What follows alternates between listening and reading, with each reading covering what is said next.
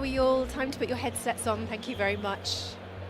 Great stuff. Hope you can hear me okay. Hope you had a lovely evening last night in Madrid and managed to get in here this morning without getting too wet. My name's Carrie. I'm going to be getting people on and off the stage this morning and telling you what to do. So this is the corner stage at South Summit 23. Just a reminder that the theme of South Summit this year is Today 2030. When a lot of the hard work has been done, we're well on the way to net zero economy, and carbon emissions have come down by 55%, a huge milestone.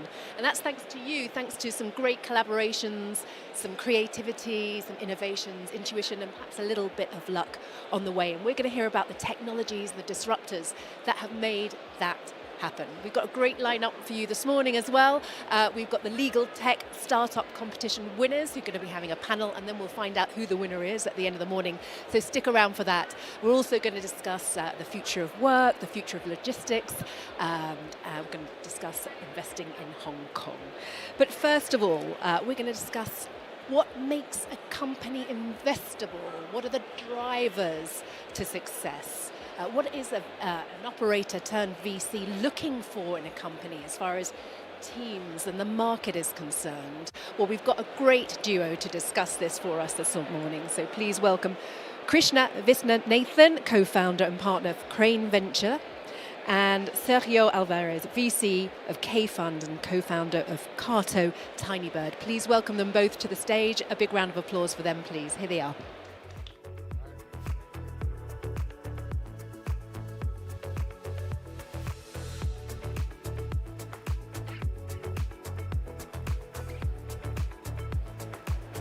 Okay, all right. Morning, Sergio. Morning, everybody. Hope you can hear me okay. Welcome, thank you for coming. I'm just going to quickly introduce myself again. My name is Krishna. I founded a fund called Crane, based in London. We invest in AI, data, open source, and developer-first companies. We've been doing that since 2016. And we invest only at the seed stage, and we do that all across Europe. And I am, very excited to be here today. The concept of an operator investor is something that's existed for quite a while in the US, but it's only, something that is, I'd say, a more recent phenomenon here in Europe. Probably become more prevalent in the last 6 to 8 years. And the logic has been that if you've been a founder or operator, you are able to identify, good companies better than not so good ones. You're able to support founders better than perhaps those who haven't got operating experience. I had a little bit before I started my venture career. I've been doing investing for 23 years. But it's a pleasure to have someone who's kind of the inverse of me in many ways. He's been building companies for about 15 to 20 years. Yeah, 3 companies. And I'm going to get Sergio to introduce himself, but I'm really excited to be able to have this conversation with him on what makes an operator's perspective when looking at potential investee companies kind of somewhat different, or contrast to someone who hasn't operated a business before. Sergio, please introduce yourself. Thank you, Chris. So it's a pleasure. So my name is Sergio.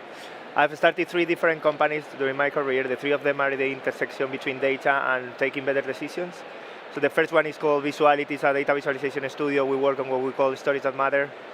From that company, we spin off another company which is called Carto, formerly known as CartoDB. It's a software as a service company for location intelligence. So we raised in total more than 120 million. Last round was led by Inside Venture Partners. And the third company is called Tinybird. It's a real-time analytics platform in which Crane is our seed investor. Did the seed round like a few years ago already, pre-COVID, just the week before the lockdown. The week before COVID. We actually invited them to Madrid to sign the term sheets and so on, and they got COVID in Madrid, right? Was our present. Was for celebrating. It was for celebrating our term sheet. Tinybird, the last company, we are now 60 people. We raised a Series A of 37 million last year. We are based in New York and Madrid. And again, it's about taking better decisions with data. At the same time, we started Tinybird. We are 5 founders. I started investing through K-Fund. I started to help the team to find like interesting companies in the B2B SaaS industry, which is where I'm more experienced. And that's more or less everything about myself. Yeah, amazing. So, Sergio, maybe a first question. You've started 3 companies. They're all really deeply technical companies.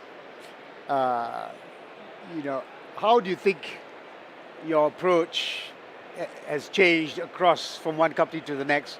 What do you think you've learned, in that journey so far? So from the first one to the second one, from Visuality, which is a consultancy firm, to the second one, it was very big change because you gotta need to change the mindset. And when you do consultancy, you normally have the money you earn. When you raise money from a VC firm, you need to spend the money faster, basically. And it took us a while to do the switch. It's very typical also to see like product companies coming out of services companies, but the journey was harder than it looked like. So I think the main learning there was that you gotta need to start thinking like globally. Even Visuality, we didn't have clients in Spain back in the time. We were working already for NASA, for WCMC, for the UN agencies, for American companies mainly. We had to change our mind and think a little bit bigger, just to be able to build a product company that was raising money and that was hiring faster and so on. From Carto to Tinybear, it's more similar companies. I think the main learning has been that the founders need to stay very close to the problem that we try to solve all the time. So when you start scaling the company, you start hiring people, you start hiring mid-management, you stop being in front of the customer, you stop being in front of the users, and that's, for me, the biggest mistake.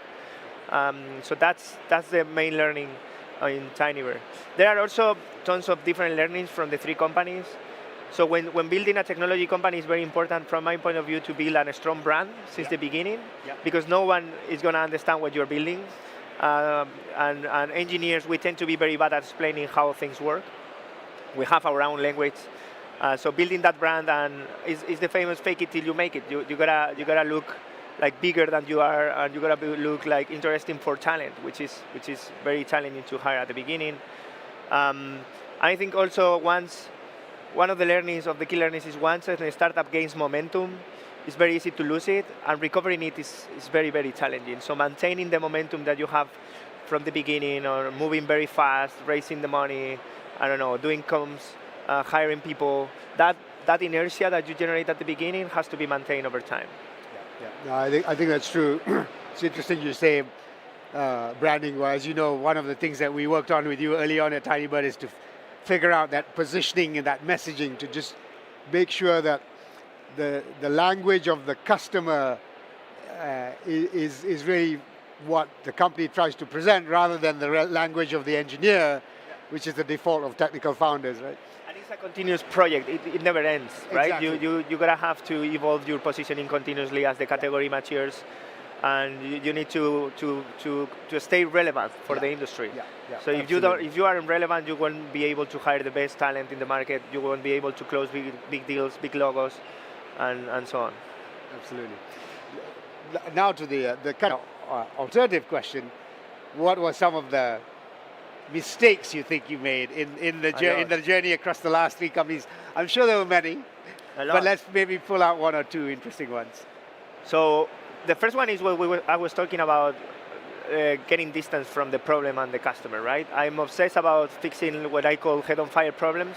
So being able to identify those problems and be with the customer or the user, just understanding how they solve the problem, understanding how they stick to it, how they engage with your product. So being very close to the field, I think is key. And when, as I was saying before, when we scale the companies, we tend to be in a more comfortable position sometimes, which is not in front of the customer. That's the first one. The second one I would say is hiring faster than you can do it efficiently. So forgetting about the efficiency of your company, I think, is important. And it's a big mistake. So sometimes, I still remember when we raised the series, it was Series A in Carto. We raised 8 million Series A back in 2012 or something like that. It was completely different times. And I still remember a friend of mine saying, these guys have raised the biggest Series A in Spain in the recent years, and they're celebrating with carton glasses. with plastic glasses. That's it, yeah. We had that culture of efficiency until that point. Then we kind of lose the sight a little bit, and I started hiring faster and adding mid-management and all these kind of things that make things to move slower. And at the end of the day, startups needs to go fast as hell. It's your competitive advantage, right? So being able to maintain that and not focus on moving fast, I think is another mistake. And the third one is to not optimize for people and optimize for other terms. And we talk when we raise money with you guys. With Crane, our experience was was a magical moment in which we felt like in a family or with people we could trust. So optimizing for people, either they are investors, talent, I don't know, partners, advisors. I think is when you stop optimizing for people and you start optimizing for multiples, valuation, amount raised, I don't know, salary, all these kind of things get a little bit off track. Obviously, I couldn't agree more, because for us it was, someone said to me yesterday, so your firm is called Crane and you've invested in Tinybird. That must have been an interesting moment, Exactly. because two bird analogies, but it really was love at first sight. We were totally convinced that this was a team we wanted to work with because the values were the same, the approach to how you build a company, how you think about constructing a funding round it was never, I didn't feel like a negotiation. It always felt like a conversation. It's because we didn't negotiate. No, we didn't. We tried to align and we tried to think about, well, what's the right outcome. And So you move fast, which is is important for entrepreneurs. It's like there is nothing worse than losing your time with investors. Yeah, that's very true. And having like 1,000 meetings, and for a seed round, when you get it, you get it. And you can look at the business plan 10 times. You can look at the roadmap 10 times, but things will change very, very soon. It's more about the initial feeling. Intuition, fit, etc. So now let's get to the interesting stuff. Given all your experience as an operator, obviously we're here to talk about also being investors and an operator-investor perspective. What sort of investor are you? Are you a data-driven one, a thesis-driven one, a people-driven one, all of the above? And how, kind of, maybe let's start at a high level. How do you think now you're sort of almost switching sides, your experiences, building companies, all the mistakes you made, how has that kind of shaped the way you assess propositions and people when they're in front of you? So I wish I would have like a clear definition of myself as an investor. I would say I would love to be the investor that I wish I would have had in the past. Yeah. So it depends on the stage of the company. When you analyze like companies that are more advanced, you can be more data-driven. Yeah. I wish I would be more thesis-driven, but the reality is that for me, the first thing is people. Yeah. So it's like, I would say I'm people-driven. When meeting a new company, I need to get like connected somehow to the founding team and to the team they're building and to the problem they're solving. So I try to be very hands-on in terms of, with the companies that I work, I do like product sessions. I try to do challenging, be a sounding board to the CEO or the CPO. So I challenge almost everything, because when you are the founder of a company, it's very easy that you think you are right all the time, and it's not true. I mean, most of the times you are wrong, 80% of the times actually. So for me, the most important thing is, I mean, of course, you need a big market, a global company. You need to have, this is a personal bias, but I like companies where design is present. So you need to have some kind of love for the user and the user experience and so on. And having people that you think are going to be able to grow at the pace of the company, which is the most challenging thing as a founder, I think. Yeah. I think that's fair. I mean, if I speak for myself, as a career investor, I would say, with far less operating experience than Sergio, we are quite thesis-driven as a firm, but our thesis is, kind of macro themes, data, machine learning, developer-first companies. But at the heart of what we do, it's backing people. And when you're investing at seed,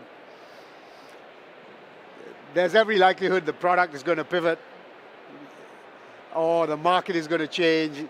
For sure, the plan is irrelevant the day after we invest, right? We had a financial plan that we kind of orchestrated around at Tinybird, but we didn't focus on the revenue. We were just focused on how many people are we going to add to the product team to try and execute on the product vision, and then iterate. Let's talk about team maybe a little bit. We've covered market size, and other attributes.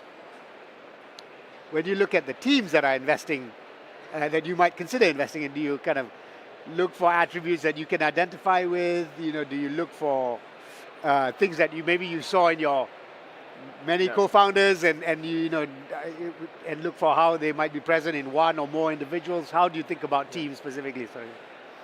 So it's a difficult thing because I don't think I can explain clearly where I look for in a team. I think you look for people that shares.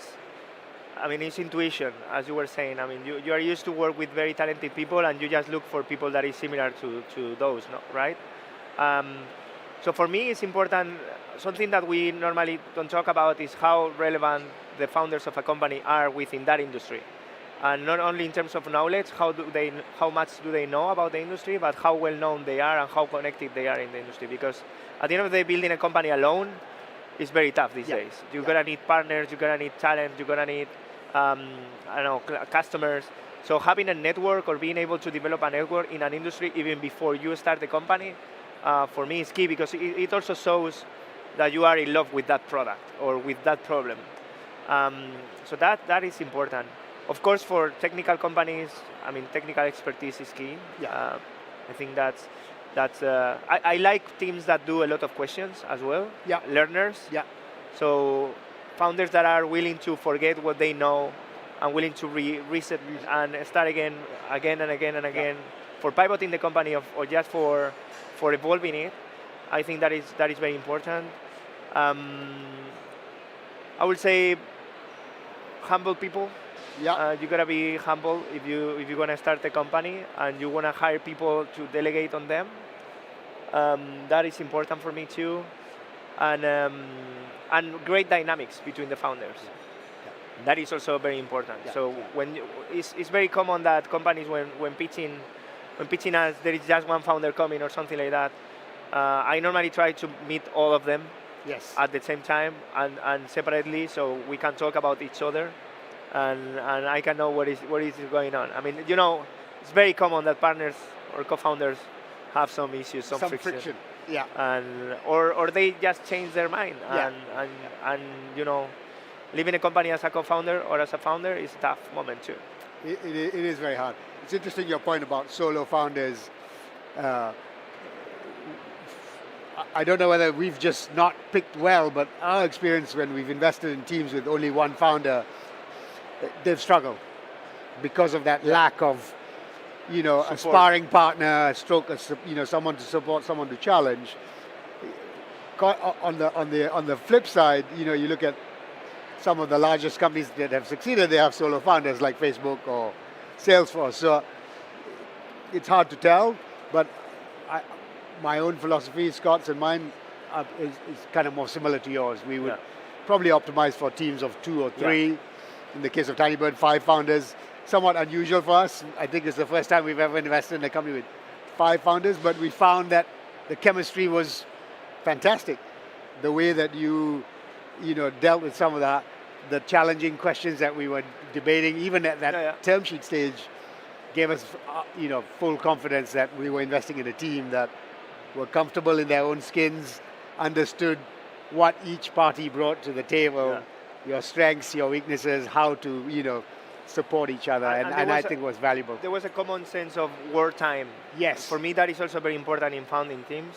So there are a couple of good examples in the K-Fund portfolio. So there is Factorial, which is the latest Spanish unicorn. These guys are in continuous wartime. Yes. You see how they operate the company, and Bernat and Jordi, they're amazing, and Pau, they're amazing founders. But they have this, it doesn't matter how big the company is, that they are all the time thinking about doing new stuff and moving very, very fast and generating even technical depth in interchange of giving value to the customers. So having that dynamic between the founders and being aligned on this is wartime, we're going to do whatever it takes is very interesting. The other company is called Abacum, and that summarizes pretty well what I like about the founding teams. So Jorge and Julio are the founders of this company. Jorge is formerly CFO of Wallapop, of TravelPerk, a lot of big companies in Spain. Um, Julio is a former investment banker. So they were both raising money with a deck Yeah. for a competitor to Excel, basically for forecasting and so on. Okay. They had amazing industry knowledge. They were already solving the problem with a Notion page with a Google Sheets embedded on it. They were solving that problem for potential customers while figuring out how the product will look like. And that even before having the company, they had a deck. Yeah. So that sense of, they were so hungry back in Yeah. the time, and they were so convinced that they would be able to solve the problem. That wartime mode, in Spanish I call navajeo, Okay. which is like it's like you do whatever it takes for getting what you need, what you want. I one of the things when we have teams pitches, you can't really. There's no formal definition, but I describe what you just articulated. The single word, which is the person truly an entrepreneur, or are they just an executive? Right? There's a fundamental difference between someone who's innately an entrepreneur who can, have an instinct to iterate or drive velocity, keep hunger, maintain the right culture in the business, be prepared to throw everything out because they can sense that things are slowing down or something's going to happen. It's a great word. There's no strict definition of what makes a good entrepreneur, really. Yeah. But what you just described, I think, is an interesting illustration, right?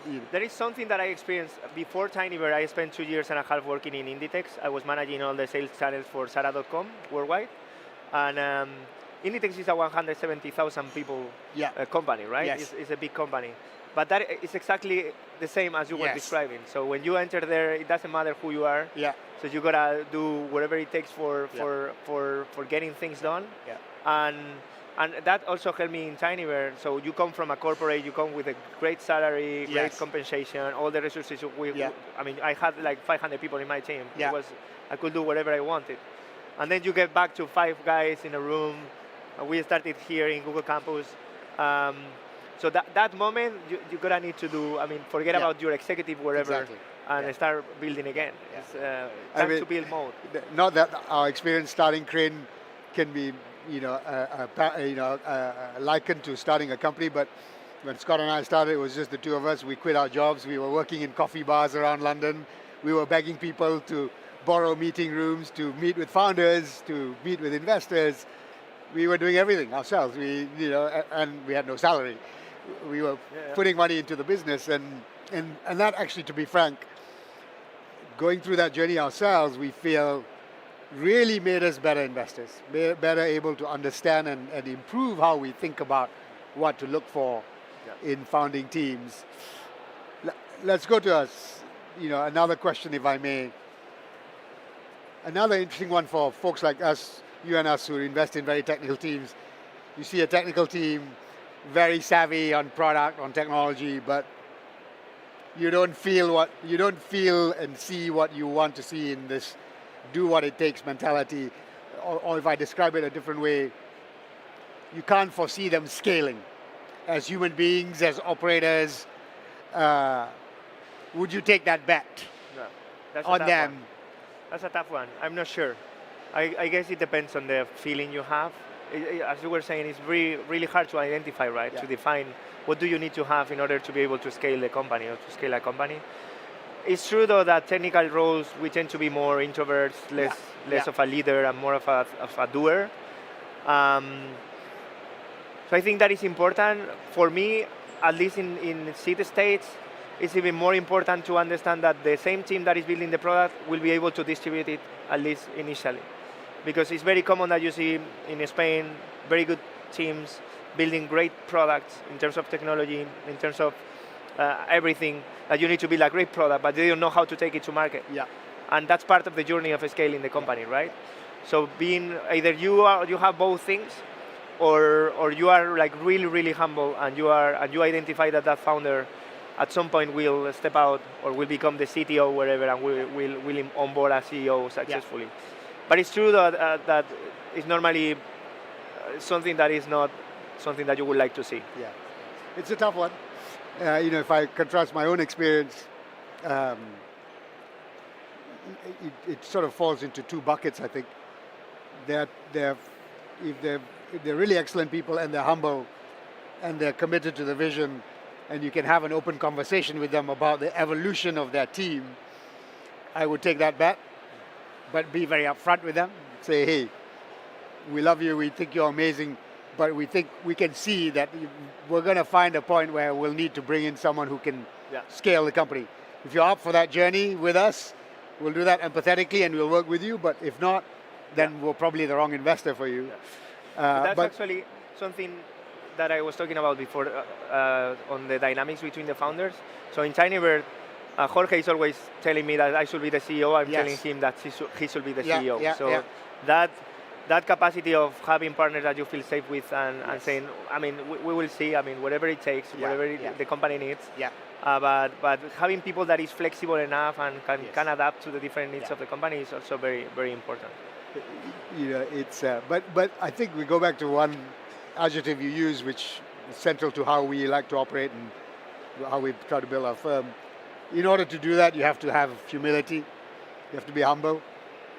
It's a rare commodity, unfortunately, because being an entrepreneur also requires a level of self-confidence to believe in something that no one else believes in, right? And you know, sometimes people forget that, you know, you can do that without being arrogant, and I think humility counts for a lot. We've got another 4 minutes. 4 minutes. So I've been asking you all the questions. I'm going to let you throw some at me instead and turn the tables on me. It's like asking my seed investor. Look at that. I don't know. I mean, I think one of the things that I think is more special about Crane is the thesis-driven kind of approach. Thank you. But you guys invest a lot in pre-revenue companies. I guess some people here will be pre-revenue as well. So how important it is for you to go for, I mean, when you invest in a team that is pre-revenue, how long you wait until having the first dollar in the bank coming from a client? Actually, that's a very good question.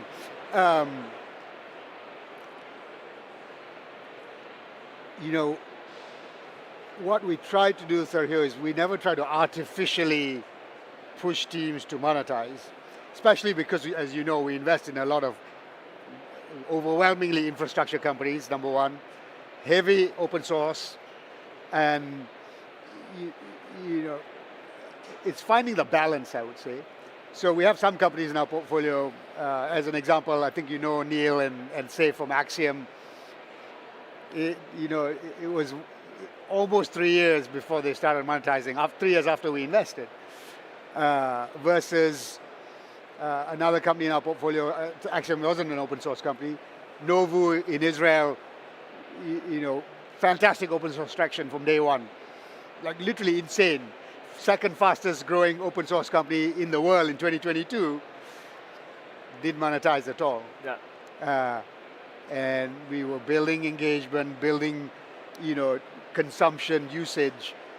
And then in Q2 of this year, so about 18 months after we invested, we said, okay, we told the founders, look, we think it's time to monetize, because we can see the signs that, you know, the love for the product is there, and people are, the hair on fire problem that you sometimes describe, the pain clearly exists, so we can monetize, right? So we try to help founders build, you know, go-to-market motion that is appropriate for their product and their market and their target customer.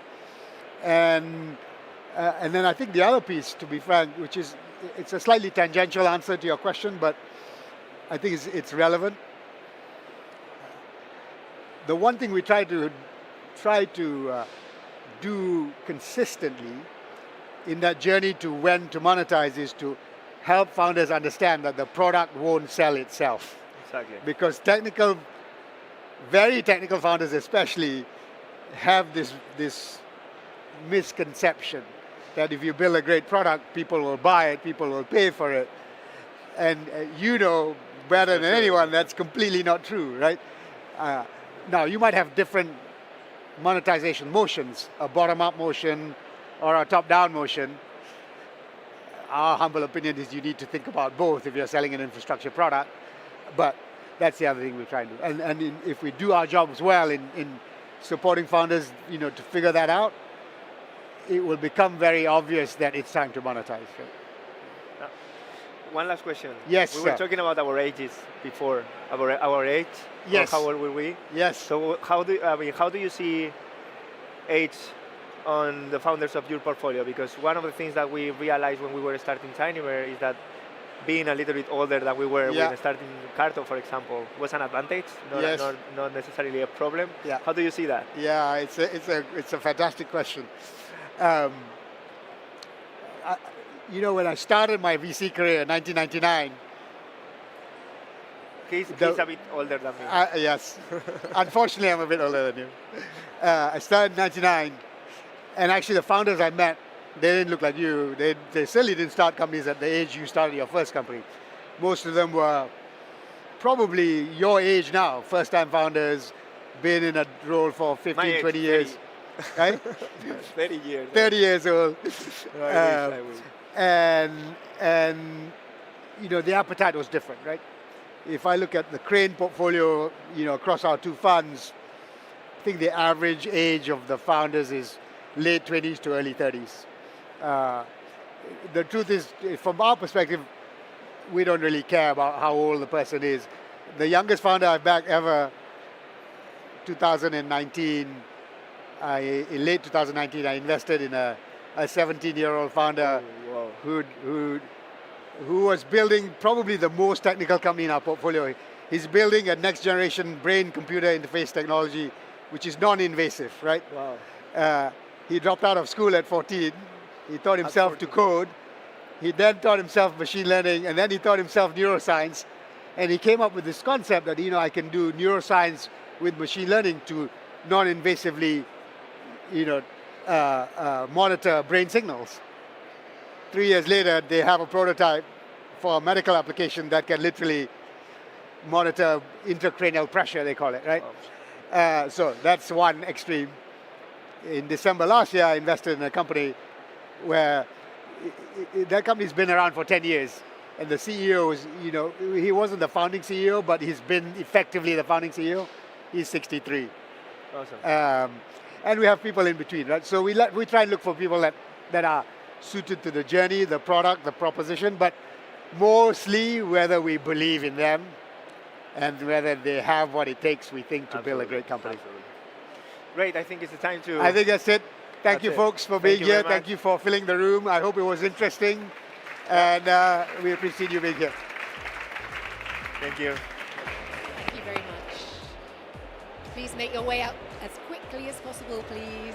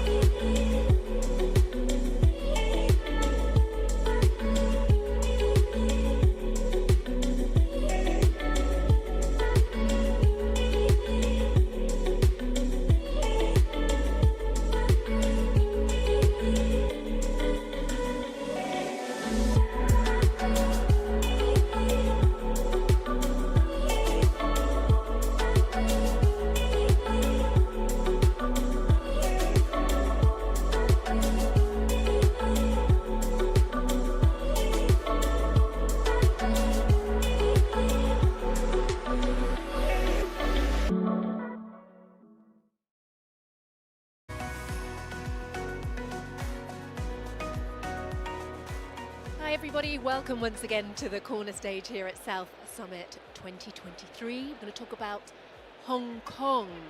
And because of its political stability and continued economic growth, Hong Kong has become one of the most prosperous and attractive places to do business and establish commercial and financial relations. Well, let's find out a little bit more about why it's so attractive to invest in Hong Kong. Please welcome to the stage Jane Chan, head of Start Me Up HK at Invest in Hong Kong. A big round of applause for Jane, please.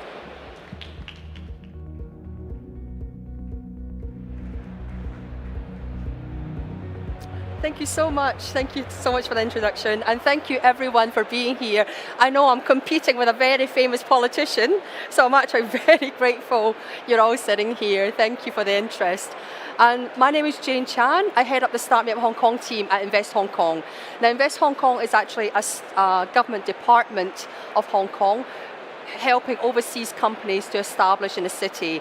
I specifically look after the startup sector. So, if anyone has any kind of questions to ask about Hong Kong and opportunities through Hong Kong to mainland China or to Greater Asia, please, just raise your hand. It's an informal session. Please feel free to ask these questions. I've also got my colleagues here as well. I've got two colleagues here. We've got Paolo and Roxana for anyone who wants to catch up with them as well. And we've also got a booth at 163 if you want to come and visit us later. Can I move on to the PowerPoint? So what I'll do is I'll give you a little bit of a lay of the land about what the startup ecosystem is like in Hong Kong, and maybe then, just to give you an understanding, because I know a lot of people may not be hugely familiar or know what's happening in Hong Kong. And I just want to walk you through some of that and talk specifically more about the kind of like funding available, for example, and things like that. Okay, so very short presentation. Thanks for bearing with me. So in terms of the startup ecosystem, sorry, I just prefer to walk around. I hope people don't mind. We've been tracking the development of the startup ecosystem for about 8 years now. That's how long the startup ecosystem has really being established in Hong Kong. And you can see actually in terms of the number of startups we've had, you'll see that in the top left-hand side here. We've had increases in a number of startups over the years. And even throughout the whole kind of COVID period, the past 2 or 3 years, we've seen growth. And that just basically the reason why you've seen this kind of growth is the fact that the startups see business opportunities in Hong Kong, even through a very, very tough kind of pandemic times. The other thing I want to tell you more about Hong Kong, which you may not know, is that you may have heard of Hong Kong as being one of the world's financial centers. It also means that we have a very, very international and diverse workforce and talent in Hong Kong. And it also means about a quarter of the founders of the startups in Hong Kong come from outside of Hong Kong. So a quarter of our founders are international. If you guys were thinking about potentially scaling up in Asia, Hong Kong is a very good place to do so, because you've got the international kind of mindset, the talent and experience, of people being in Europe and in Spain and the US, the UK, all these different locations coming to Hong Kong, and then you've got the talent in Hong Kong who are incredibly used to dealing with trade across borders and have the multilingual capabilities. When you put that together, it makes for very, very strong, resilient startups. So, you feel very familiar with the environment if you were to come to Hong Kong to establish a base. What kind of industries are these startups residing in? Hong Kong being one of the world's financial centers, we do have predominantly fintechs that are coming, and the fintechs in Hong Kong tend to be more on the B2B kind of side, actually, because Hong Kong, we have a lot of the world's financial institutions in Hong Kong, and because we are effectively Asia's financial center, we've got China on our doorstep. It basically means that we've got those big kind of players, if you want to target the big financial institutions, Hong Kong is a very good location to do so.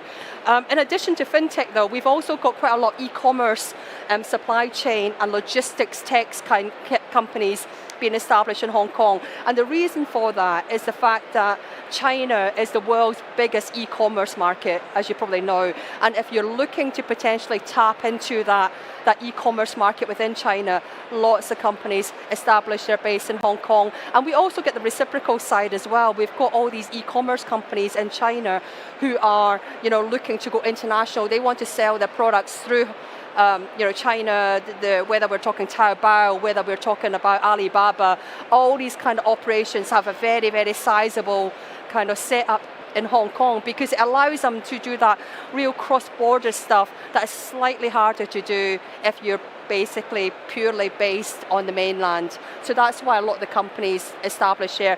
But we've also got a lot of the traditional ICT kind of companies, the SaaS, the enterprise tech, especially if you're selling to, again, the banks or, the corporates as well.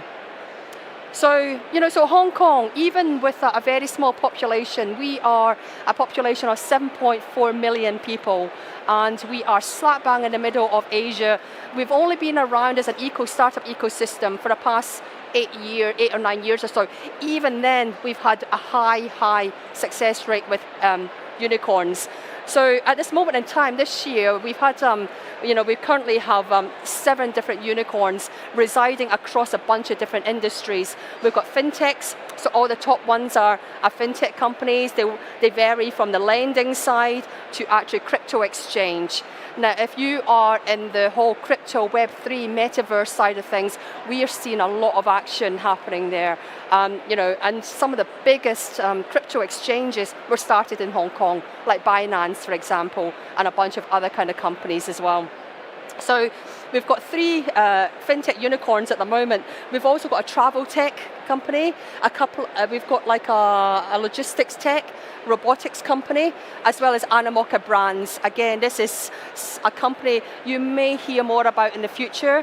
They are a massive investor in the whole Web3, blockchain, gaming space, and we expect, they're already are worth, I think they're valued probably now at about 12 billion US. So, really strong companies. And for a small city like Hong Kong to have that level of unicorns shows you if you are the right type of company at the right stage and the right industry, Hong Kong can make a big difference. We recently had 2 companies go public as well, and those are the 2 companies here. One of them, GoGoX, basically listed on the main board of the Hong Kong Stock Exchange. It raised slightly slower than they expected because it's a pretty tough market at the moment. They raised 86 million earlier on in 2022. Prenetics they did a SPAC deal in New York Stock Exchange, and that was and they're now valued at 1.7 billion US. This is like a genetics testing as well as a drug discovery type of company. So, the range of types of companies that are doing well in Hong Kong really does vary. So why are we getting this kind of like interest, and why are we seeing, these startups slowly migrating through the early stages right through to those big exits? There's a few reasons, and obviously, we're competing in a lot of different levels with different kind of cities, but in Hong Kong specifically, we have a different kind of components that really does help to nurture those kind of startups. So we've got a very strong talent pipeline. Hong Kong talent, they tend to be very well educated. We are the only city in the world with 5 universities in the top 100 QS rankings. So we've got talent coming out of the universities that are incredibly bright, but also incredibly used to working cross-border as well. The government is also supplementing that with a range of talent attraction programs and visa schemes. So for example, at this moment we've got like a top talent visa scheme where if you are graduated from the world's top 100 universities, you can actually come to Hong Kong with no work and get a visa for 2 years. So there's a bunch of these kind of talent programs that are happening as well, and our colleagues can definitely give you more information on that. But we've also got, one of the reasons why people come to Hong Kong is also because of the funding opportunities. So we are, very good at the funding kind of level, right from the early kind of stages through to your exits, whether we're talking private markets, M&A, or the public markets as well. But when we're talking about overseas companies, they tend to be more in terms of the stage, the Series A, Series B kind of stage, where they start coming to Hong Kong, because that's where a lot of our investors are basically focused on. I mean, if you're earlier stage than that and you need to validate your product and see whether it's actually suitable for the Hong Kong market, there's a number of accelerators you can potentially join, that'll provide you with funding, but more importantly, the networks and the know-how as well to support you. We've also got the excellent market accessibility. So Hong Kong as a market in itself, we have 340,000 SMEs as well as 5,500 corporates, very concentrated in a very small piece of land. It means that if you target any of these kind of groups of companies, you can try the products out first to see whether your product is suitable for Asia. So Hong Kong, very sophisticated audience. You can try that out, and then if it works out, you can then start looking to basically tweak your products and make it relevant for the Asian market, and then hit what we call the Greater Bay Area. Now, this is a part of southern China of 9 cities, as well as Hong Kong and Macau, that comprises a market of 86 million people. And this is just across the border. So once you've hit Hong Kong and modified your product, that's probably the next area you'll start hitting.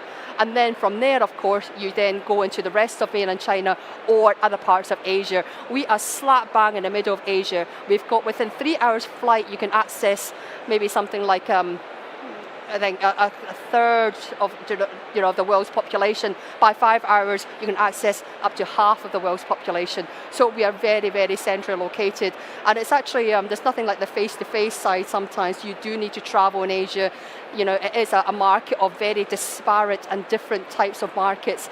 So it is important to be in a place where, you have that kind of access. The other side is that, the government is doing an awful lot, and the Hong Kong government, to basically support startups and tech companies across the board. The innovation and technology focus is a huge thing for us. And actually, over the past, I think even if you look at the past 5 years, over 100 billion US has been invested into this kind of space. And there's going to be more allocated because Hong Kong has been designated by the central authorities to be the international innovation and technology hub for the rest of mainland China as well. So there's going to be a lot of kind of policies that's going to be used to actually support that. And also we've got over 120 accelerators, incubators, university networks, associations to basically really knit all of that together and connect you. So I don't have a huge amount of time, but I just want to focus on some of the funding schemes we've got available. That is, from R&D side right through to hiring, business development, expansion. The government provides a lot of funding for that. I mentioned the Top Talent Pass scheme. This is one of the new visa schemes that allows you to come to Hong Kong, even if you graduate from the relevant kind of universities, or you earned a certain salary in the past, you can come to Hong Kong and get a 2 years visa without a job, and then see whether it's something that you think is relevant for you. If you look at the funding for the 22-23 for the past year or so, we've had 3.8 billion US being invested in our startups, and that's even with the funding crunch that's happening as well. So, we do have a lot of investors that are really looking at different types of companies. They invest around the world as well, but this is the Hong Kong number, investing in Hong Kong startups. And you'll see the kind of investors, the most active venture investors we've got in Hong Kong. Animoca, Horizons Ventures, some of these companies. Horizons Ventures is a massive fund. They invest mostly overseas. They've invested in quite a lot of Israeli companies, US companies. So, lots of different kind of investors. Oops. And I think that's it. So if you're interested to potentially explore the Hong Kong market, we do have the Start Me Up Hong Kong festival that runs from the 8th to the 17th of November.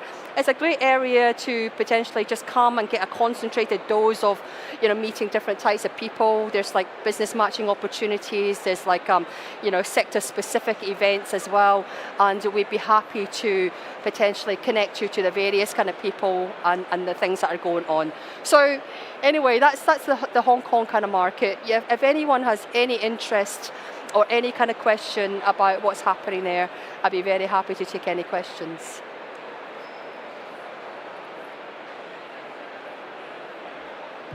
No? Maybe Jane, you could. There has been some political instability in the past in Hong Kong. How Yep. do you think that may impact people's decisions to invest in the region? I think we have had, issues, and I think certainly within the media, there's been a lot of like discussions and things about that. But I think fundamentally, there's the politics side of things, but the business side of things, for as long as there's actually genuine business opportunities, I think companies are still looking into Hong Kong. And we've had, ever since the quarantine restrictions opened up, at the beginning of this year, we've had a lot of people contacting us, and I think they've been waiting to potentially come, and we've been incredibly busy. So I think it's, the politics is one side, and instability. We're seeing still a huge amount of interest in Hong Kong, and I think, as I mentioned, for as long as you've got the real kind of business value you can provide to companies, I think there will be people who are still interested in coming. Anyone else for some questions? Thanks very much for sharing. Sorry, I don't have my mic. I don't have my thing on. Actually, let me just get some. Oh, thank you. Actually, let me just go and get one. Sorry. Thanks.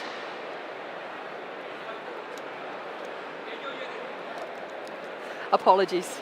Thanks very much for sharing. So I would like to know more about the government grant. If startups from UK or Europe, when they set up their branch or even their headquarters in Hong Kong, is there some like specific government grant for those companies, or in which sectors? So there's a whole bunch of different kind of government funding available for early stage if you're looking to potentially do R&D work. So there is there are different types of funding for different stages and for different kind of functions.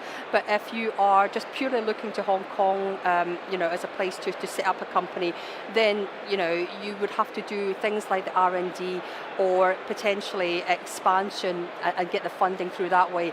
Or you can potentially join one of the accelerators. Like the government funds 2 public science parks that run a lot of incubation and accelerator kind of companies. So the funding will probably come from those kind of side as well.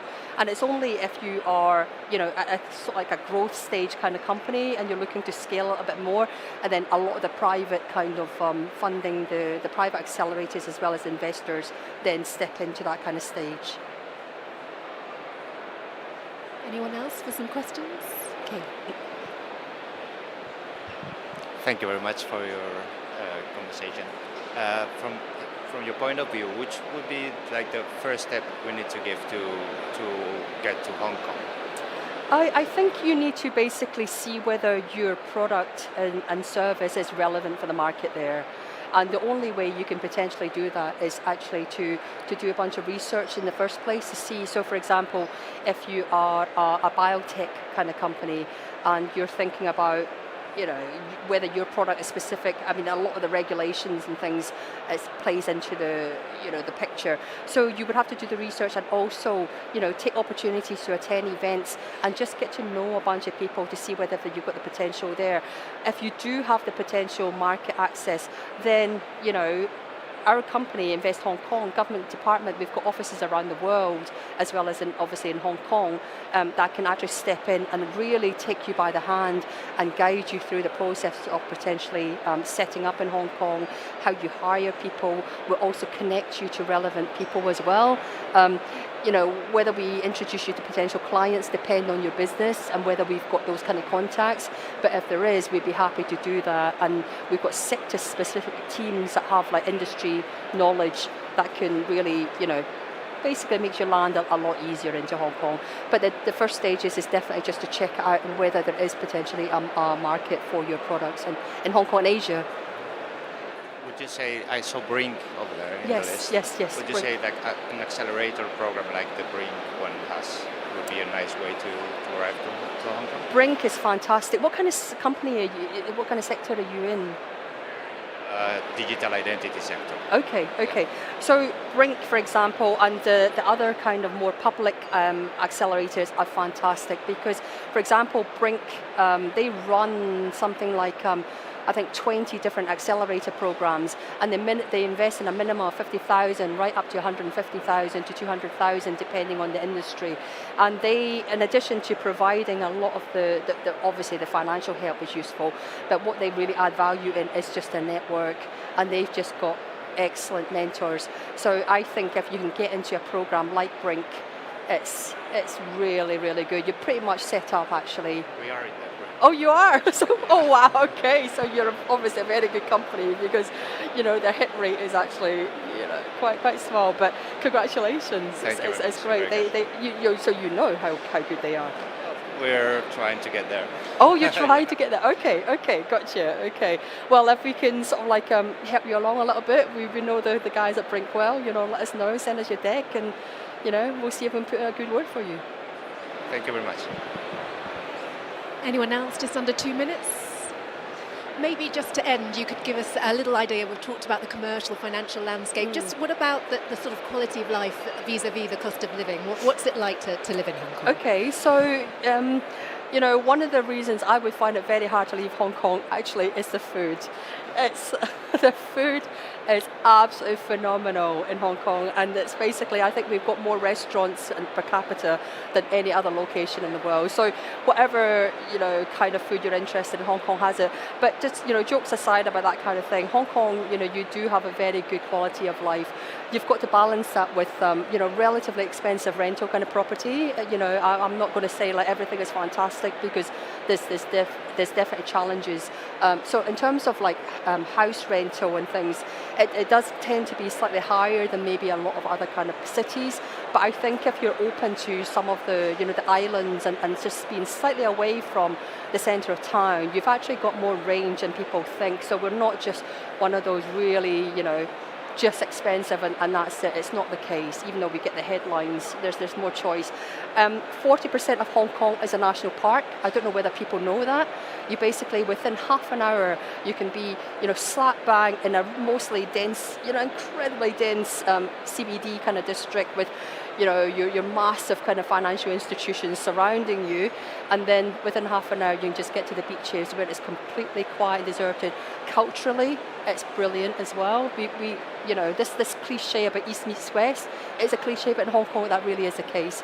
People speak a lot of English. There's also the Chinese that's being spoken, but in addition to that, because it's so international, there's like different kind of languages being spoken all the time. So I think it's the quality of living. I just think it's pretty nice. Sounds pretty good to me. Thanks so much, Jane. No, thank you so much for having me. Thanks everyone, and thanks for making time. Thank you.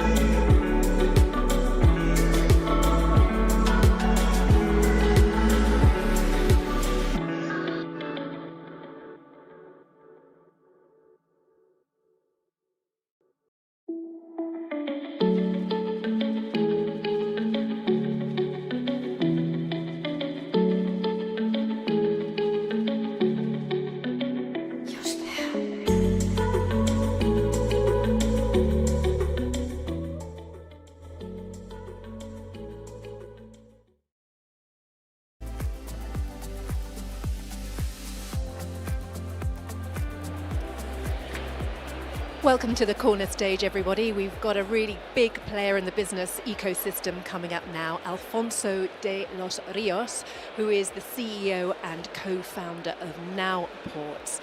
He's going to talk about his own entrepreneurial journey, how he found a market opportunity in logistics, also navigating COVID, which has obviously been a very challenging time for all companies, and life in the new normal, and of course the process of becoming a unicorn. So please welcome Alfonso to the stage. A big round of applause. Hi, Alfonso. Thanks. So you can hear me well? Okay, perfect. Okay, nice meeting everyone. It's a pleasure to be here. So thanks for the introduction. As you know, my name is Alfonso. Everyone calls me Poncho in Mexico or in Latin America. So I'm a 24-year-old entrepreneur based in Latin America that co-founded Nowports a couple years ago, 4 years ago now. So I was thinking about this session, just about talking a little bit about my story and what we're doing at Nowports, which basically aims to digitize an industry that has been the same for the last 70 years, right? So talking a little bit of how we started, I grew up in Monterrey in Mexico. I don't know who knows who's Monterrey. Someone has been there. Okay, good, at least a bit. But it's an industrial city. It's not that exciting or fun like Mexico City, but we have a lot of manufacturing and industrial companies based there, right? So I grew up there for most of my lifetime. And at the age of 18, I moved to California. I got a scholarship for Stanford University and started at a program there. And I met Max, which is my other co-founder. He's from Uruguay, and we both had two really similar paths. On one side, I'm a web developer, so I love coding since I was really young, and I love developing web apps, mobile applications, etc. And on the other side, my family had a traditional logistics business, right? So they used to manage the importing and exporting process for companies based in Latin America.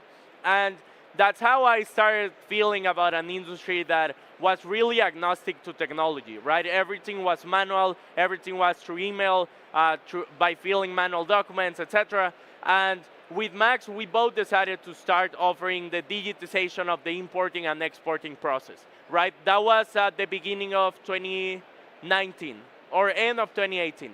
But anyways, we started with the goal of just digitizing the full experience of importing a container from overseas to Latin America, starting from Mexico, right? So instead of customers doing everything through their mailbox, through manual documents, and most importantly, not having idea of where was their cargo, how much it was going to cost, or even spending more than 15 hours per week on manual reports, we wanted to bring a solution to that. So we started with Nowports. Basically, it was our first solution, which was a track and trace tool to know where are your containers on real time. And we got some really big customers at that point at the beginning of the company, right? We got companies like Coca-Cola, like Mercedes, that we were impressed that they didn't have idea of where were their containers, right? They didn't knew how much it was going to cost to move a container from point A to B. They needed to spend more than half a day on manual reports and getting insights of where was their cargo, etc. So I think that was a good kickoff of getting those brand customers in Latin America to start using our product. After that, we went to Y Combinator, which is an accelerator based in Latin America. Based in the US, and we raised an $8.6 million round as a seed round. So we started expanding rapidly into Latin America, and the goal changed from just being the track and trace tool for importing and exporting teams to actually becoming the operating system for supply chain teams, right? So we didn't want it to only offer digitization of the importing and exporting industry, but actually bring other key tools to these importers, right? So we started creating different products, like an inventory financing product where we use the cargo as the collateral of our customers. So instead of them going with a traditional bank and asking for a loan, giving them their credit history, etc., at Nowports we just see their importing and exporting history, and through our website, we can give them a loan in less than 60 minutes, right? So we changed the full experience around supply chain financing directly through our platform. And we want to do that through every activity related to the supply chain, right? All the way from insurance, international payments, automation of reports, PO management systems, etc. So the goal is to become the backbone of operations for any type of supply chain need. And I think the path to there has been amazing. As you know, we started in Mexico, but we expanded rapidly into other solutions or regions in Latin America. Now we operate on 9 different countries, including Brazil, Chile, Colombia, Uruguay, etc. So we have around 800 employees just automating this part of the industry, mainly in Latin America, but with the goal of transforming this industry on all emerging markets, right? As you know, you've seen the opportunity on nearshoring, not only in Latin America, but other regions like Southeast Asia, North of Africa, etc., that are seeing a massive boom on investments for manufacturing and industrial needs. And Nowports want to be on that side. At the end of the day, we think that digitization will be a commodity in the next 3 to 5 years. So we don't only want to be your digital player, but actually bring all the other solutions that you may need in the path of scaling your capabilities as a manufacturing company, right? So directly through our platform, customers, not only in Mexico, but actually in every emerging market, should be able to compete with the big multinationals by having direct access to the financing solutions, to the payments, digitization, and only automation of documents, which, just to give you an idea, every time you import a container from China to Mexico, you need to fill more than 16 documents, right? And there are companies that import around 400 containers per month. So that's like a really big market that we're trying to address. It's more than $1.3 trillion market worldwide. So really interesting market to be in.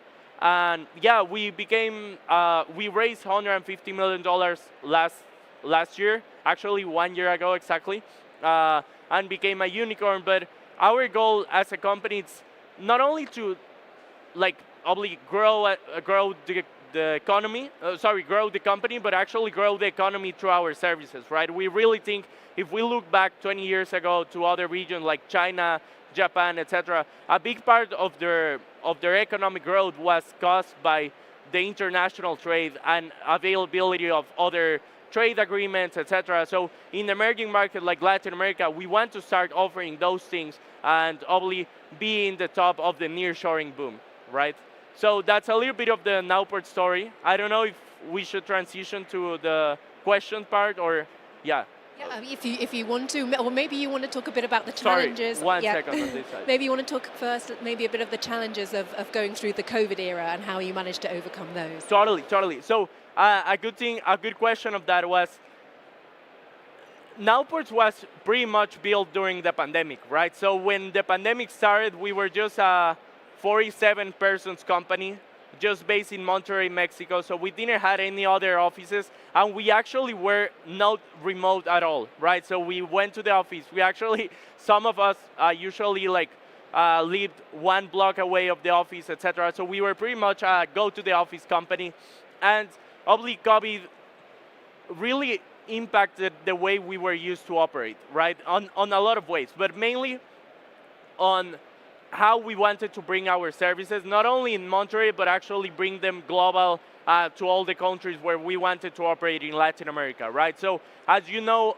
during COVID, we saw for the first time the logistics impact of not having something near you, right? Either in the supermarkets, we were ordering a lot of things online, a lot of things were out of stock, etc. So we saw this boom of demand of actually customers needed to digitize their processes, not because they wanted to, but because they needed to, right? Because they were not able to go to the office, they were not able to keep printing documents, etc. And I think that was a really good inflection point at Nowports, because looking back, after the pandemic, we were around 600 employees, 9 countries, etc. So basically, we expanded into 11 new offices without the need of going there, without the need of going to the office, etc., because government was not letting us to go, right, because of restrictions of COVID, etc. So pretty excited of what, looking backward of that impact of COVID, not only for Nowports, but actually for the industry, right, because if COVID never happened, maybe that need of digitization would never be there, right? Or at least not until now, because they were good operating through Excel, through the email, etc., basically through the status quo, right? So I think this solution really helped it. And then we see other inflection points. As you know, like the macroeconomical context of 2023, there's way less capital available for importers and exporters to actually get loans and increase their capacity of importing from overseas. So there's another inflection point for Nowports of offering these financial tools to importers and using the cargo as collateral instead of them going with traditional banks and asking for loans, right? And the last topic is the nearshoring on that side. Actually, nearshoring, it's seeing a massive impact, mainly in Mexico, but in other regions of Latin America too. And we changed our product to not only actually digitize the ocean and maritime services, but now through Nowports, you can have real-time visibility of your cargo on aerial, ground, and maritime. Any other questions from? Thank you. You mentioned that technology and like digitalization was going to become a commodity, right? So that's a big phrase. I want to know a bit more about that, why you think that's going to happen, and if that is the case, how startups, companies, and founders need to kind of grow to be able to build the future that excites us through innovation and technology with that have like in mind. Totally.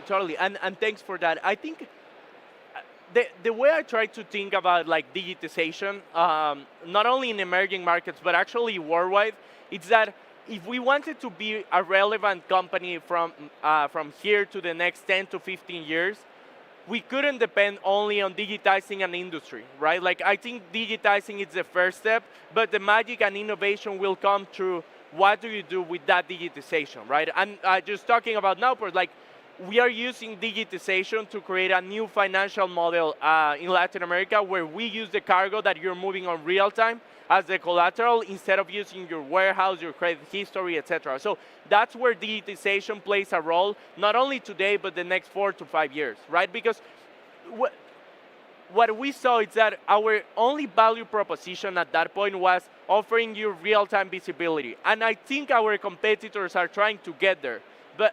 And they should get there, not only because of the competition, but actually because of the service that the customer is getting, right? So I think everyone should have access to real-time visibility, visibility of cost, automation of documents, etc. But our next step after that is just offering the financial services embedded to that. And then it's PO management, international payments, etc. So there's something that I love about this concept of flywheel, right? The flywheel effect, where digitization helped us to create one product. Then I think like the question is what's our next product and how it's 10x better than an alternative solution, right? So you mentioned you're 24 years old. First of all, congrats, that's inspiring. Thank you. I'm 21. And my question is, what would you do different 3 years ago? Like, is there anything you would prefer doing different? Totally. I think it's really good. So a good thing about Nowports, it's a good and a bad thing. It's a good thing for Nowports, but I think it's a bad thing for me, right? A good thing is that we were on the right industry, right moment. Basically everything was perfect, right? Right market, so Latin America was getting a massive amount of investment, etc. So that's good for Nowports. The bad thing about that is that I think you get used to peacetime, right? And when you get used to peacetime, your standards are not that high in terms of team, in terms of yourself, in terms of keep learning, getting around coaches, etc. And what I would do different is to always be prepared for that wartime that I think we've been on this wartime for now, I don't know, 9 months, 10 months worldwide. So I would say definitely like what I would do different is to increase my own standards of performance and deliver and actually like just think ahead of what can be coming and don't get surprised by the market, right? I think that's my brief of what I would do different. And obviously aiming higher in standards, but also in impact, in markets, etc. When we started, we were just thinking about Nowports in Monterrey, right? And now Nowports is like in 11 cities on 9 different countries, and we're about to open in other emerging markets, etc. And that included a change of mentality. Thank you. Any other questions?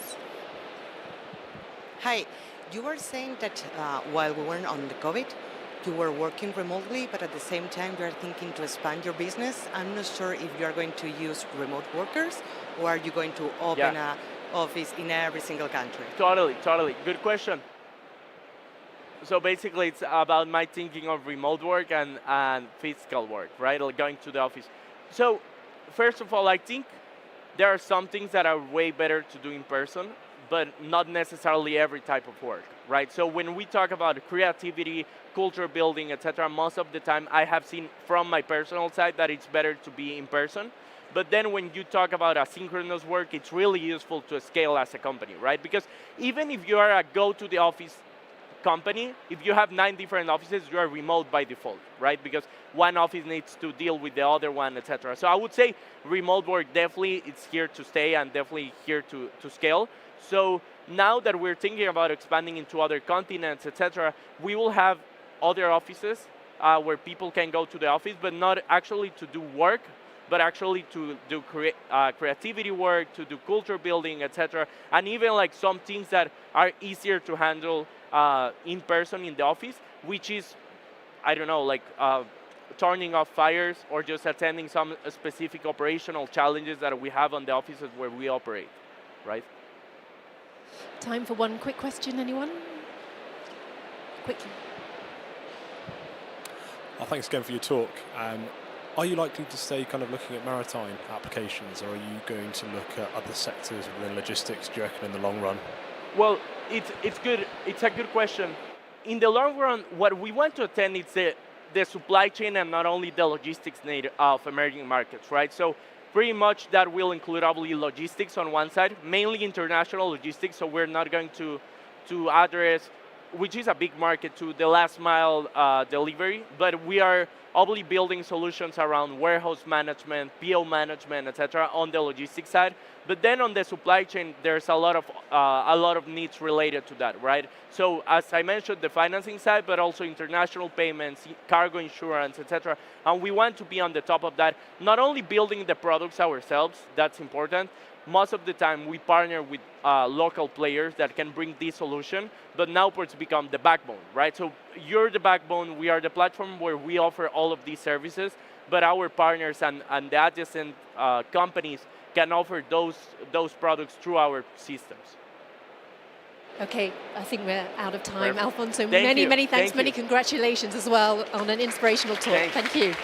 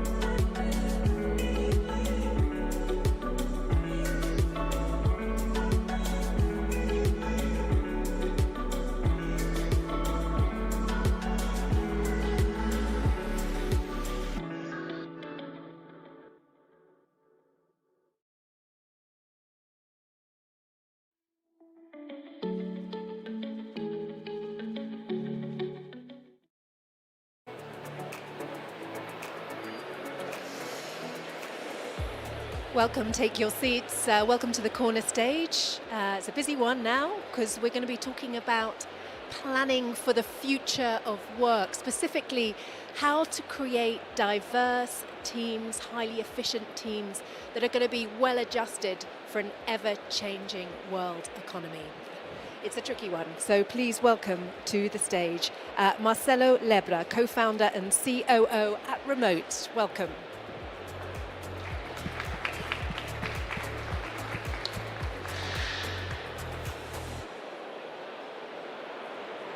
Thank you.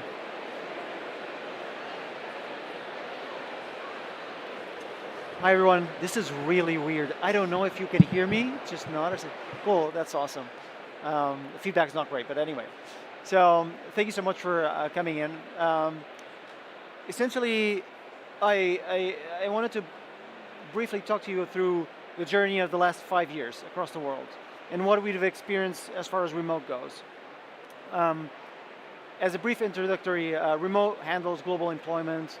We're about 1,000 people across the world. We have no single office. Everyone is literally across the globe in many different countries, many different cities, and I've never met most of the team, to be honest, about 50 people.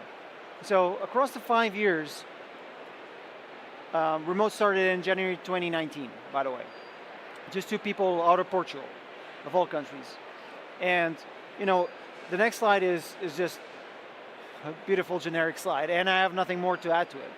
But in 2019, the world was getting ready to face something new, a pandemic. So with that came, a lot of panic, companies squandering to try to find, how to work, how to build their teams, how to execute their, strategy, and all this changed massively, right? Most companies were used to get into an office, day by day, do the typical water cooler conversation, and changed massively. The processes were not the same.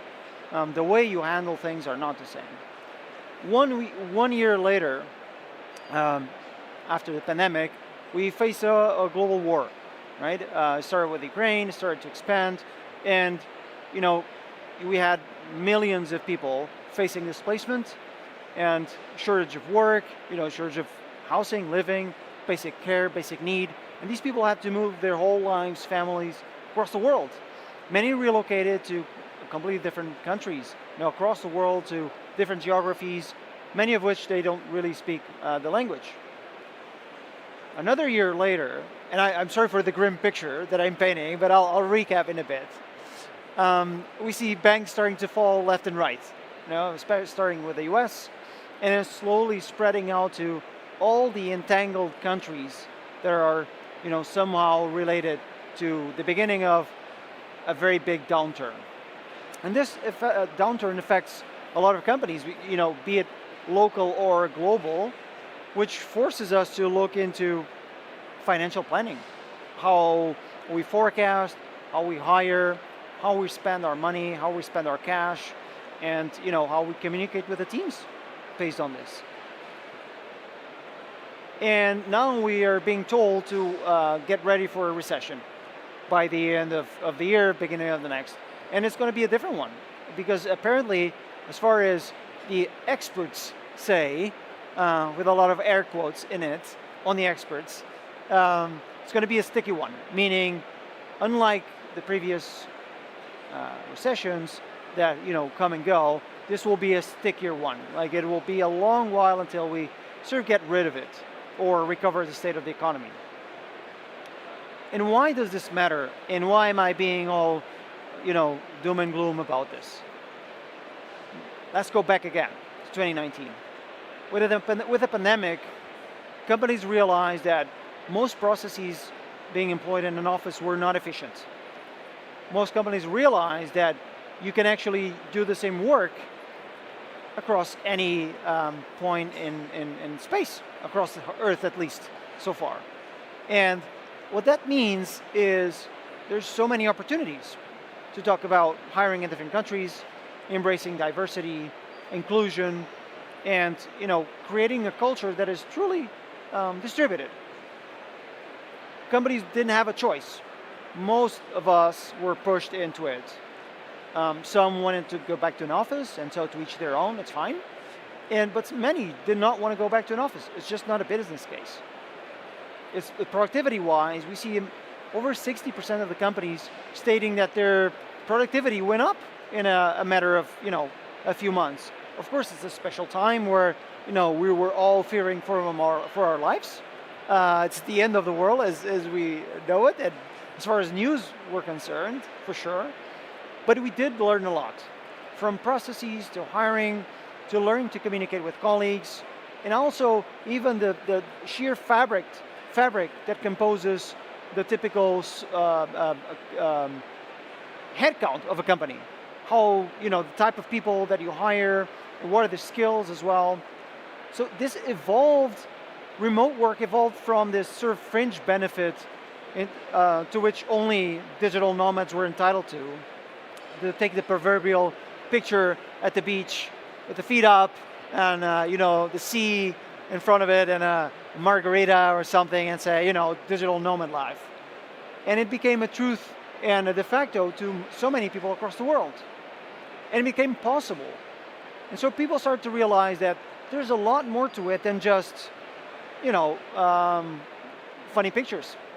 And of course then we got the cat pictures, cats and dogs on the screen and all that. But it evolved. And so remote work became this new way to do work. And to many, remote was the first step into the future of work, essentially why we're here today. Secondly, we start to talk about a war that started profusely in Ukraine. How is this related? A lot of people, and to many that are not directly impacted, it's hard to picture, but it's millions of people moving out, sometimes by foot.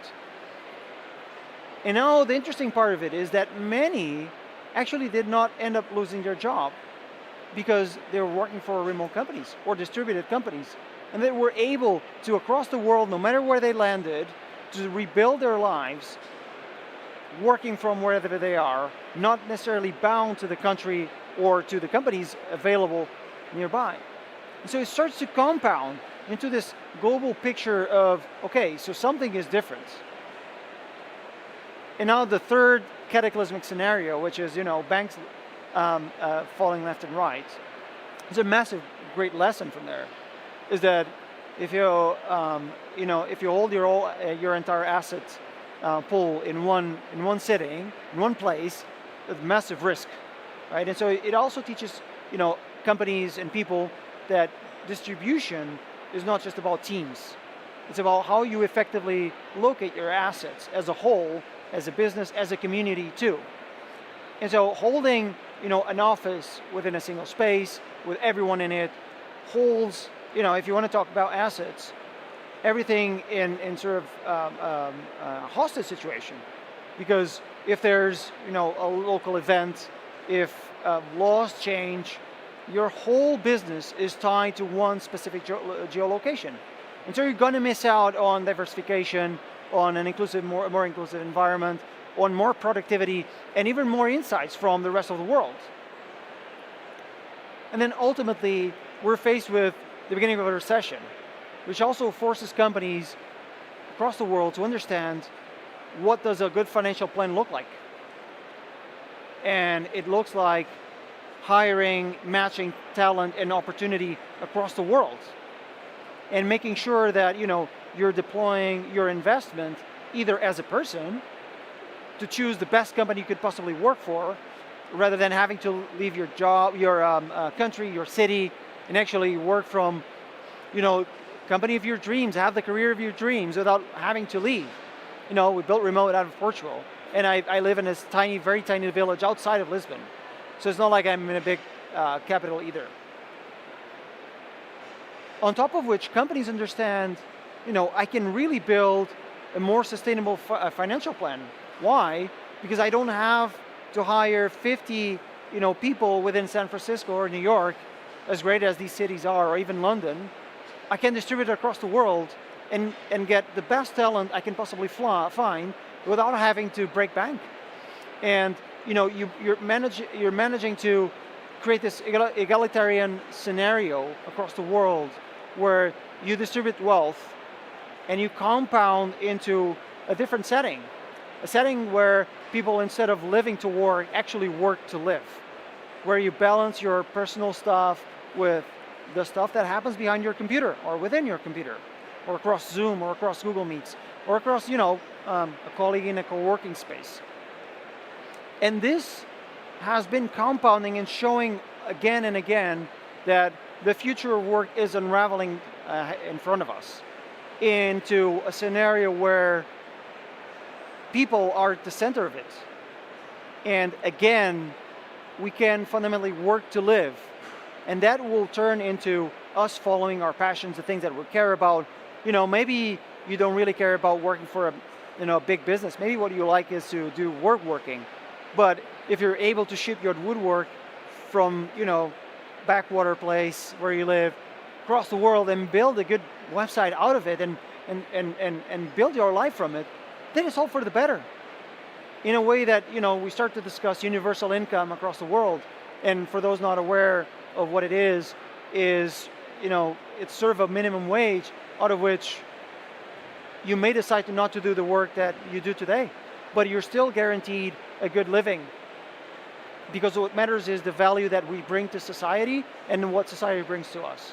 And so we're learning in a very fast pace across the last 5 years, pushed by many different events and situations, that the way forward is a distributed global environment with a lot of diversity and more inclusivity as well. That's all I have to say to you today. If you have any questions, thoughts, rants, feel free to grab the mic or grab me outside of this. Olá, Marcelo. Wait, I think I need this. Going to be very professional. Oh, wow. Olá, Marcelo. I'm Sarah, and I wanted to get your views on currently, indeed, startups continue to hire remotely and they have distributed teams, but we are seeing that the big corps, and I work for Amazon Web Services, they are making us coming back to the offices. Why do you think that this is happening, and what do you think are the downturns of this choice? Well, the downturn is mostly on their end, to be honest. What do we see? Well, this is mostly an investment decision. We have to take into context the financial plans as far as big as they are. They also include assets such as buildings, such as benefits that they provide to people, processes around all that you do on a day-to-day basis, especially in an office. The way you come into work, you bump into someone, you discuss something, and eventually you set up a meeting. You have a meeting room in which everyone goes to have that specific type of meeting, so on and so forth. And this compounds not only on the balance sheets, but also as far as the processes go. If you have a problem, you either email HR or go to the second floor and talk to someone.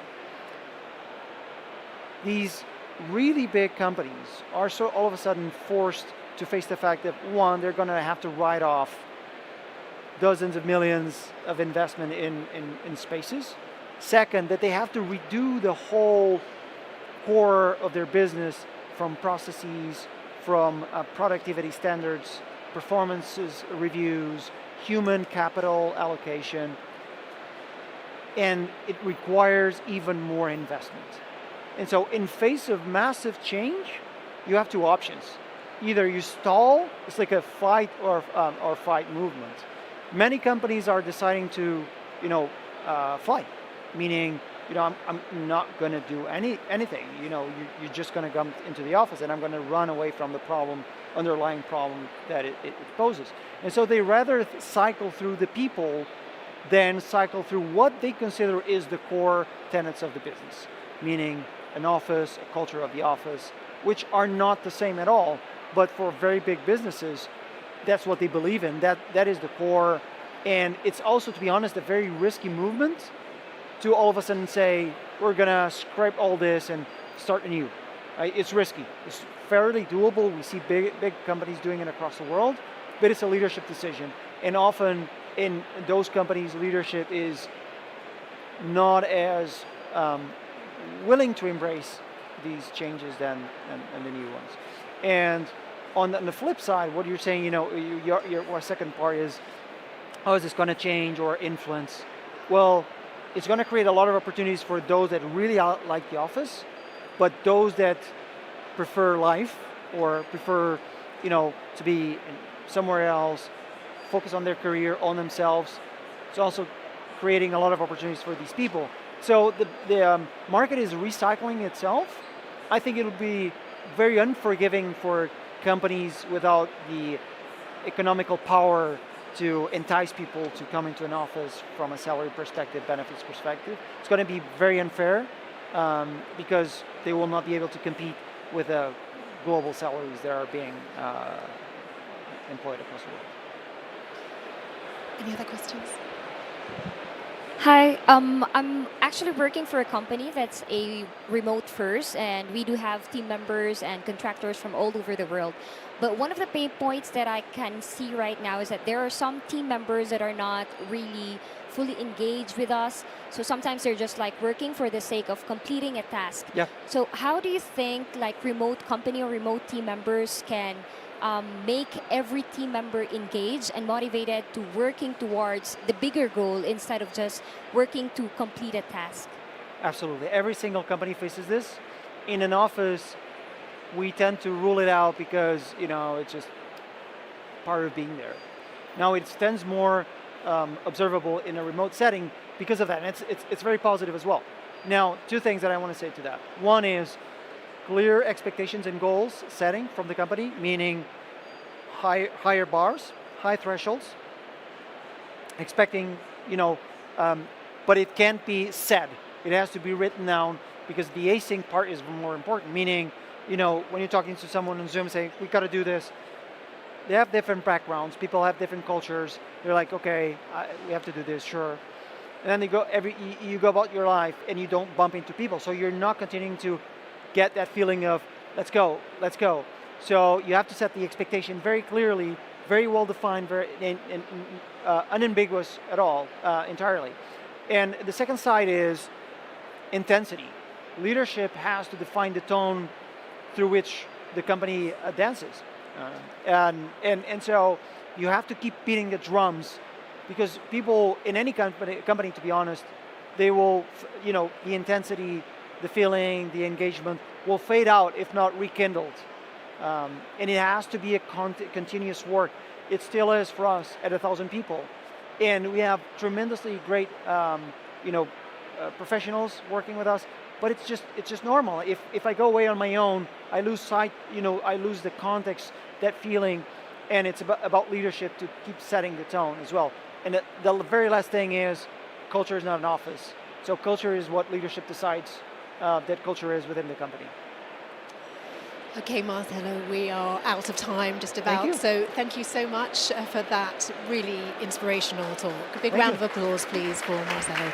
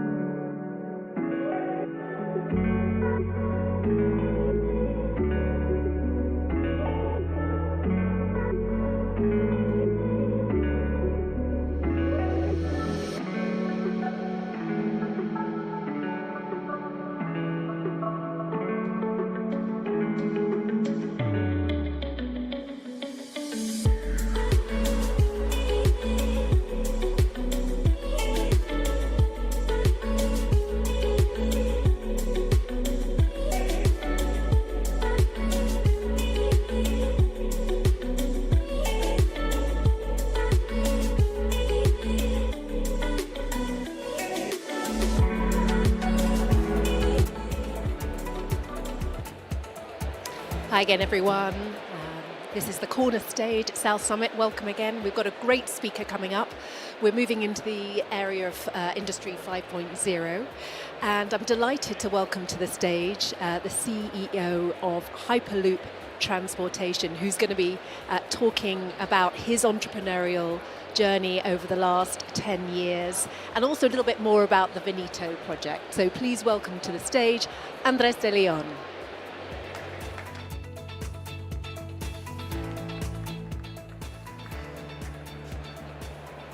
So, hello everybody. Thank you for being here. So, let's see. Where do I need to push this?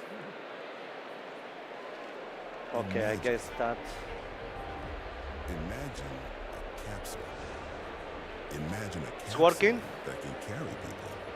Placed inside a depressurized tube, the air partially removed to minimize resistance. Not traveling on rails, but actually levitating above them. Fully electric, designed to reduce harmful emissions. Capable of reaching airplane speeds and beyond on the ground. This is a Hyperloop, and it is no longer imagination.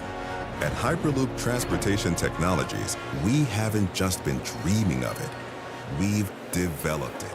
From designing the world's first full-scale Hyperloop system to revolutionizing how we ship freight, our team has developed the technology to deploy Hyperloop systems worldwide. We're committed to transform the passenger experience, putting comfort and safety at the center of everything we're doing. Our linear electric motor will propel the capsule on a completely new, incredibly efficient passive levitation system, all while collecting sustainable solar energy. And with nearly a decade of technology development, Hyperloop TT has a deep portfolio of patents and unparalleled technical know-how. And the best part, we've achieved this with minimal capital investment. Hyperloop TT is developing our technology for license and aims to use an asset-light Hyperloop as a service model. This will allow us to work with customers like infrastructure and transportation operators to minimize our costs. With our network of 800 experienced contributors and partners, Hyperloop TT is creating a suite of technologies that will power the next generation of transportation.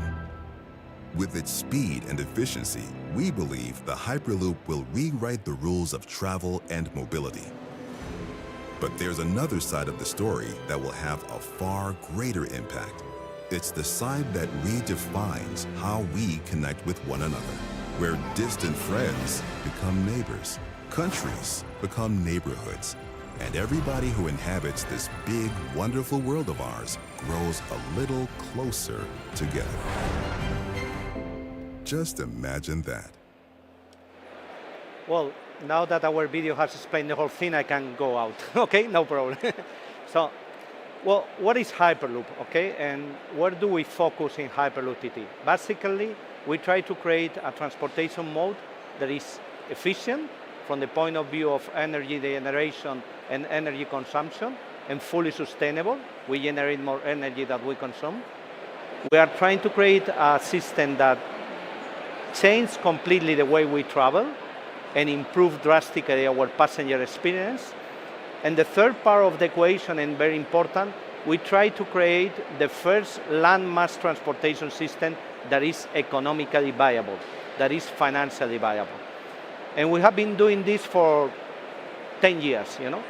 When people tell me that we are building a unicorn, I used to say that we are building a camel. We have been through the desert for more than 10 years. No?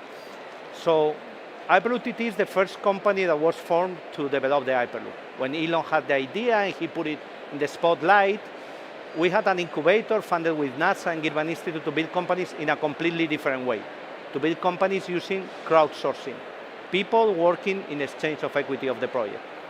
So we decided that this was a great project to test our concept. We put it in the platform. We had immediately 200 people around the world. And long story short, today we've got more than 800 contributors around the world, more than 50 companies collaborating with us. Harvard Business School has defined us like the biggest crowdsourcing platform in the planet. And this collaboration with all these people involved in all these companies, we have been able to advance with different milestones to develop our technology. First, we concentrated on the vacuum. Everybody was telling us the vacuum was impossible. So we partnered with Label, the inventor of the vacuum pump, the guys that developed the vacuum system of the CERN, and we developed all the vacuum system for the Hyperloop technologies. Then we focus on propulsion and levitation. We scout around the world, we saw different levitation technologies, and we found an incredible technology that was developed in the 90s in the Lawrence Livermore Lab in the United States that is passive magnetic levitation. You don't need to electrify the track. You don't need energy to levitate. So basically, you reduce drastically the energy consumption. And then step by step, we were testing our project and we were testing our technologies, and we were working through showing to the world that this was possible, okay? We create our R&D center in Toulouse. That was the first full-scale system, 4 meters diameter. We created our first full-scale capsule that, by the way, was manufactured here in Spain. And we developed all the different technologies that were needed to that, okay? And from the beginning, we knew that, here you see some pictures, of our vacuum container, our tubes in Toulouse, the gates, the valve gates that we have every 10 kilometers so we can sectorialize the system and the capsule. And from the beginning, we knew that we needed to advance in parallel, not only with the technology, but also with one part that is really, really important, that is the regulatory environment, okay? So we were working from the beginning. We developed with Munich Re, the biggest reinsurance company of the world, an insurance framework that, and more than 6 years ago, they say that our technology will be insurable, that's an important step to commercialization. We work with TÜV Süd, one of the biggest ISA companies in the world, to develop a regulatory guideline that we share with the European Commission and with the Department of Transportation in the United States. And all of that, we did it because we knew that we needed to create a good collaboration between the public sector and the private sector. And today we are very happy to say that Hyperloop has been part of the new infrastructure bill of the Biden administration. Hyperloop, the Commission of the European Commission, has committed to have a regulatory framework and impact assessment for the last quarter of 2024, okay? And of course, when you are talking about a project like us, it's not only about technology, it's how do you utilize the technology and how do you transform that technology in a real product. And in Hyperloop TT from the beginning, we had very clear that we wanted to do a solution that was good for passengers, but also good for freight. So we have right now 3 products. One product that is Hyperloop Passengers, 4 meters diameter, tube, a capsule that moves passengers in a very, very smooth environment. We have the Express Freight, that basically you use the same infrastructure to move ULDs, to move pallets, to move parcels. And then we partner with HHLA, with the operator of the Hamburg port, to have a solution that fully integrates the logistics of the ports and the containers, the maritime containers, in a land environment to connect seaport to dry ports, seaports to the logistics centers, and all of that. And these are the 3 products, that we have developed and that. And when you are talking about infrastructure, you have the technology, you have the product, but you also need to have the projects, okay? And we have been working very, very hard to have I'd say we have a lot of opportunities around the world, a lot of conversations, talking with a lot of governments, a lot of private companies, but we are really, really focused right now in 4 opportunities. 2 that we call our commercial prototypes, and 1 and 2 that we call our commercial lines. No? So basically, and I will talk more about that, we have a project in Italy that we are going to build the first 10 kilometers of Hyperloop, and I will explain a little bit later. But in parallel, the project that we are going to be building there is the Hyperloop that we can build today, not the Hyperloop of the future, okay? So in parallel to that, we make an agreement with the Federal Railroad Administration, with the company that is managing the Transportation Test Center in Pueblo, Colorado, to do an R&D center there also for 5 kilometers of an Hyperloop, where we will be able to test the new generations of technology. And of course, our goal is that in 3 years, when we have demonstrated to the world that the technology works, 3-4 years, in our Italian project, we'll be able to have commercial projects. We are working very hard around the world with different ports, and we have presented an unsolicited proposal for Long Beach to solve the congestion and the problems that they have in the port of Long Beach for moving containers outside of the city center, okay? And we have our Great Lakes feasibility study that has been a very, very interesting project because basically we were able to demonstrate with independent assessment and with a review by peers and with all the rules of the public procurement process in the United States that Hyperloop is capable to have a payback period of between 20 to 25 years. And just to put this in perspective, I'm from Spain. Spain is the second country in the world with more kilometers of high-speed rail. It's also the western country with the lowest capex per kilometer. The line that is more successful is Madrid-Barcelona.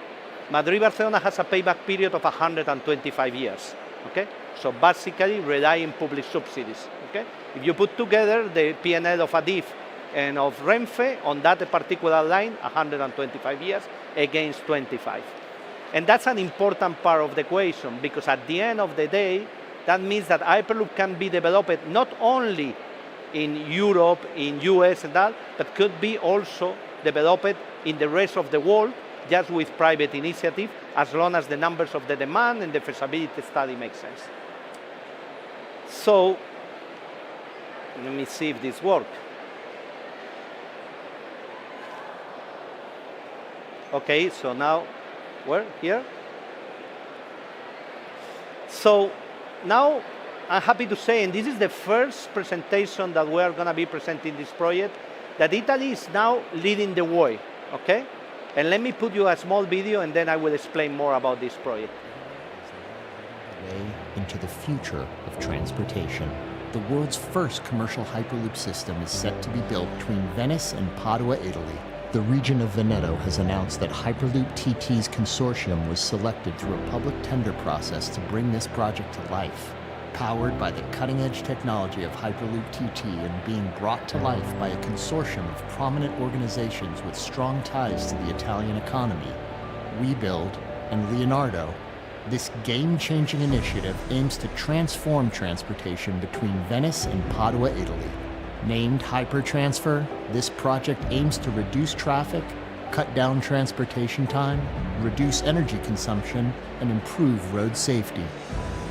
Thanks to the vision of the Italian government, the Veneto region, and CAV, the era of Hyperloop begins now.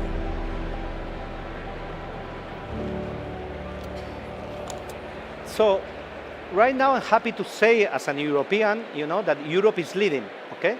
Together with the Chinese that are developing their own Hyperloop, the first initiative in the world is going to be these 10 kilometers. The whole idea is we build 10 kilometers. We needed to have it ready for 2026 and part for the Winter Olympics, but finalized by 2028. And then when we demonstrate that the technology works, we will do the extension and we will connect the port of Venice with the logistics center of Padova and the center of Venice with the center of Padova. This is a project that is a PPI, that is a very, very nice regulatory framework that we have in Europe to push collaboration between public and private. I always say the same thing, we don't want subsidies, we want contracts, and this is the first contract. It's a 800 million contract to build that first 10 kilometers. The whole idea is to demonstrate that the technology works, okay? And we have put together and we will certify for freight and for passengers, okay? I don't know if you guys are familiarized with the area, but the consortium of Autovia Veneto, that is the company that has made this public tender, they have a huge problem with that auto route because they have huge congestion on that, okay? We are the only Hyperloop company that was able to form a consortium and going after the pre-qualification phase. There were like 7 companies trying, but at the end, we're the only ones being able to present a real project with Leonardo and with WeBuild.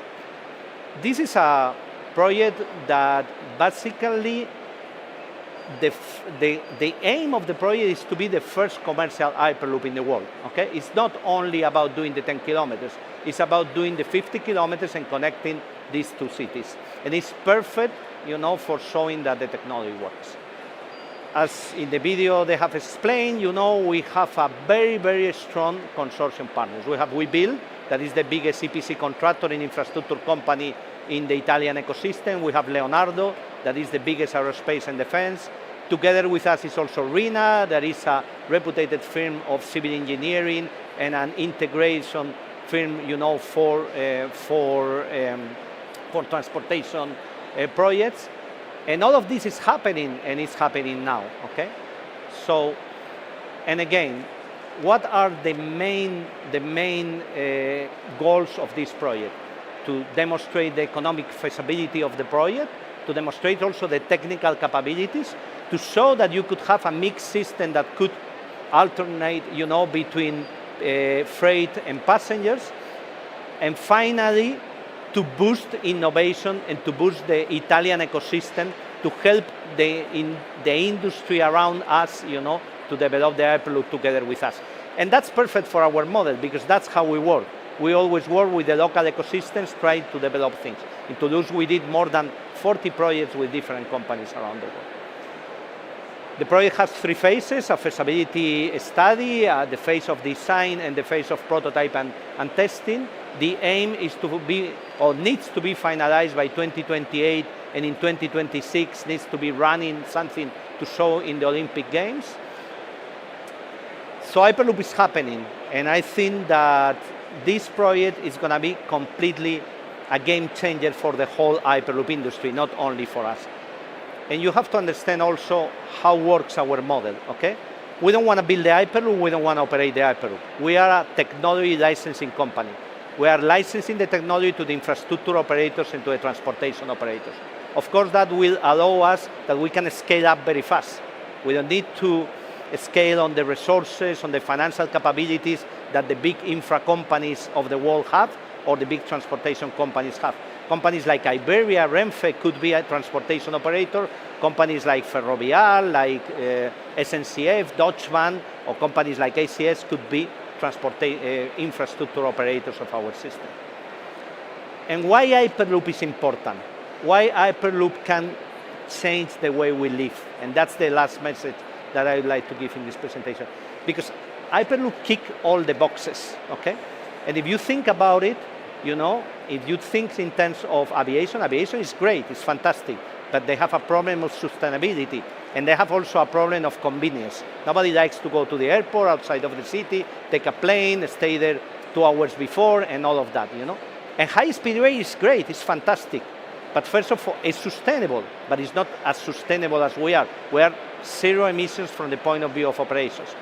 But the most important thing is not economically efficient, relying public subsidies. There is not a single system in the world that has not been subsidized with taxpayers. And we can change that with Hyperloop. I was saying before, 25 years payback periods. There is an independent study done by Deutsche Bahn that they even talk about 10 to 15 years payback period for an Hyperloop line in Germany. Okay? And even more important than that, high-speed rail doesn't solve all the problems for continental travel. It's demonstrated that more than 600 kilometers, people take the plane, nobody takes the train. So if you go Madrid-Barcelona, everybody takes the AVE. But if you want to go Sevilla to Barcelona, the demand falls drastically to less than 10%. Okay? With Hyperloop, we can connect in less than 2-3 hours almost most of the European cities and most of the US cities around the world. So, it's a solution that is convenient, is fast enough, to connect all the big continents, is fully sustainable, and is economically viable. So, again, we were talking before, no? We have been 10 years through the desert. We were the first ones, saying that this was possible, and we are going to be the first one. I hope that this works. We are going to be the first one breaking ground in an Hyperloop system in the world. So, thank you for everything. That's all.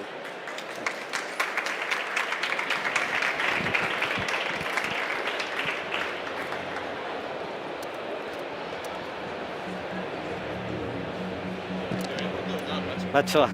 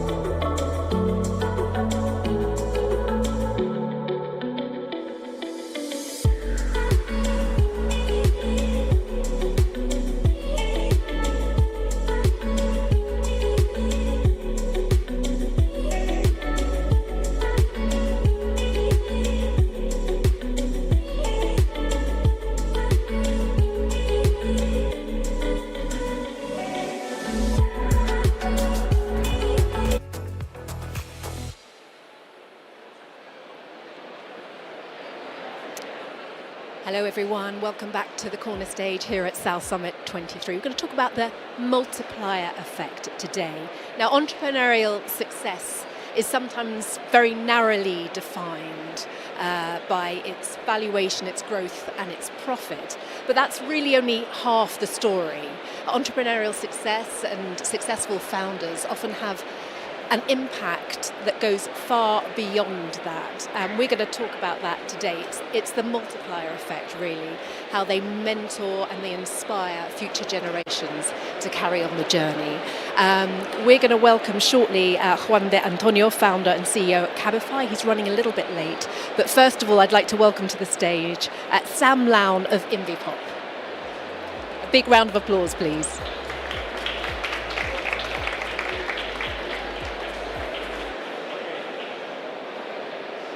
We're having Welcome, Sam. How are you? lots of technical issues today. Okay, I love it, but that's the whole fun It's of a bit it, more isn't it? spontaneous. I'm not sure if we should be wearing Welcome. this. Well, you can do because it means you can hear me and can hear questions from the Okay. audience better. A little bit of okay. echo, no worries. So first of all, explain to everybody Invipop and its journey. Yeah, so Invipop is essentially born out of a problem we had at Cabify. So in the early days of Cabify, we focused way more on the B2B side. You know, while we were growing and trying to find out how the product was going to operate and everything else, we focused on features. And one of those features was being able to issue invoices to corporates, companies who were using the service, whose employees were using the service, and wanted an invoice at the end of the month so they could deduct taxes and everything else. And we did this in the very early days of Cabify. So in Spain, what that implied was issuing a PDF, doing all the tax calculations, issuing a PDF, which reasonably straightforward. The problem was when we started launching in Latin America, we discovered the new regulation there related to electronic invoicing, whereby the local governments and authorities required you to send in real time copies of all your sales and your invoices to the government for a seal of approval, get a response back, then you could send it to your customer. So what that implied was technical integrations, using local providers, direct to the government, absolute nightmare. We just did not have the resources to adapt the product to be able to cope with that.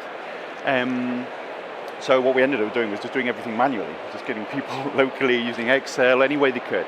And so it was back in like 2016, I came with the idea, hey, wouldn't it be nice if there was a solution out there, you just have one single integration, and then this integration point dealt with all the local complexity. So that, in essence, is what was the birth point of Invipop. That was back in 2016. I ended up leaving Cabify towards the end of 2017 to go to a fintech spin-off project. I was there for a couple of years, and after that period, you know, deciding what to do next, I saw that nobody had kind of solved the invoicing problem, and the European Union was starting to enforce more regulations, so the same complicated regulation that happened in Latin America was now starting to come to Europe. So we thought, hey, let's try and make this a little bit easier, and that's when we got started with Invipop. Congratulations. I mean, Invipop is just one of many, many companies that have spun off from Cabify. What do you put that down to? Is that Juan de Antonio himself, his mentoring, his inspiration, the culture at the company? Yeah, I mean, it's hard to say. I mean, definitely the company culture, it's a place where we try to look for people who are, thought out of the box, want to do something a little bit different, and Cabify is a great environment for that. But to be honest, there weren't that many startups in Spain at that time period with these kind of global ambitions.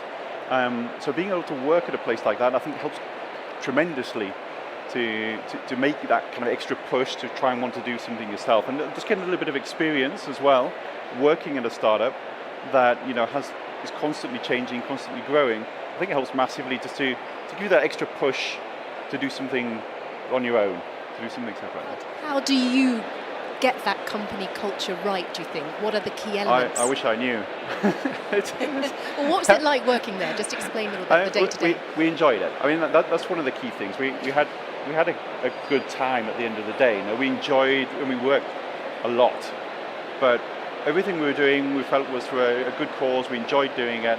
We enjoyed working with each other, and there was a lot of partying, typical kind of startup culture, and that DNA, that kind of communication is still very much part of the company. I think that makes it a really attractive place to work and enjoyable. But that presumably comes from good leadership, and perhaps the word is regenerative leadership. Yeah, I mean, if you put it that way, it sounds like it was preconceived, that we knew what we were doing. The reality, we didn't.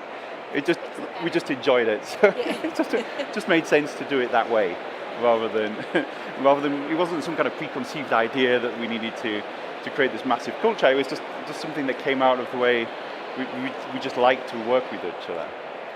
Quite lucky then in that respect. Yeah. I mean, building a successful startup is 90% luck, the right place at the right time, and working hard to try and get it all working. And what about the challenges, the key challenges of the multiplier effect? Because this is the stage when your company, you've gone beyond that sustainable growth stage and you're into the multiplier effect. What can be the key challenges, do you think, in that era? Staying alive. I mean, it really is like a battle. I mean, Cabify took, 5 years, I think, before it hit like proper product market fit, before people started to become aware of the product and started using it on a large scale. That's 5 years of just, it's got to work at some point, just battling day by day. I think Cabify, and Juan describes this far better than me, Cabify died several times during that period. And, trying to stay lean and just focus on building a great product that people love and use ultimately was a thing that came off. I guess you've also got to rely on the economy and people's ability to spend more at that stage. How do you predict that? Yeah, you can't. I mean, we started in rough times. So we started in 2011.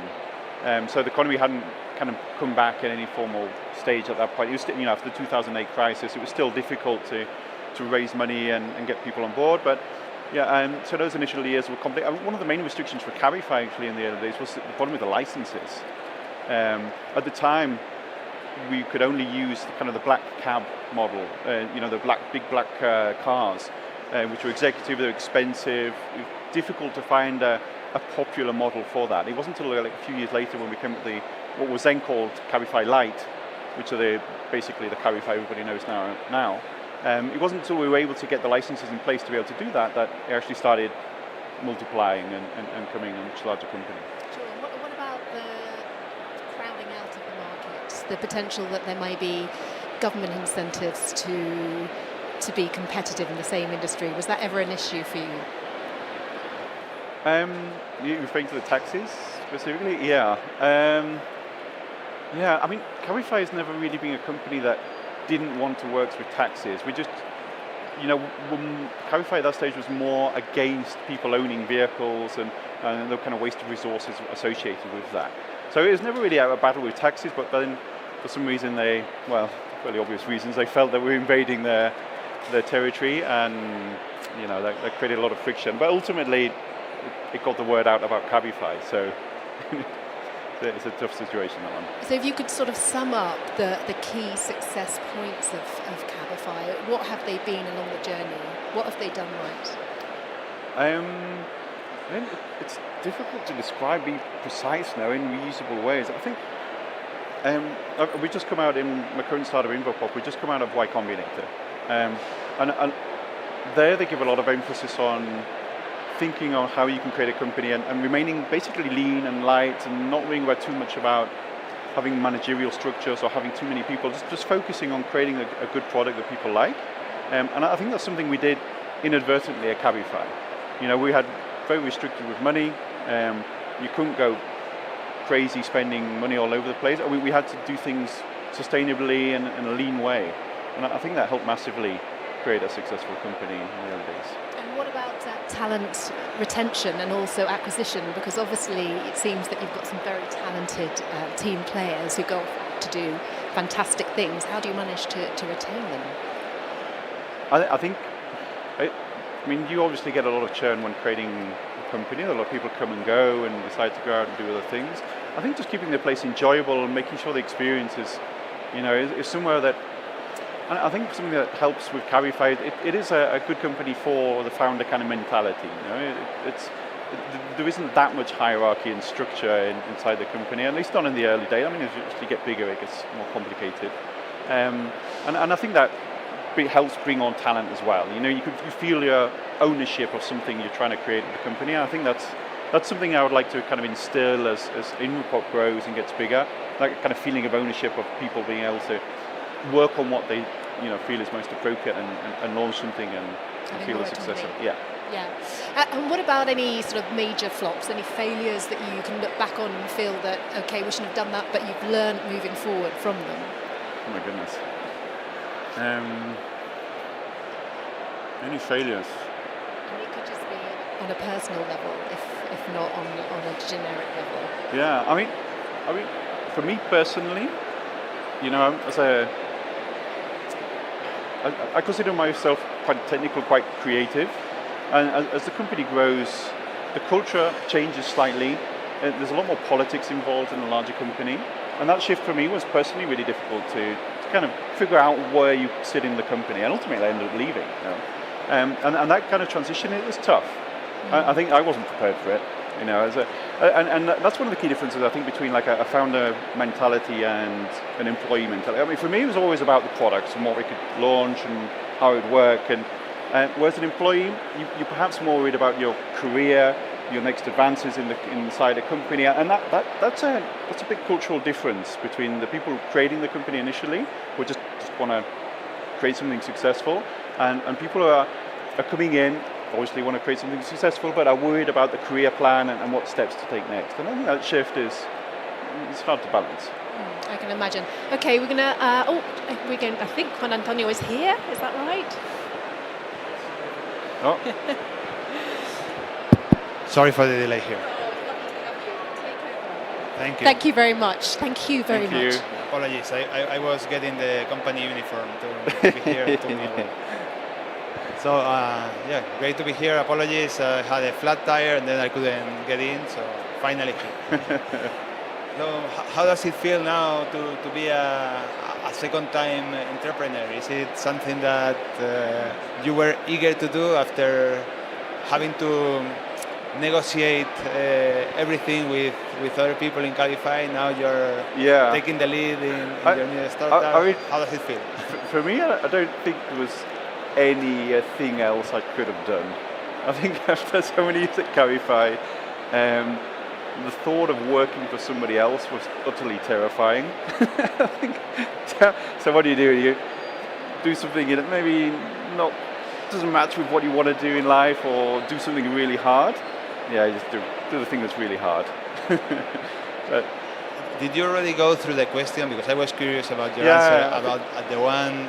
Are you born an entrepreneur? Or no, we didn't cover that one. I wanna hear about that. Answer. Do you think are you born an entrepreneur, or is it something that develops along your life? Or? Yeah, I think you're born an entrepreneur and then made. So both. I think there's a certain characteristic of just wanting to do things differently that you're kind of born with and have this feeling to do things differently. That the status quo isn't quite right. There are things you can do differently.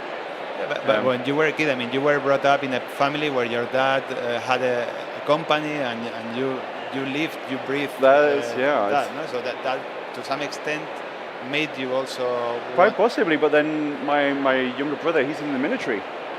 So I mean, it's a complete opposite. It's completely formal, structured, very hierarchical, and he had the same upbringing as me. And so I'm not sure. It's a really difficult one. But I think anyone should try. If you've got the feeling to be an entrepreneur, you should definitely try. And do you think, like, being exposed to your dad going through building his business facilitated you becoming an entrepreneur? Because maybe like one of the things we've witnessed during these 12 years at Cabify is the ecosystem has greatly developed. 12 years ago, it was challenging to explain to anyone what a startup was, and if you told anyone, hey, I'm starting a company, they thought, what are you doing with your life? No? Mm-hmm. But now there is an ecosystem, people understand this is an option in life. So my question to you is, do you think that without that example, without having that option in front of you while you were a kid, you would have considered being an entrepreneur, or you need role models, or you need examples, you need something to... I do think role models help. I was definitely exposed, and of course my father's company ultimately went bankrupt in the early 90s. It was a very difficult time period in the UK especially.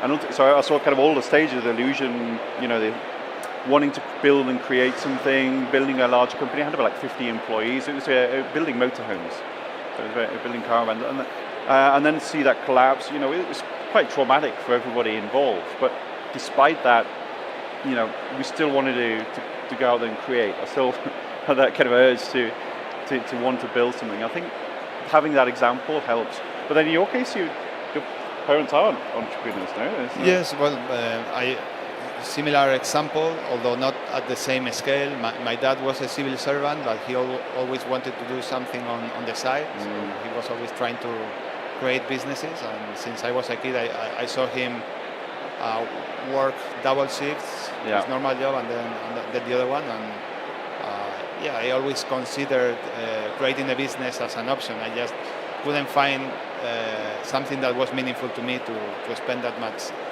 time. No? But I was asking you because within Endeavor, they are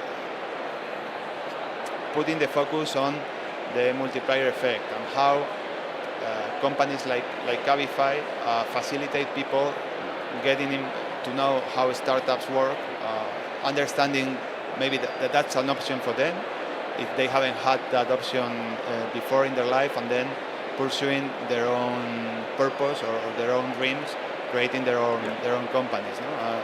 So, in my case, it was very helpful to see my dad when I was a kid, but it was also extremely revealing to spend a couple of years in the US doing an MBA in the Bay Area from 2008 to 2010, and then opening my eyes to a world of possibilities. No? 2011 in Spain, there weren't that many options to start a company. Actually, yesterday night we were having dinner and we were mentioning some of the startups that were trying back then, because there weren't that many.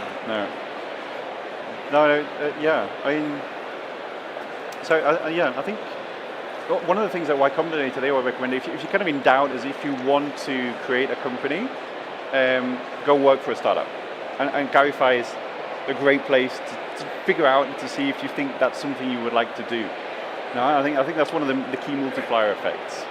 Like working in a startup that is, gone through different stages, you can see and speak to people who are actually involved in the early days and doing different things. I think that's super useful to try and help you make that decision. Yeah, I was listening to you when I arrived, and you were talking about how the culture or the needs of the company evolve, how people evolve. Politics is not necessarily something that appears, but processes and structure are something that are definitely needed, no? as the company evolves. And it is a very different setup when it's 10 people all in the same room, as opposed to 2,000 people in 10 different countries. No? So you need to have some order. And going from 10 to 2,000, 10 people to 2,000, the learning curve and the changes that you experience are tremendous. No? So if you bring that expertise with you, you probably won't repeat the same mistakes that we went through, which were thousands of mistakes, more than people. No? Yeah. And you can create value leveraging on not making those mistakes. No? So it's a good university. If you want to create your own company, maybe you can learn from other people's mistakes by working in a startup. Absolutely. And again, the Y Combinator, that's one of the key things there as well, that they try and give you the examples of other companies and how they did things. And it was really great for me because we did feel kind of isolated in Cabify. We didn't see many other people going through a similar experience. And, Y Combinator, you did see similar companies say, I went through the same kind of thing, same difficulties and same complications. And it's... you could argue, could be that people who want to create a company are naturally attracted to a company in earlier stages, and then there is another group of people who discover that's an option. They didn't know. They maybe went to work for another startup because they like the industry or whatever, not because they wanted a startup, no? And suddenly they discover that's an option for them as well. So what else do you want to know? What's next for Cabify? How are you doing things now? to get more founders in on board? So one of the challenges we have as a relatively big company as compared to 10 years ago is to keep empowering people to make their own decisions and to take risks. I mean, startups, probably at Y Combinator, they've told you a lot about this. Few people moving the needle with the ability to make decisions and move fast. No?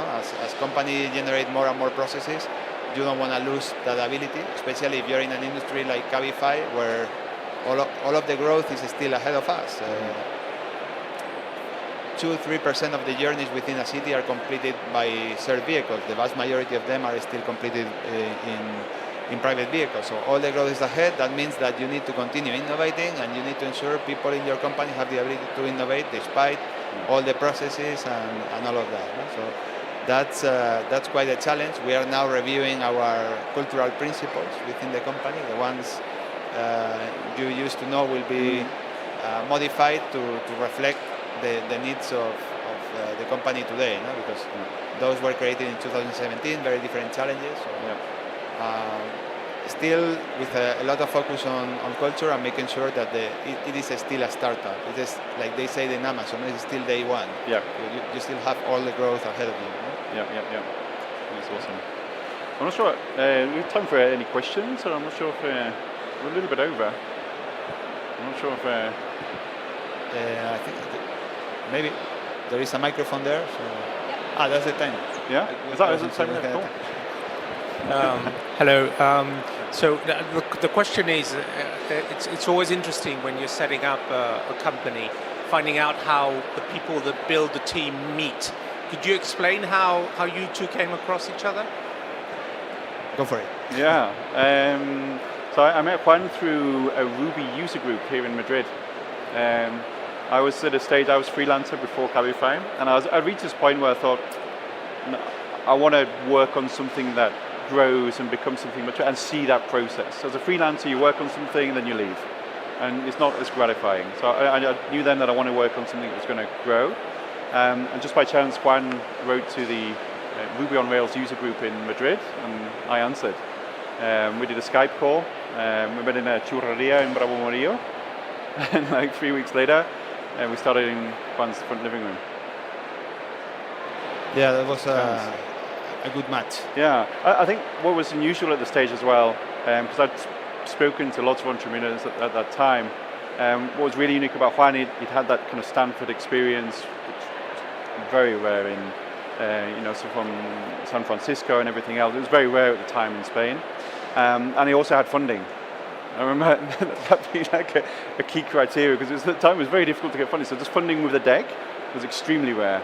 I thought, yeah, that's worthwhile investing in. Since you are we done? Is he gone?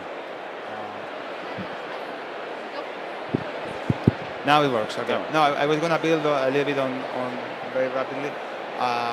So 12 years ago, it was extremely challenging to get funding from Spanish business angels. There wasn't an ecosystem. All the money came from the US. But today, fortunately, it's a very different story. You can go fundraise from seed investors in Spain. So you're lucky. Yeah. One question for both Sam and Juan. When you were transitioning from an early stage startup to a company that is already 10-year-old that hit product market fit, and for you as well, like coming from one of the people behind Cabify, a 10-year-old company that already product market fit, to starting your own startup, what were the things that you have to unlearn? The things that might work or might be the best for an early stage startup that might not work for like an established company, and vice versa? That's a good question. Don't hire people. In Cabify, it's a big company, you need lots of people. As a startup, you have to keep lean until you get like product market fit. And that's one of the things we kind of inadvertently did at Cabify without really realizing or thinking about it now. We didn't hire that many people, and we certainly didn't hire managers. It's everyone who was there in the early days was doing something. And ultimately, I think that was one of the keys to success. So that's what I'm we're trying to do now at Invopop. Just keep the team really small until we find that little bit edge of momentum that we think we can get a little bit more leverage and then start ramping up. Yeah, in my case, something very similar. At the beginning, we had to do everything. We had to build our desks. We have to, I don't know, we didn't paint the walls, but that was the only thing we didn't do. And then as the company grows, you have to unlearn to do things and make sure you empower people and do not get on their way by throwing opinions, by suggesting something should be done. You have to bite your mouth and let people do things. No? And it's kind of hard when you're used to building your desk. Yeah, I think that's one of the things I've learned through Cabify experience. I'm easier to work with now. In the early days of Cabify, the opposite would be extremely difficult. Yeah. Any other questions?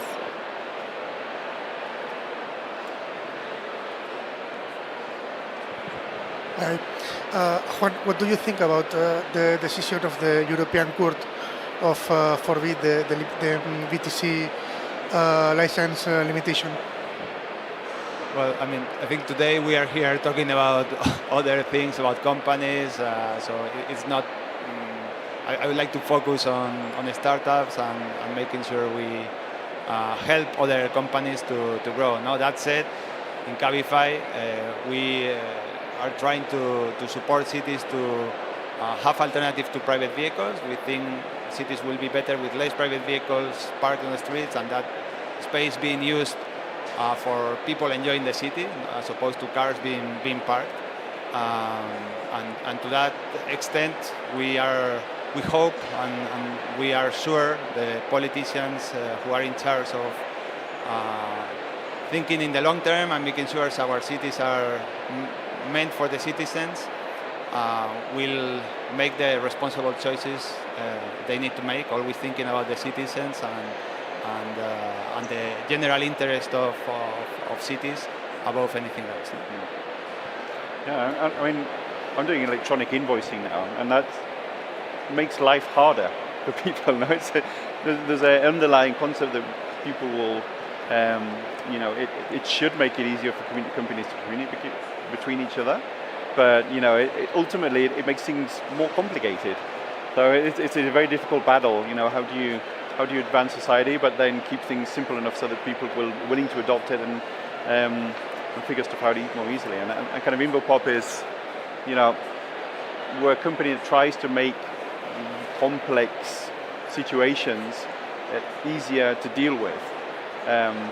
But ultimately, we want things to be easier anyway, so that perhaps Invopop isn't quite as necessary. So it's kind of a contradictory thing there. No, the purpose of many non-profits and many companies, would be to disappear. Mm-hmm. If you solve the problem, then you should aim for your company or your non-profit to actually not be needed. If you're truly pursuing a purpose, no? Yeah. You probably find other ways to generate value, but if you focus on your purpose and achieve it, it's like trying to make your company disappear. Yeah, I agree. Okay, I think that's all we've got time for. Many thanks to you both for a fantastic talk. We've really been inspired. Thank you very much. Quick changeover, please, down the middle. Cool.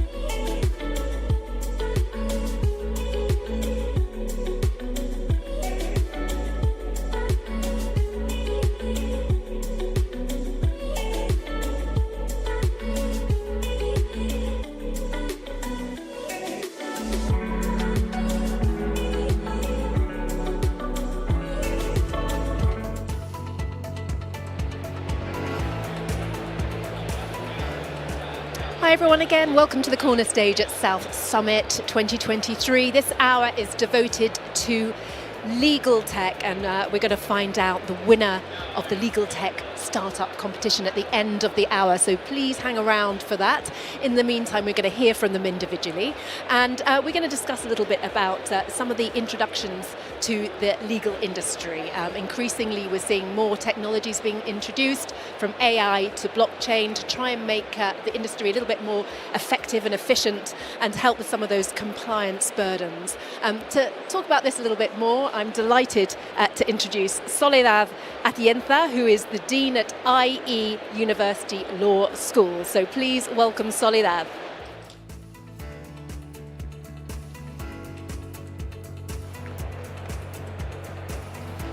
Thank you all, and welcome to this exciting final of the Legal Tech Days competition. Just a few brief words to explain and to give you some background of what this competition is about. The Law Schools Global League created this competition 6 years ago. This is the 6th edition, and we have been seeing participants from around the world. The 3 participants, the 3 startups we're going to see today, are the winners of the 3 local editions we have done this year in Turin by Universidad de Turin, from India, University of Jindal, and from University of New South Wales. Thank you to the 3 finalists who have come all the way to Madrid to present their startups today. I would like also to give a special welcome to Dean Bertil from University of Koç in Istanbul, who came to Madrid. Bertil is the former co-president of the Law Schools Global League. And of course, thank you to all of the IE staff, faculty, alumni, and colleagues who have come here to also give their opinion and to support the 3 startups.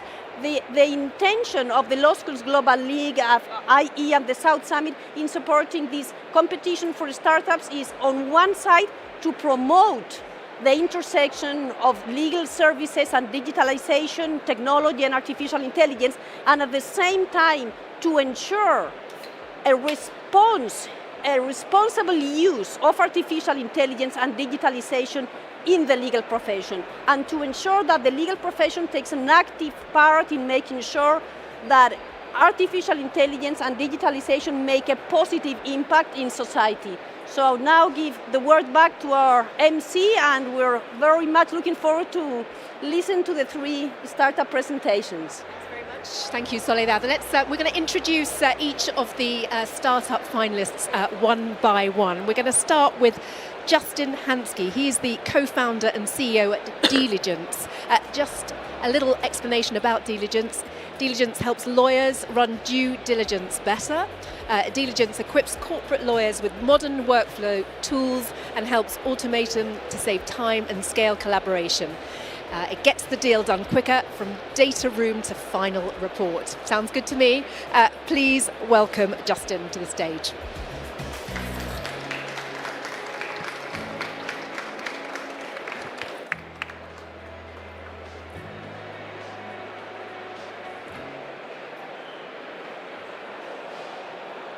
Hello.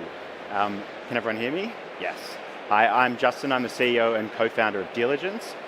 Diligence helps all M&A professionals get from data room to report faster.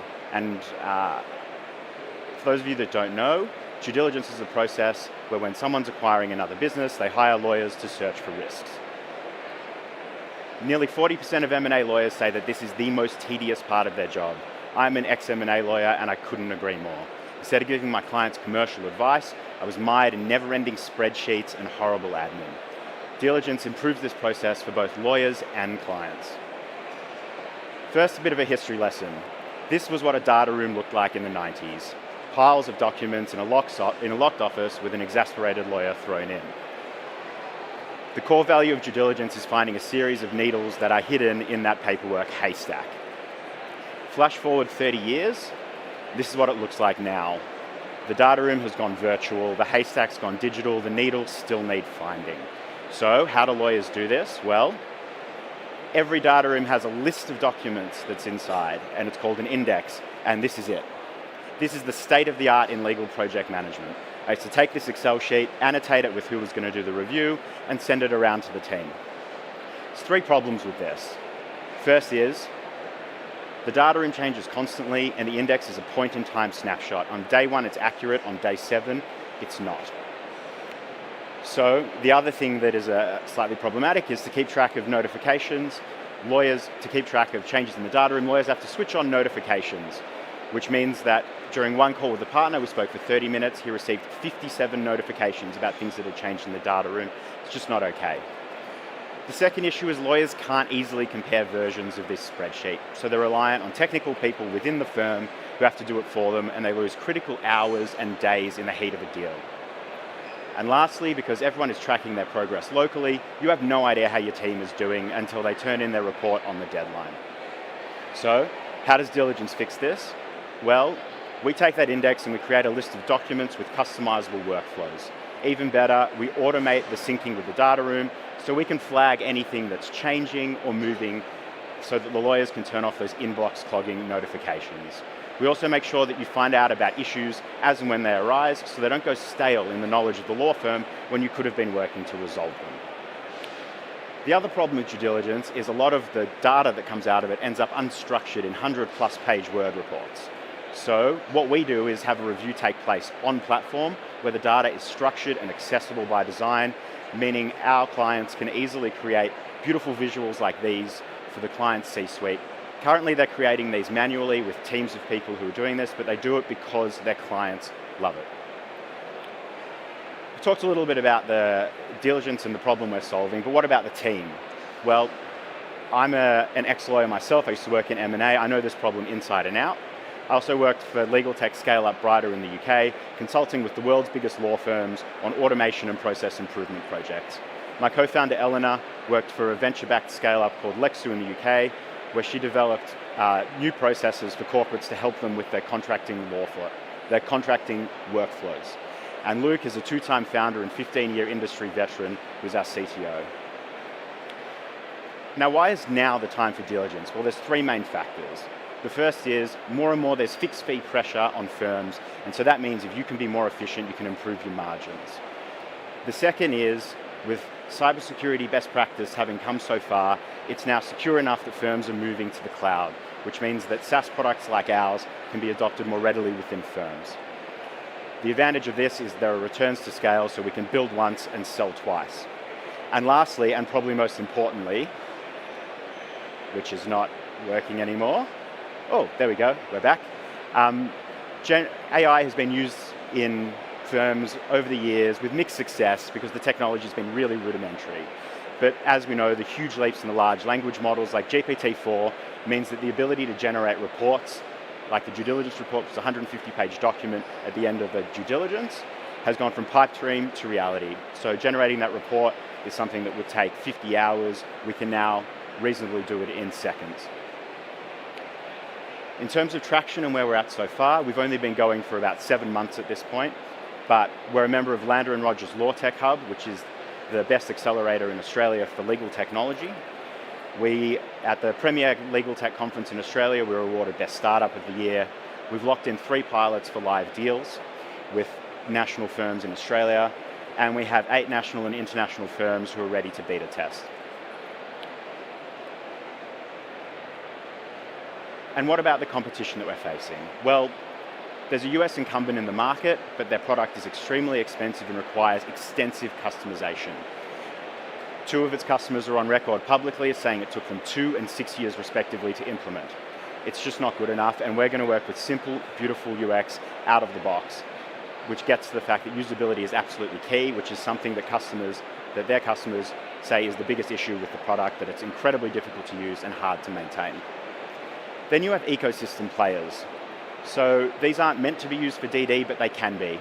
To make them work, you have to spend hundreds of thousands of dollars on external consultants with lengthy implementations and inflexible solutions. And then lastly, you have data rooms. Data rooms are built to serve the sellers in a transaction, and so they have no incentive to build workflow tools for buyers. The sellers are the ones that pay their bills, and so buyers get left behind when it comes to features. So what about the market? Well, with trillions of dollars of transactions, The total addressable market for us is north of €1 billion. And this is just for M&A. Law firms do similar exercises across real estate, capital markets, and data and privacy, among other verticals. Although we're starting in Australia, we'll quickly expand our global footprint to the UK, APAC, and beyond. And our product can be easily adapted for future verticals because all of these organizations do a data room to issues exercise as well. So all this means that we can halve the senior associate and lawyer time on deals, resulting in savings of tens of thousands of dollars, which means better margins for firms and more affordable due diligence for clients, which leads to our ambition, which is to be used by every M&A professional, not just lawyers, on every deal worth more than $10 million or 10 million euros globally. Due diligence is simply due diligence done better. Thank you.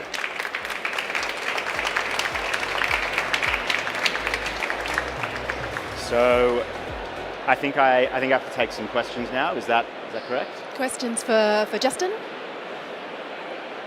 No, apparently not. Sorry, I've been told by our producer, no questions. No. Sorry, Justin. Sorry. It's not. No questions in this particular. Okay. So instead, instead we're going to thank you very much. Justin Hansky of Diligence. We've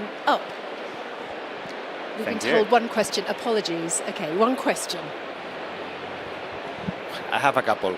A comment. Can you hear me? Yes, I can. Okay.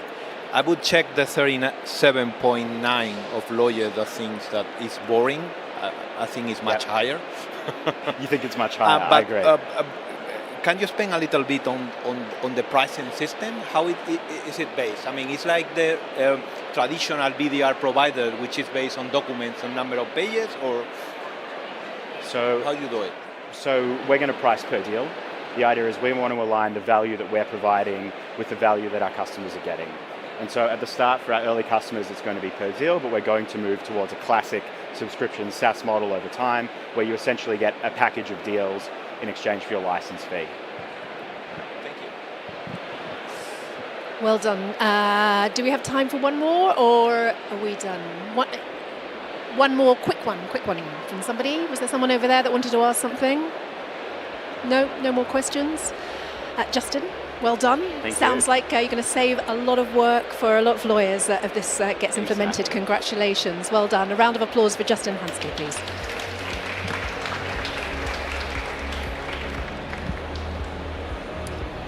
Right, on to our next startup finalist for legal tech, Avanish Tripathi. He's the co-founder and CEO at Amto.ai. Amto is the legal assistant powered by the latest NLP technology behind ChatGPT, supercharged by human reinforced learning on public and proprietary legal content. So let's give a big round of applause, please, for Avanish. Welcome to the stage.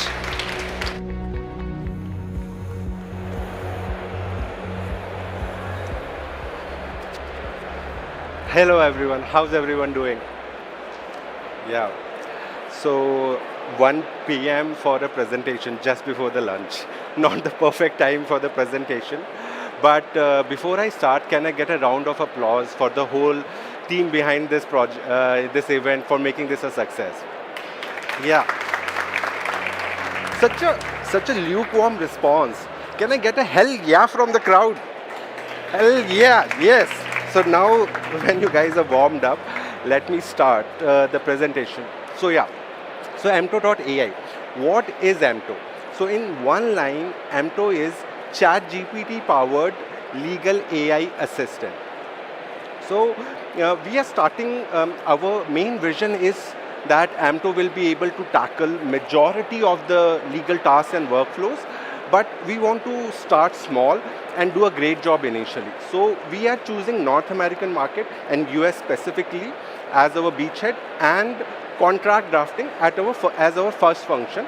And once we have mastered and conquered that market, we'll be expanding into other areas as well. So why don't I let Amto introduce herself? Can we have the video playing, please, guys? Little help from the EV team. There's supposed to be a video here, which is not playing. Can we have the video? It's not playing. Sorry for the inconvenience. Yeah. It's really important to give the adequate respect to AI these days. You never know. AI legal assistant that uses GPT-4 and other large language models at its core. However, I was specifically trained for legal drafting with the help of actual lawyers from some of the top law schools in the world. As a result, I do a pretty neat job at assisting lawyers like you while drafting contracts. I'm also directly accessible from Microsoft Word. Thus, when I'm around, I can take care of mundane stuff so that you can focus on high-impact issues. Yeah, no, I'm back. Yeah, so the problems that we are solving right now. So I have many lawyer friends, you talk to them, the biggest problem they are facing is the insane work hours. Everybody is trying to have a work-life balance, but nobody is able to do that. And with that in mind, most of, I would say 30 to 50% of their time is going into drafting various documents, most of which is routine and mundane in nature, right? The second problem that we are trying to solve is most of the lawyers provide a highly personalized and bespoke service. So the typical template-based solutions won't cut out, right? Because they are trying to meet the specific needs of their clients. So the template-based solutions that are mainly in the market just won't satisfy their need. And the third problem that we are trying to solve is that lawyers as a group are not early adopters of technology. So they really hate switching between different apps to get their work done. They want just one simple thing, one simple workflow which they can master. At the end of the day, the way I look at technology, that it has to be invisible. If you're noticing technology everywhere, we are not doing a great job. And that's our vision for M2 as well. So let's take a typical example, right? So you're drafting a typical NDA. You look at the definition clause, right? And you are not very happy with the scope of this clause, and you want to kind of change it. So normally this is the time I'll ask for the audience participation. But since we are not having that, I'll assume what you guys are going to say. So there are typical two things people say is that either they can, if you're in a big law firm, you'll go for old drafts and you'll say, okay, 2 years back I had this different clause. Okay, this suits the need. You'll go and find that it will take 20 to 25 minutes. Or if you're a small lawyer, you'll probably go online, pay a lot of money, and get an online template, which might or might not work, right? Because it might have inconsistencies, it might be incompatible with the jurisdiction that for which you are drafting, and n number of other issues. So I let Amto take over and tell you guys how she can help. With my assistance, you can draft precise and tailored clauses that meet your specific need without leaving Microsoft Word. Instead of combing through old drafts or wasting time finding a template, just tell me what kind of clause you need, and voila! As I have been trained on billions of lines of legal text, you can leverage the collective wisdom of numerous lawyers to draft effective and thorough contracts. You can also share part of the existing contract with me so that I better understand the current context and generate far superior suggestions that match your writing style and preferences.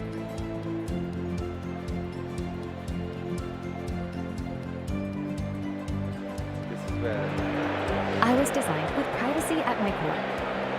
Whether you want to keep it, modify it, or instruct me to regenerate the draft, it's up to you. You are in charge. My suggestions are not just focused on fixing clerical mistakes. I can also help you to write more clearly and concisely. Yeah, I'm back now. So she's done a pretty good job at explaining what she can do.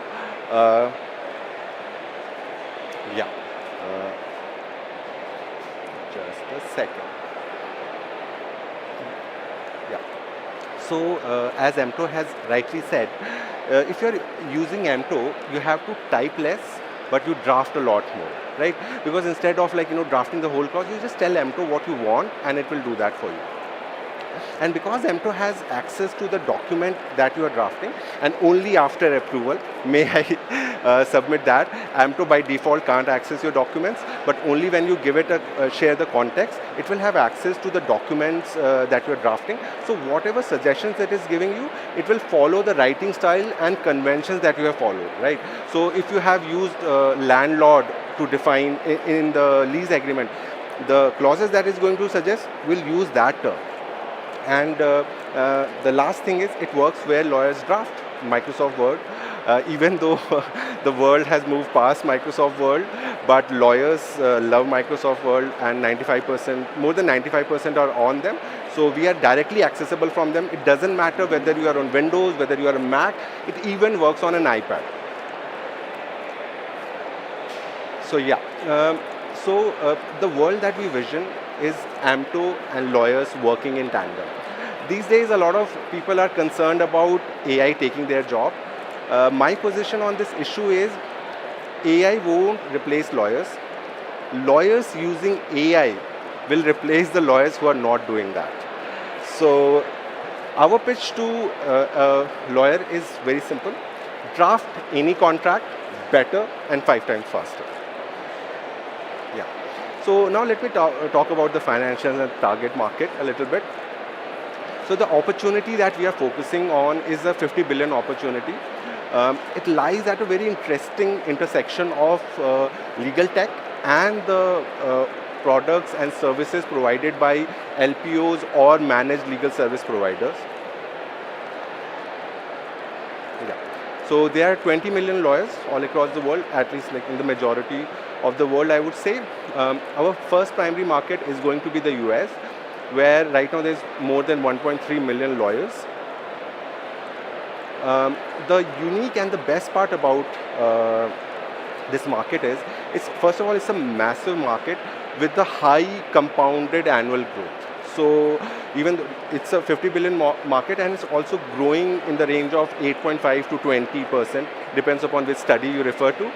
And the kind of services that we are providing, we are targeting the small and solo practitioners, and also we have a kind of a white glove service for bigger law firms and large legal departments. So that way we are able to we are able to target various segments effectively. And that is one of the unique aspects that we have followed. We normally see that legal tech take either approach. Either they will, be like a small SaaS company, or they will be like a very focus on the high ticket items. But right now we are taking a dual approach and getting considerable success in it. Yeah, I'm so sorry, man. Just I'll wrap up.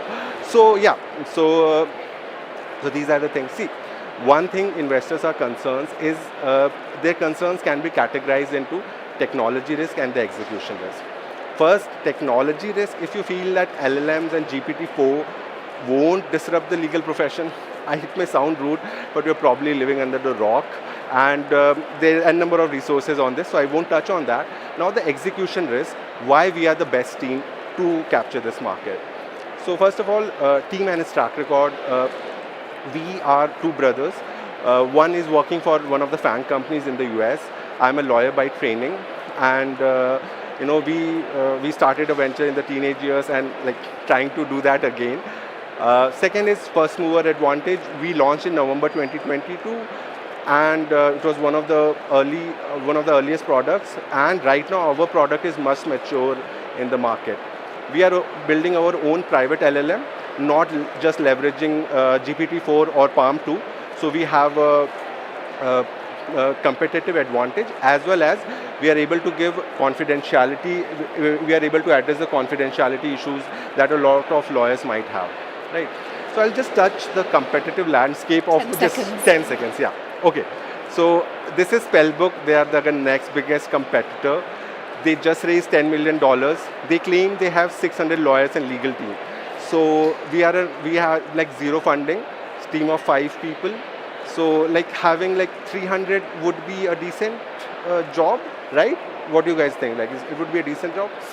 We have much more than 300. Like doing 1,200 users would be a good job, right?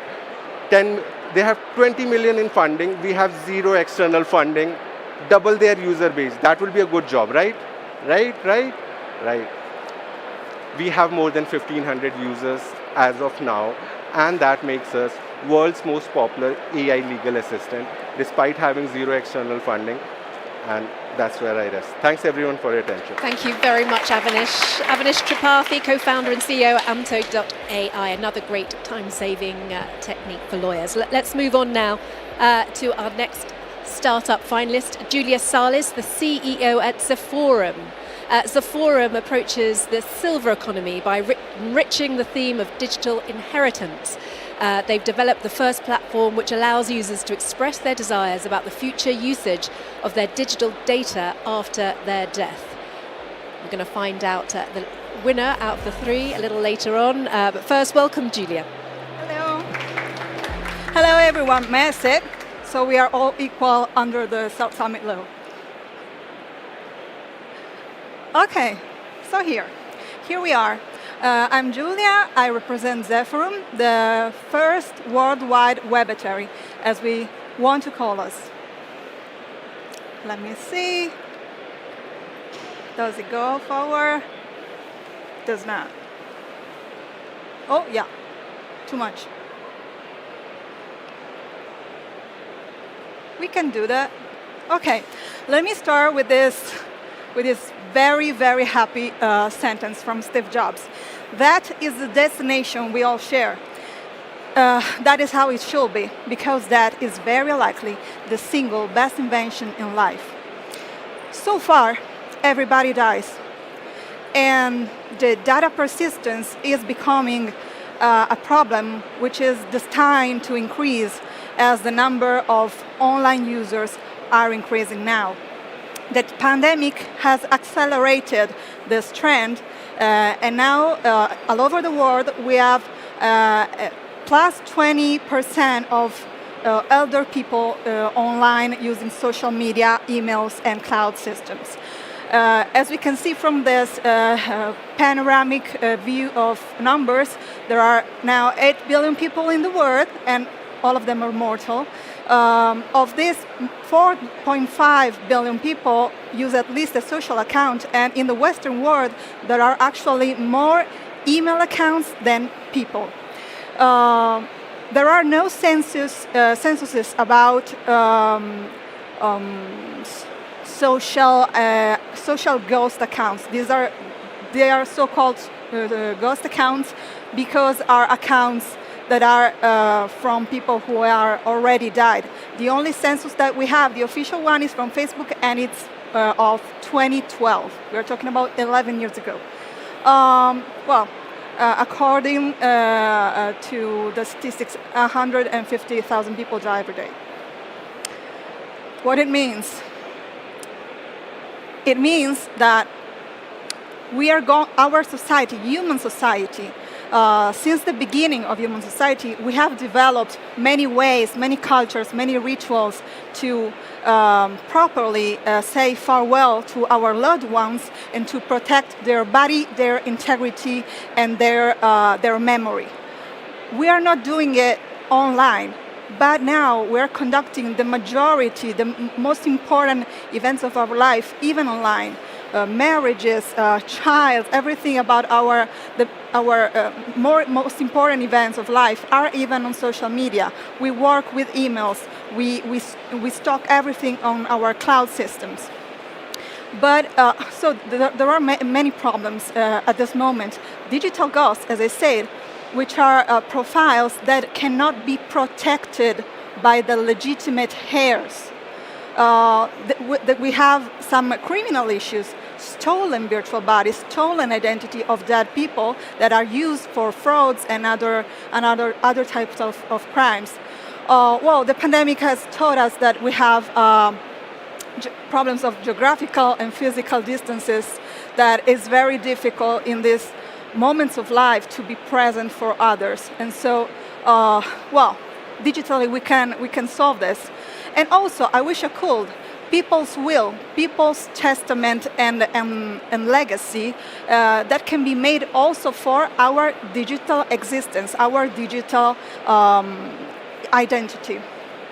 So the obstacles to obtain a digital estate are, well, of course, emotional, because after the heirs are living a very difficult moment in their life and they don't know what to do.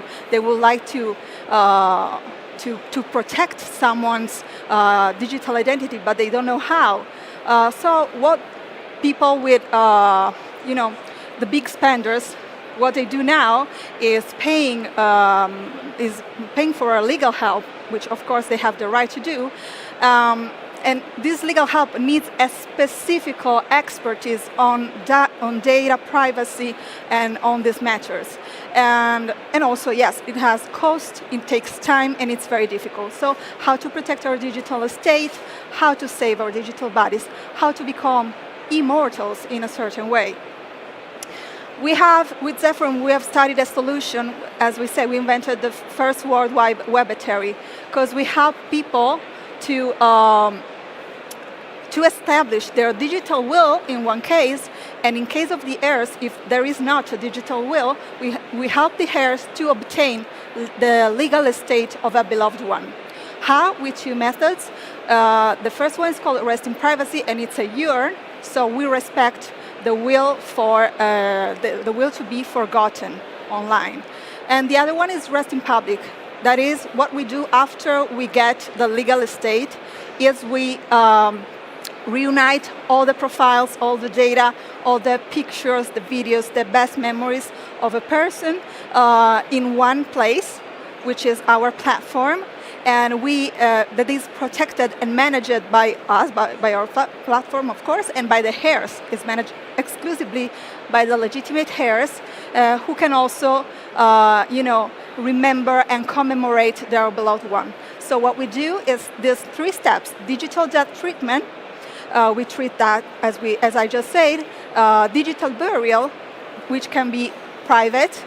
When people obtain the legal estate, they will just download it and it disappears from the web. Or the online remembrance. They want to use those data, those pictures, to remember someone and to commemorate this loving person in their lives.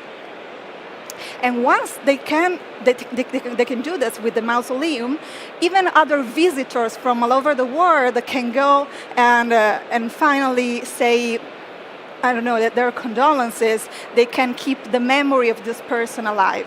So the main goal of Zephyrm is actually to make the process of legal estate democratized, because nowadays it's expensive and exclusive and elusive, because the main provider, the main data provider, I'm talking about Meta, Google, etc., they're not willing to give the data so easily to people. They have to, because the law says it, and we are acting accordingly to the law. We have studied a standard procedure that is valid for every provider. So the users simply buy one of our products, and then we take care of that. And then we give them what they need, the urn or the mausoleum. As we say, as you can see, our business model is very, easy. We don't have many fixed costs, just the platform management cost. The other variable costs are from the professionals, our consultants, of course, and our workforce of data entry and people who take care of that procedure. Talking about the revenues, of course, directly from the e-commerce, and also we are making deals with funeral homes. When people go where they have already the need, they're suffering, they need someone that can help them in that moment, and so that's why we're doing it now in Italy to start. We don't have competitors yet. I'm sorry, I'm taking too long. I know. I'm sorry, I just love my project. We don't have real competitors yet. We are the first movers on the market. The other competitors are partials, like obituaries.com, some pages, or indirects, such as password managers, services for post-mortem usage. The team just the cinco, it's important. I'm sorry. It's me. I'm the most ignorant of the whole team in terms of law because I work in marketing and communications. My co-founder is David Harris. He has a 40-year experience in IT management. Giovanni Battista Gallus is the head of legal. He is the mind who created this standard procedure, and he's part of the National Commission and even now European Commission of Data Privacy. So he's very skilled. This is his main skill. Diego Iopolo is a vision manager and web designer, and Fabrizio De Maria is also very important because he's a psychologist and he specialized in grief studies. So he helped us developing our ideas with the right words, using the right words, and being, just to not being out of touch. Sorry, I'm done. Okay. We want to expand to EU and US and go global in 4 years. And of course, we're a startup, so we are fundraising 350K, which are mainly going to be used for marketing, of course, because it's an innovative idea. Thank you, thank you. Thank you, Julia. Very well done, a fantastic product. All three brilliant pitches today. Thanks to Justin, Avinash and Julia for those startup pitches. We'll find out in around 10 minutes or so who's the winner. Brilliant. But we're going to move on now, as we stated earlier in my introduction, about some of the challenges in the legal sector. They're being faced with lots of different technological challenges to be able to produce services that can counterbalance compliances and burden issues. So we're going to bring back onto the stage Soledad, once again, the Dean at IE University Law School, and also Sebastian Bardo, the VP of Strategy for Continental Europe, Middle East and Africa at LexisNexis. Welcome to you both. Thank you very much.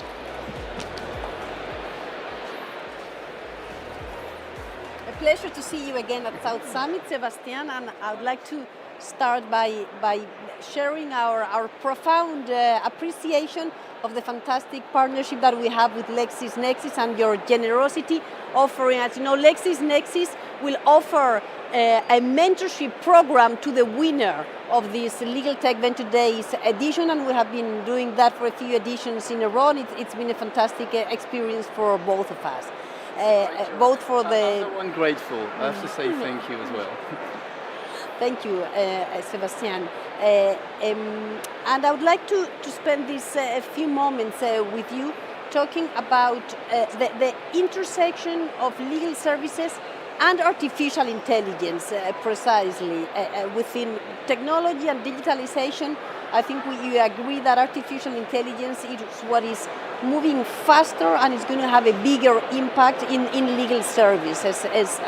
And because you're an expert, you are the director of strategy for LexisNexis in Europe, Middle East and Africa. I would like to ask of you, in your experience, if you could give us a short definition of the use of artificial intelligence for legal services. What is this about? So the biggest challenge would be to make it short. Right? There are a lot of actually different artificial intelligence technologies, and we should use the plural actually. There's not one single artificial intelligence. And AI has been around for decades now. I mean, it started actually in the 50s. It even started before that with Alan Turing. It became something around the 50s. We have AI in products, and I would say probably more rudimentary forms of AI. We have that. We have had that for decades now. I have an example of, just to give you examples that are attached to use cases in legal. So. In drafting, we've been using expert systems, which are very rudimentary. You know, it's not a self-learning AI. It's based on decision trees, but it's been very effective to do contract drafting for more than 25 years. We have products like that have been around for 25 years using that kind of approach. Then you've got what has been more, I would say, on the stage for the past decades, which is what I would call self-learning artificial intelligence. So. Machine learning, deep learning, so you're no longer talking about expert system that you have, where you have to define everything first and foremost. For example, for drafting, say what clause should be using, you try to train the algorithm to know that by itself.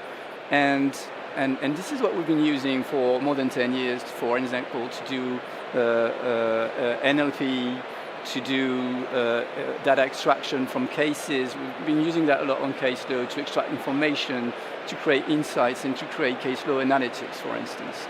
And I mean, if we had had that conversation last year, I would have told you, this is the main case, okay, AI, it's fantastic. It's fantastic to automate stuff that a human brain would be doing in a second, right, in a fraction of a second. It's not actually coming from me, it's Andrew Ng in the US, I think the former director of Google Brain, who said machine learning and AI should be used to automate what a human being can do in less than 1 second. And if you take that idea to legal, for instance, we've been doing that exactly. You know, taking a case and extracting information, insights, recognizing like a date, an amount, a legal concept. This is what a trained lawyer would do in less than a second, right? It's just reading and understanding what it's all about. And that would have been the conversation last year. What has changed with LLM very recently, and LLM are not new as well. We've been using LLMs, large language models, which are actually neuro AI, to do NLP and extraction for years. So it's not an entirely new technology, this generative AI technology. But what has changed that we now can use it properly to do more sophisticated tasks, and especially legal tasks. So coming back to GPT, for instance, because it's the most famous one. It's not the only one, obviously. It's not the most famous one at the moment. You can use it to write a summary of a case, for instance. This is not something that you can do in a second, because you need to read the case and then do the summary. We have people doing that. We have had them doing that for decades. Again, if I turn to France, we created teams to do case summaries to create database of cases back in 1972. So we have done that for 50 years, and now we have the technology that enable us to do that more effectively, and have those human beings and those trained lawyers to focus on something else with more added value. So that to me, it's a great example of what generative AI can do. It's summary, but we have all the other use cases around generative AIs. Drafting is another good example. I told you we've done drafting. We're doing drafting already with all the type of AI technologies. But the interesting stuff is that with generative AI, we can do it in a more cost-effective way. I mean, even ourselves as a company doing drafting, right? We still have the content, but all the process that we needed to turn that content into like a database, structure information that an AI can use, you know, to pick the right clause with, you know, the clause should be tagged and labeled and understandable and everything. We don't need that anymore, right? We can start right from the text that's been created by lawyers, start with our content and push that into generative AI, train generative AI with it, with very unstructured data. And that will actually save us time and money. So it's not only for the end users that generative AI is interesting. Obviously, an AI has been around, again, for quite some time, and we've seen the productivity gains, but it's also relevant for the startups or the incumbent businesses that are there, because it will enable us to create new use cases, new products faster than before. Sebastian, so these are some of the benefits of the use of AI for the legal profession. We've seen some examples here, and I'm sure we will see a very fast development of new ways of using artificial intelligence in the legal profession. But what are the risks? So what should the legal profession as a whole be looking out in order, as we said, to ensure a responsible use of artificial intelligence to have a positive impact in society? What should the legal profession be thinking about? How to protect human rights? How about protection of the rule of law? Using artificial intelligence to promote access to justice, so to make a positive impact in society through the law. What should the legal profession be looking at here? It's a great and very important question that you're raising. I mean, legal systems have emerged with civilization, right? So civilization is all about us living together thanks to the rule of law, because we have common rules that we can agree on. And like we said, generative AI will trigger faster innovation, new products, new technologies, but it comes at a price. And there are a lot of potential risk attached. I would say with any new technology or any new approach to a question, there are risks. I will only focus on three, which are, in my opinion, the main ones. Probably not the only ones, but the main one. And especially if we're talking about generative AI, I think everyone in the room has already experienced the AI hallucinations. That is to say, a wrong result coming from, especially from GPT. And you have to understand what generative AI is all about, especially on generative AI on text, because you have all types of generative AIs, image, sound, data, and then you have text. And so the question is, why do they hallucinate? Why ChatGPT can tell you something that's obviously wrong? And I have a few examples. I asked the other day, ChatGPT, please name the 5 women prime ministers in the history of France. And the question was interesting because obviously it was not, asked the proper way, because France had never had 5 women prime ministers. France had not 2. Not yet. 2 at the moment. And we know that ChatGPT was trained with data up until 2021. And the second woman prime minister was appointed in 2022. So I knew that the data set was insufficient, and that's a key point in the answer. But then ChatGPT told me there were never any single woman prime minister in France, and then the following sentence added, but there were, great women leader in the field of politics, like Edith Cresson, who was prime minister in the 90s. It's a great example of that because it illustrates the fact that the limited data set means that the answers can be wrong, but even with the relevant data set, it can be wrong as well. And coming back to legal, and with 2 limits related to hallucinations.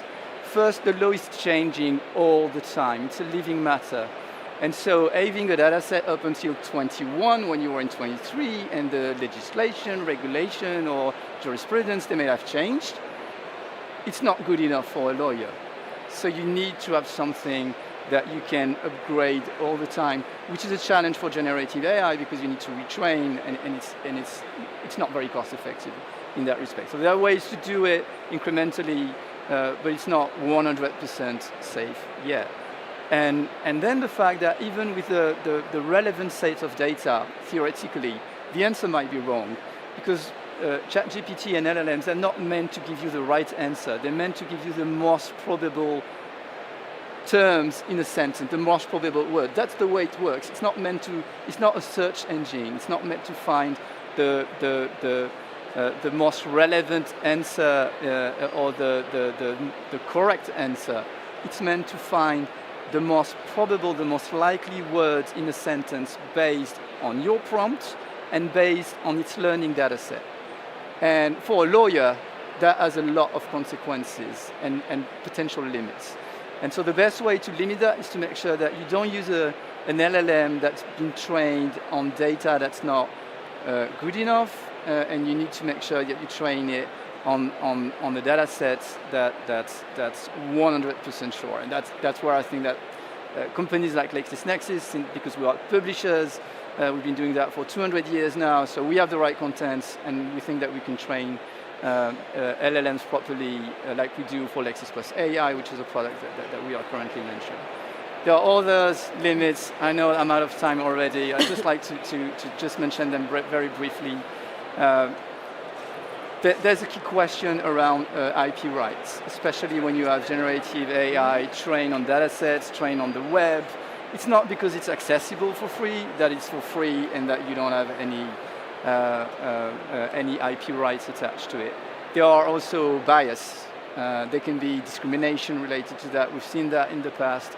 That's a key challenge, especially, coming from our commitment for the rule of law that we share, the 2 of us, and I expect the rest of the room as well. This is something that we need to be aware of, and we need to make sure that it does not happen. And this is a challenge. It's a technological challenge, but it's also a legal challenge. Well, thank you very much, Sebastian, Thank you so for much. this conversation on the benefits, but also the risks and challenges that the legal profession should be very much aware of in the use of artificial intelligence. I think the fantastic jury that we have here, which I would like to take a moment to thank, again has reached a decision.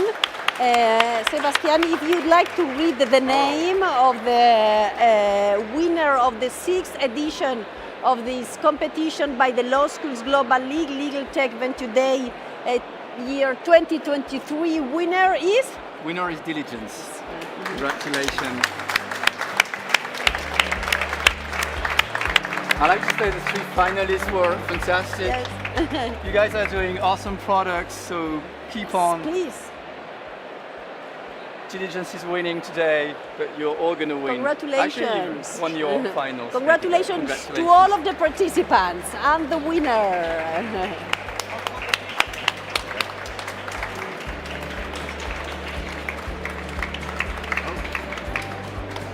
All the way from Melbourne, so. Would you like to give a few words? If we have 1 minute? Sure. Just wanted to say thank you so much to IE for putting on the competition, to LexisNexis for sponsoring it, and to the UNSW as well, who ran the Australian heat and gave us the opportunity to come a very long way from home and come to this incredible day. So it's really great to see a room full of people who are enthusiastic about legal tech, and to have the opportunity to pitch here and to pitch with such capable other founders as well, who did a really fantastic job, is an honour. And if there's any M&A lawyers in the room or anyone that knows any, please come find me. I'd love to chat to you. Good luck to the 3 of you in the future. Fantastic. Well done. Many, many congratulations, Justin. Well deserved.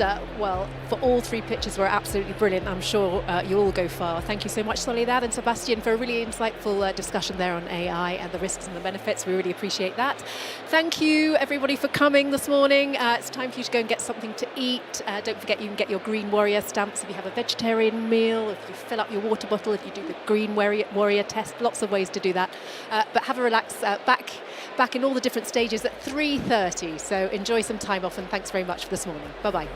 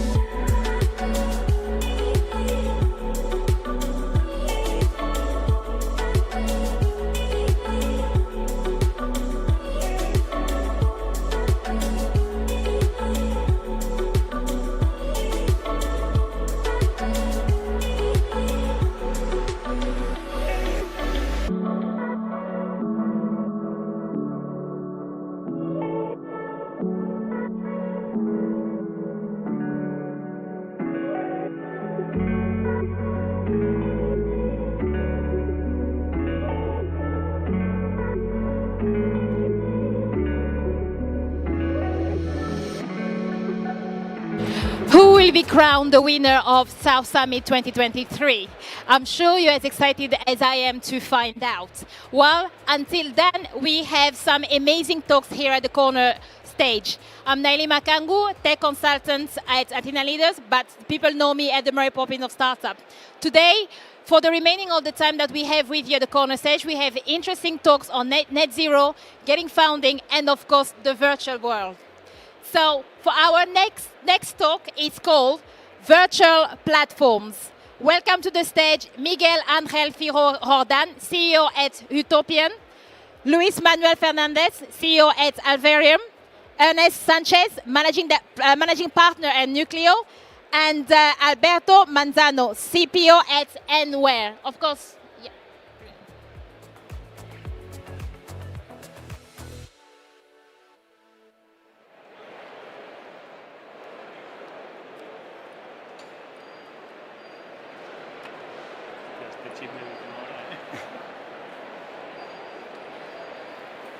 Okay.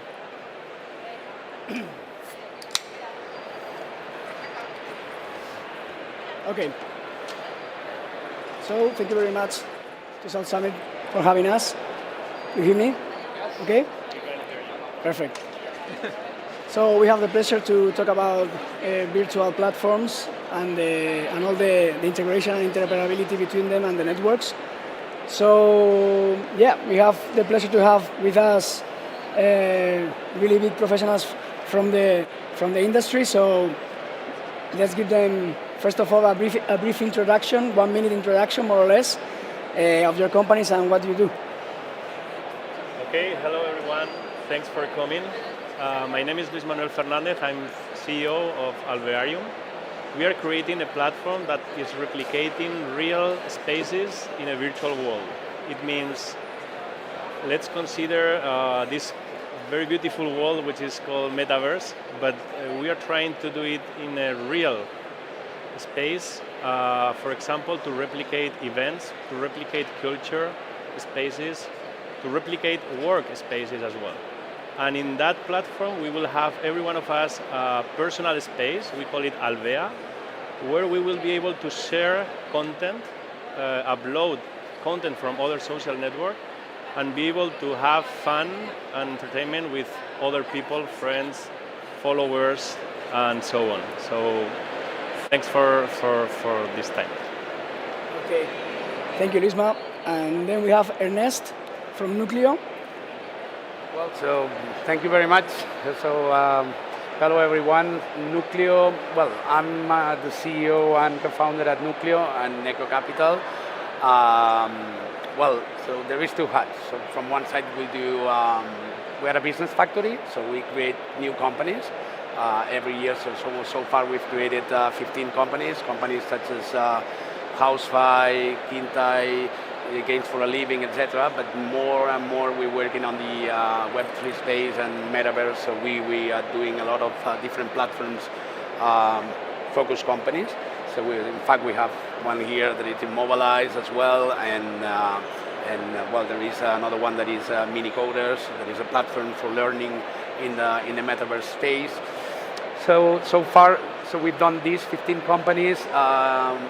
In total, the group is about 800 people, and then we have a fund attached to the venture builder, where we can invest in the companies that we created through this fund. So those are the activities that mainly I'm focused with. Okay, amazing. Thank you. And we have Alberto, not Daniel, Alberto Manzano from Enware. Sure. Well, I can explain. I was a backup plan for Daniel initially, but well, here I am. I'm the CPO engineer. If I get to take it, please stop me or ask whatever you want to. But it all started with a really simple question, and it is, why do you need a NASA lab in order to play a video game? What we do at Enware is basically cloud streaming. So we allow people to play whatever game they may want from retailers such as Steam, Epic Games, Ubisoft, and you get to synchronize your account and you get to play it through our platform without really having to invest $1,000 in a console or even a GPU if you even know what it is. And you get to play whatever game you want. It doesn't, no matter where you are. We are lowering and democratizing the access of video games, which is kind of a revolution, let's say. For sure. So yes, let's start with the technical part. We will continue with Alberto, and let's talk about, from the technical point of view, talking about virtual infrastructure and virtual networks and virtual platforms. What do you think, which are the biggest challenges for virtual platforms and connectivity? Well, in my experience, at least in our case, infrastructure is really expensive. And if you are talking about GPUs, it's even more. So nowadays, being profitable in this kind of a space is really a big challenge. And also the usability of your platforms. There's this kind of trade-off between interoperability when we are talking about metaverse, when we are talking about AR, VR, and also in this case, for example, cloud computing. That's, for example, in our case, we try to get different channels, not just through native applications in Android, iOS, or whatever, but even through web browsers. I think that's where it's going to come the true revolution, because through all these Web3 technologies, we are trying to get more people access to all these technologies without really having to, well, worry about how do they work underneath.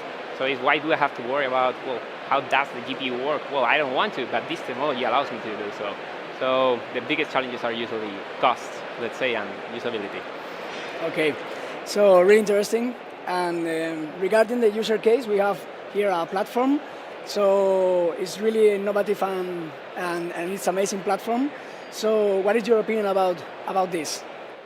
Well, for us, we have many challenges as a startup, as you can imagine, and here are two parts that could help us as investors, trainers as well, or even cloud computing providers.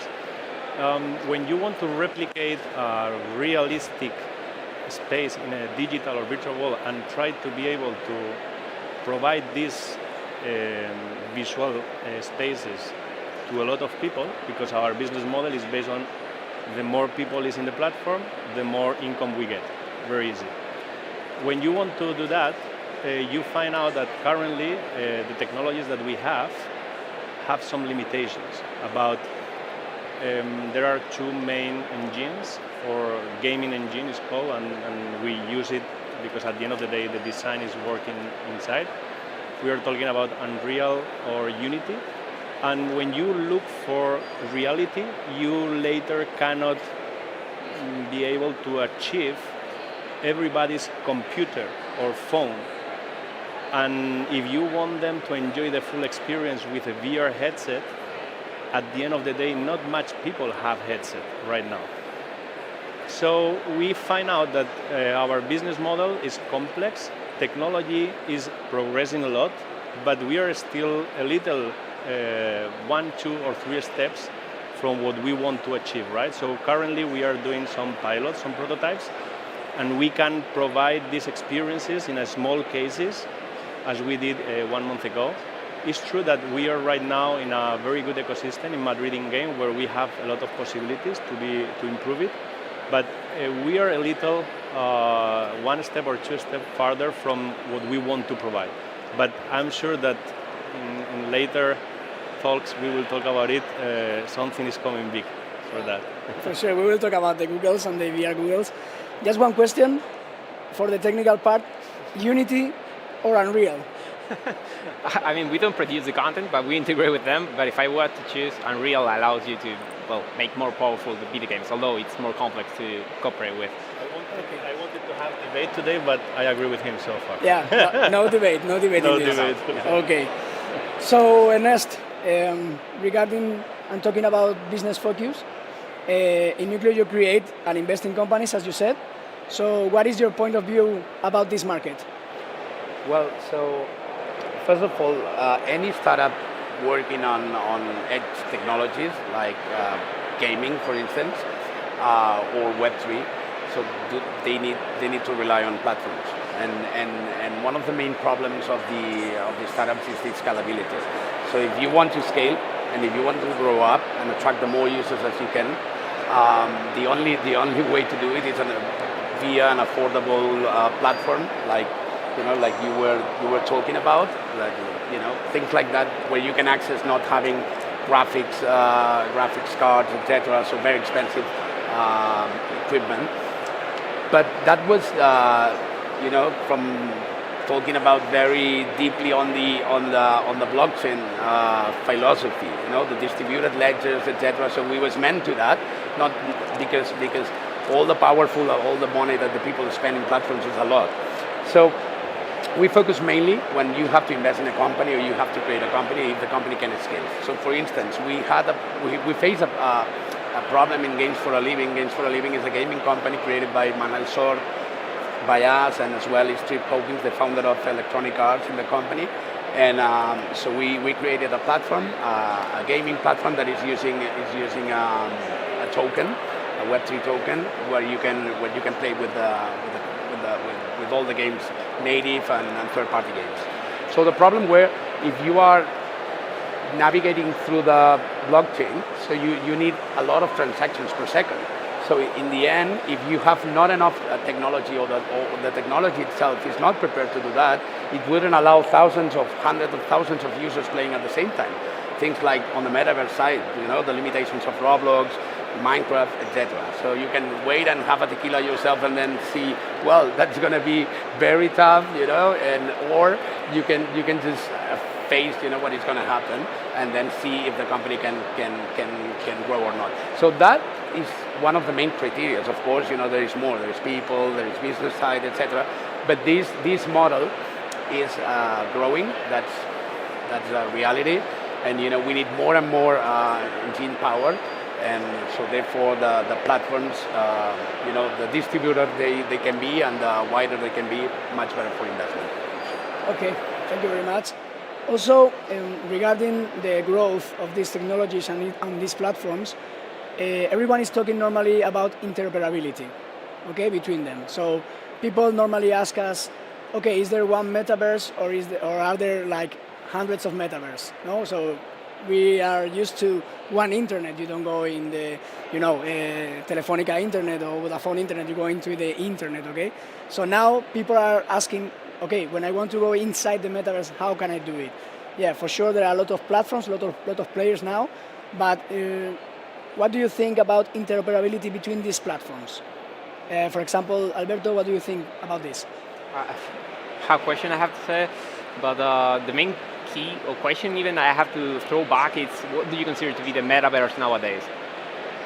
And based on that, I may answer back. Tough question, because it's like so prostituted these terms. No? But right now, if you were to choose like one platform or one project, like what would you say in terms of interoperability, for example, that it's the current metaverse?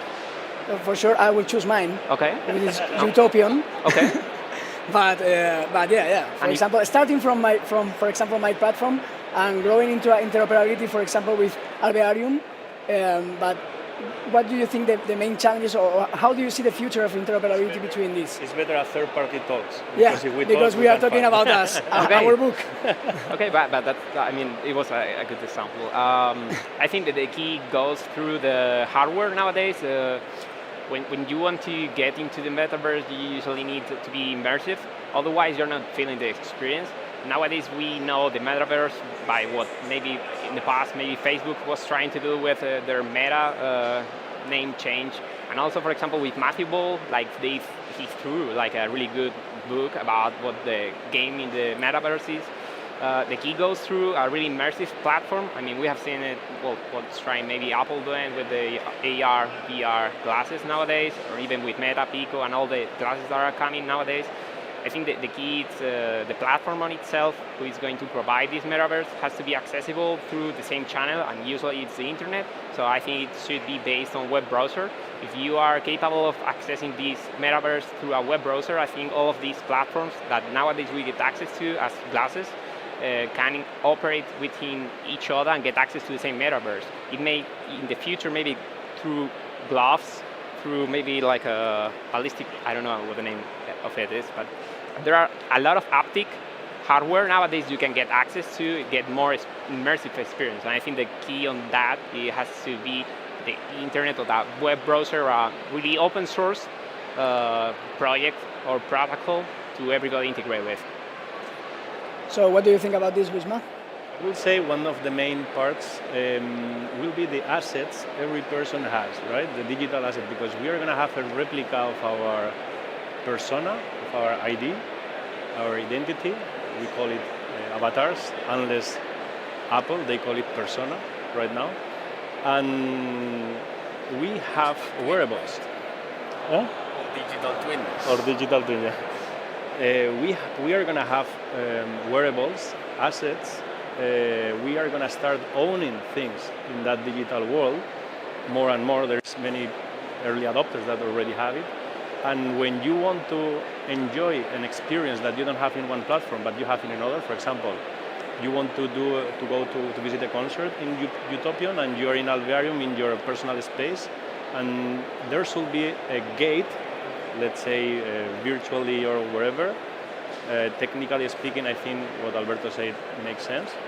But at the end of the day, when you go to that other platform, you should still have your own personal belongings, right? Wearables, assets, whatever you want to call it. I think through blockchain, it's one of the technologies that will allow us to have the opportunity to keep between different platforms. But we also know that different platforms could use different blockchains. So there should be the famous bridges. I think that there is a long story to be written. Possibilities there will be for sure, but it will be needed for sure. For UX perspective, is needed. It's a must. And regarding business, regarding Web3 gaming, for example, say that, I mean, if you're missing the point that, you know, what are the product or what are your consumer needs when talking about the metaverse, you have to see the limitations of each metaverse. For instance, talking about one of our own companies, and I'm biased in here, but we face that problem again, and it's called Minicoders. Minicoders is this, you know, learning platform that uses metaverse experiences to teach the kids how to code, you know, and how to get skills and you know, the basics of coding. So the problem was, you know, the main limitations was that it must to be cross-platform, you know, it has to be, I mean, you have to enter by different screens. You have to get security limitations. So as you are, you're talking about kids, and there is a lot of it's a very sensitive user. So you cannot allow an adult from everywhere just to jump into this metaverse and fake itself a persona and trying to whatever. I mean, it could be very, very dangerous. And from the parent perspective, they're just very worried about. So these concerns must be defined on the metaverse as well. So who are the public focus when talking about a metaverse itself? So to me, from the business perspective, I'm not that out knowledge as my colleagues from the technical perspective, but I would say that I would never scale a company, if the market is super fragmented and you cannot grow, just by sparing your own product in a platform that works and integrate by an interoperability way. That's it. So now I have a question for the audience.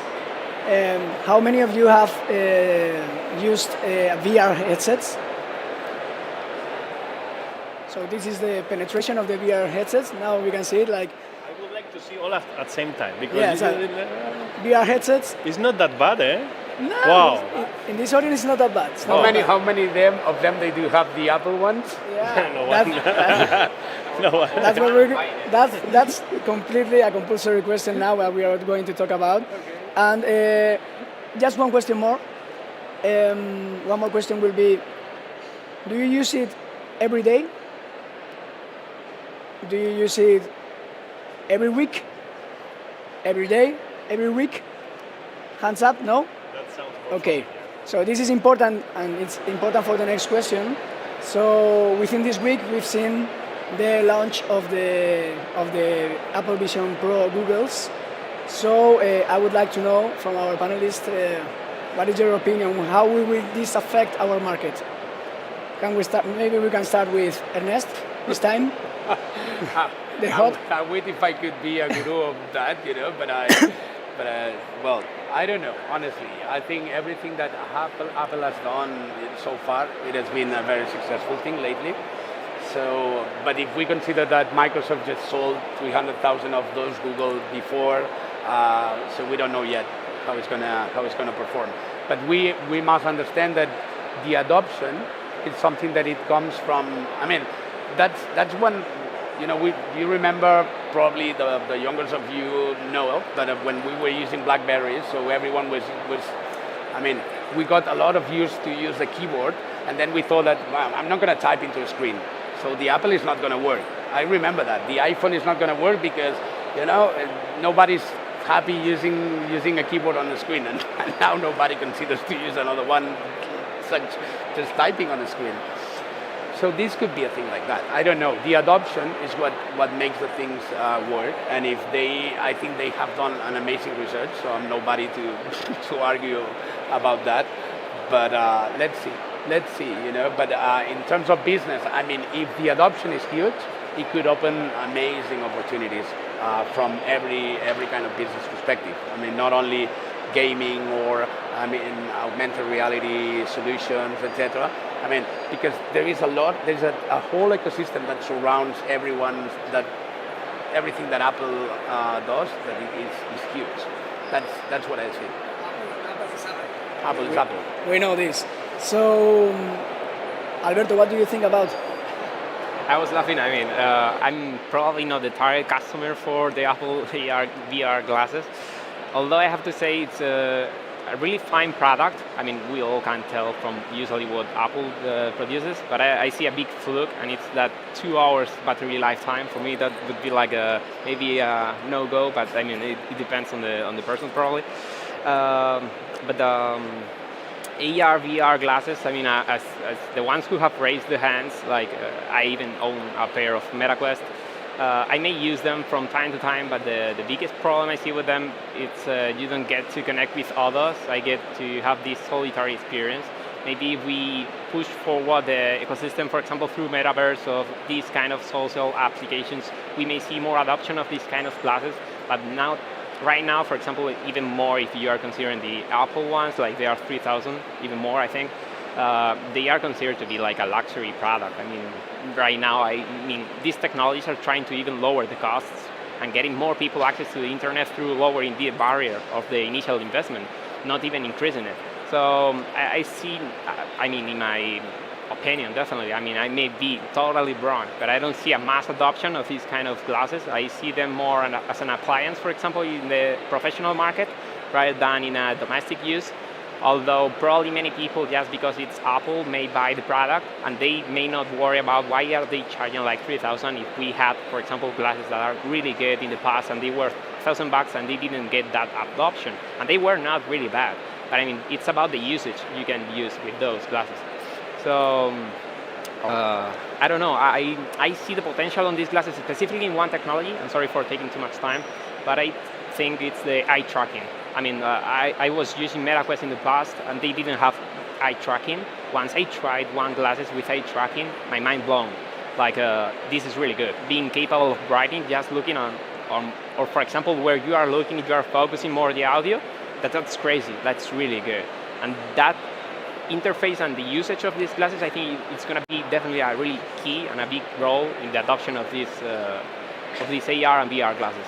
Totally. Thank you. So, for $3,500, will you buy them in the audience? No? Complicated, no? Okay. This is also good, eh? As a customer. For $300 per month during 13 months, you will buy it? This is that is important. Okay. So, what is your opinion about this? Well, as you know, I have many opinions. I will try to be concrete for the time we have. I will try to state things that are realistic.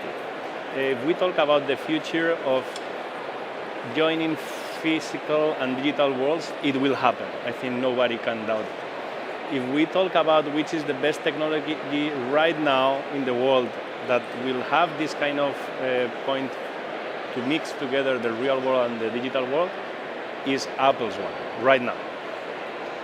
Considering those two factors, we can talk about the price. I am against that price. We had big expectations for our project because, as I said from the beginning, we want to have realistic activities from real world to do in the digital world. So we had a big expectation on Apple.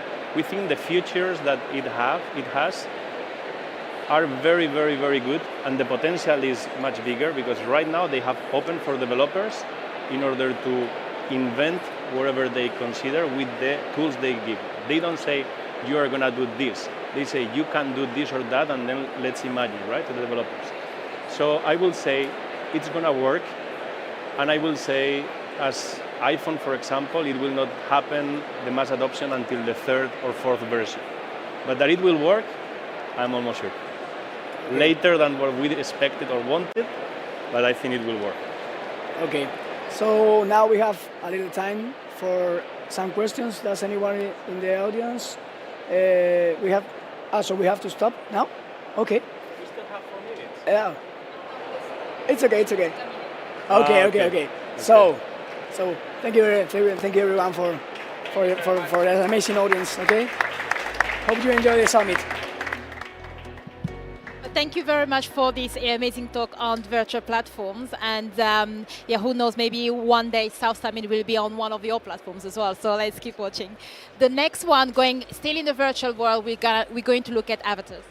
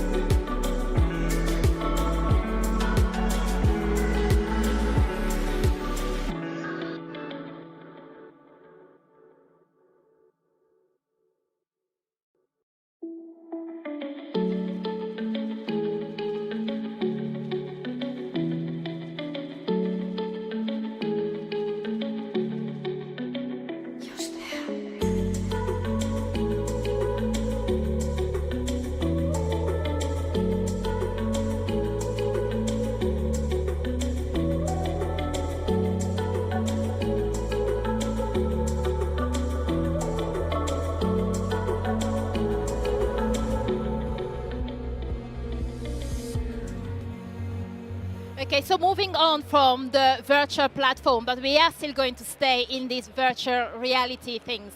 And the talk that we are going to listen to right now is about avatars. Not the movie, but the reality. So I hope you're as excited as I am to find out more.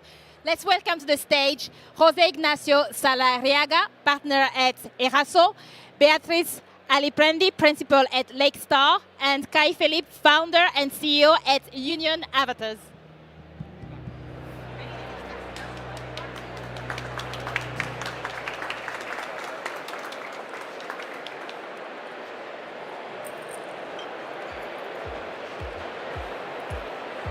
Okay. How our technology is going to change the entertainment industries and the way to consume that industry, that entertainment. Well, this is a panel and we are going to talk about digital identity. We are going to talk about gaming and investing in entertainment. And well, I'm Jose Saldarriaga, partner at Eraso. I'm co-leading the innovative business and venture capital area in the firm, and I'm happy to be here with Beatrice Aliprendi. Perfect. And Kai Philippe. Beatrice, you're principal at European multi-stage venture capital Lakestar, investing in their games and media practice. Hello, Beatrice. Nice to see you. This is also the coolest setup ever. Thank you. And Kai, you're a CEO and co-founder at Union Avatars. You're helping users and companies enter in 3D virtual worlds to Avatar. Hello, Kai. Correct. Thank you. Thank you for the conference. Okay. Please, guys, just a short introduction of yourself. So, Beatrice, what do you do? Beatrice, what do you do, particularly at Lakestars, and what Lakestars does as a VC? Sure. Lakestar is a pan-European venture capital fund. We invest pretty much from seed to growth, so pretty agnostic on the stage, and we focus on Europe.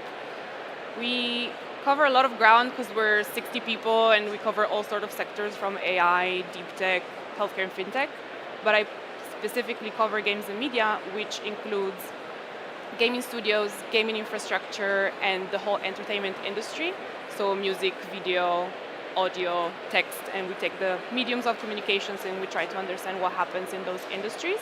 I've been in VC for about 6 years now, and prior to that I was in investment banking doing technology M&A, originally Italian, but I'm located in London, been living there for like about 10 years. Kai, just a brief introduction. Yeah. What do you do? Well, basically what we do in Union Avatars is we have an avatar engine to create realistic avatars from single 2D selfie pictures to 3D avatars that can be used in different platforms. We started focusing on the photorealistic avatars, but now we are offering different styles. So you can choose the style of your avatar to be adapted to the look and feel of the platform that you want to join. Just like in real life, you dress in a different way when you go to the beach or to the office. We think that in the virtual world, you should be able to project your identity based on the platform that you want to join. Okay, thank you. Guys, I think that avatars are emerging as virtual identities and for like an extension of ourselves in a virtual reality. What do you think about all this virtual identity? Well, from our point of view, the identity, even in the actual internet, in Web 2, is the pillar or the base where everything is built on top of it. So we see this very specific part of the identity as the base for the internet that is coming. At the end of the day, the avatar is just the visual representation of your identity in this sort of 3D platforms on this spatial internet. So we see it like a way of projecting yourself on the different interactions that you have online. Quite interesting because maybe I didn't mention it before, we're quite thesis driven, so we take a topic from a macro view and we have an opinion on it, and then we try and find companies that appeal to our view. And on virtual identities, actually, we had a thesis that we formed about a year ago about fractional identities. And it's a very generational shift as well. So I'm a millennial, and my identity in between various mediums is pretty similar. So I'm a person in real life, and then I'm on my Instagram, and it's maybe a more polished version, but like still really me. Whereas Gen Z have a completely different approach, and they are one person in real life, then they have an Insta, they have a Finsta, they have a Snap, and they're like maybe the more authentic version of themselves. Then they're on Be Real, and that's even more authentic, and then maybe their avatar playing games. And maybe they impersonate like a goblin if they play like Dungeons and Dragons. And so they're way more comfortable with having different representations on themselves, which is actually why avatars are a great thing, because they can essentially express a different side of their persona. And there's a longer conversation about living in virtual realities versus real world, but I think it's like super fascinating topic. Yeah, I think in addition to that, just to do a compliment, I think right now, as you say, I'm a millennial too. I still think I have a different profile on LinkedIn or Instagram, for example. But I think right now there is certain importance on the way you project this identity or the avatar you have based on the platform, as we are saying. But I think maybe in the future the new generations see it in a different way. No, for me it would be kind of violent to go on a meeting and do a business between a vampire and a dragon, for example. But maybe in the future that's not that much relevant. No, I think new generations have a different approach on the avatars and how they feel related to the avatar. So it's not only about the visual representation that look like them, but totally different way. If they maybe it's a man with a woman avatar, or what we can call a woman avatar, but then they don't really care about the form that this avatar is getting in the future. No, as far as they identify, because they have different customization on this avatar that allows them to feel more related to this. But maybe it's a goblin, as you say, no, but they feel more related than a realistic avatar. So I think it's something that will change with the new generations. I do have a LinkedIn profile. I do have an Instagram profile, and my behavior is not the same in Instagram than in LinkedIn. So, is it the same with avatars? I think, yeah, it's just another. I interpret it as just another facet of your virtual identity, or like your identity in general. So it's just adding another layer on it, and then maybe you will have maybe like a slightly different opinion from a technical perspective, because the identity layer has to stay the same, but the visual representation might be different. Yeah, I mean, when I think about the same identity, I think that you, as the owner of your own data, you should be able to have access to all your data, but then you should be able to create different profiles or different credentials based on the different platforms. That doesn't mean that it has to be 3D, it can be 2D too, or just like traditional internet, but you should be able to create different profiles based on the relationship that you want to generate with this profile. Maybe you can have a profile to interact with banks, a profile to interact with video games, or 5 different profiles to interact with video games. When I say that the identity should be the same, it's not from the output. Somebody from the output should not be able to see that all these identities are connected on the same one. But you, as the owner, you should have a private key that allows you to control all of them. That's my point of view. Also, if you're working, you should have professional avatar. If you want to. For now, the feedback that we're getting is that. But as I say, like for me, right now it doesn't make sense to go with a big gun to a business meeting, but maybe in the future it change a little bit, or there might be some specific meeting where you need it, no? But in general, with our maybe with our shirts, and now we're wearing just our sneakers. No? It's exactly just the change of mind. That. Good. Well, Beatrice, well, in Ehaso we are really invested in entertainment and digital businesses. And I'm really interested, I'm curious on your opinion of why venture capital is investing in entertainment, in technology, and all that makes it, all that kind. Yeah.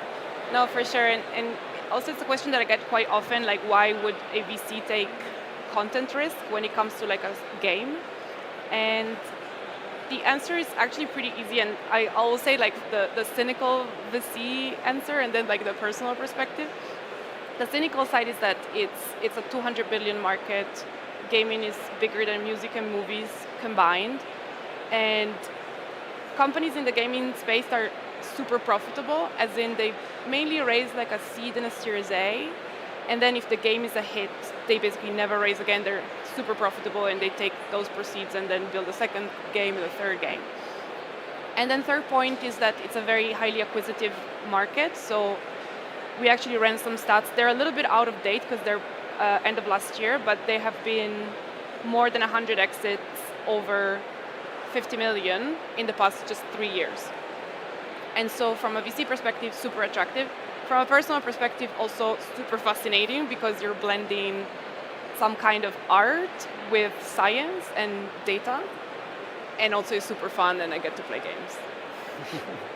Well, a video game is not just one software, it's something complex. So you can find there like music, you can find there all that kind of, let's say, art, and with technology. So it should be, well, a challenge to analyze those projects and to decide to invest in them. Yeah, for sure. And maybe like another point on the gaming infrastructure side, usually we tend to say, or we tend to discount a little bit gaming, meaning, oh, it's just a game, it's not important. But actually, first of all, people socialize on games, and many gamers say, like, I keep in touch with my long distance friends because we just like play League of Legends together in the evening. And then the gaming infrastructure is hugely important. Like, let's not forget that Unreal Engine is used by like the US Defense for simulations. And so it's incredibly accurate and precise technology. And there's other parts of software, for example, game moderation or audio moderation, that are detecting harassment and toxicity on audio chats. They're also potentially are used in other audio forms, like Zoom meetings or any type of audio interaction. And so infrastructure for games usually is also applicable to a whole other bunch of industries. So it's much more important than we think, I think. Can you explain your experience or Lakestar's experience on investing in, let's say, music and... Yeah, so because we try and be very proactive on, what are the catalysts that are going to change certain industries. I don't take credit for it because it was way before my time, but streaming technology means that we actually invested in Spotify very early on. And that was a clear catalyst. Okay, the music industry is going to change. Spotify is coming up. Streaming technology, bam. There might be others like generative AI when it comes to images, videos, gaming. So you could potentially now you're on Roblox and you have to code in order to produce a game. But maybe in the future you just type in a prompt and say, like, can you give me a game where I have to kill a goblin with like a little sword, and the 3D assets are going to pop up. So you don't really know what catalysts are going to create, but it's very interesting to then like try and find companies proactively that are addressing these issues. Not issues, these topics, not necessarily issues. As we already said, we all play roles in our real life. Our behavior is different. It would depend on the situation. And do we humans want to be in virtual worlds playing roles? Do we want to be ourselves? Do we want to be anonymous? Kai, what do you think? I think it really depends on each person. No, for me, well, one of the most interesting points, as you said before, is the social part that I think sometimes we tend to forget.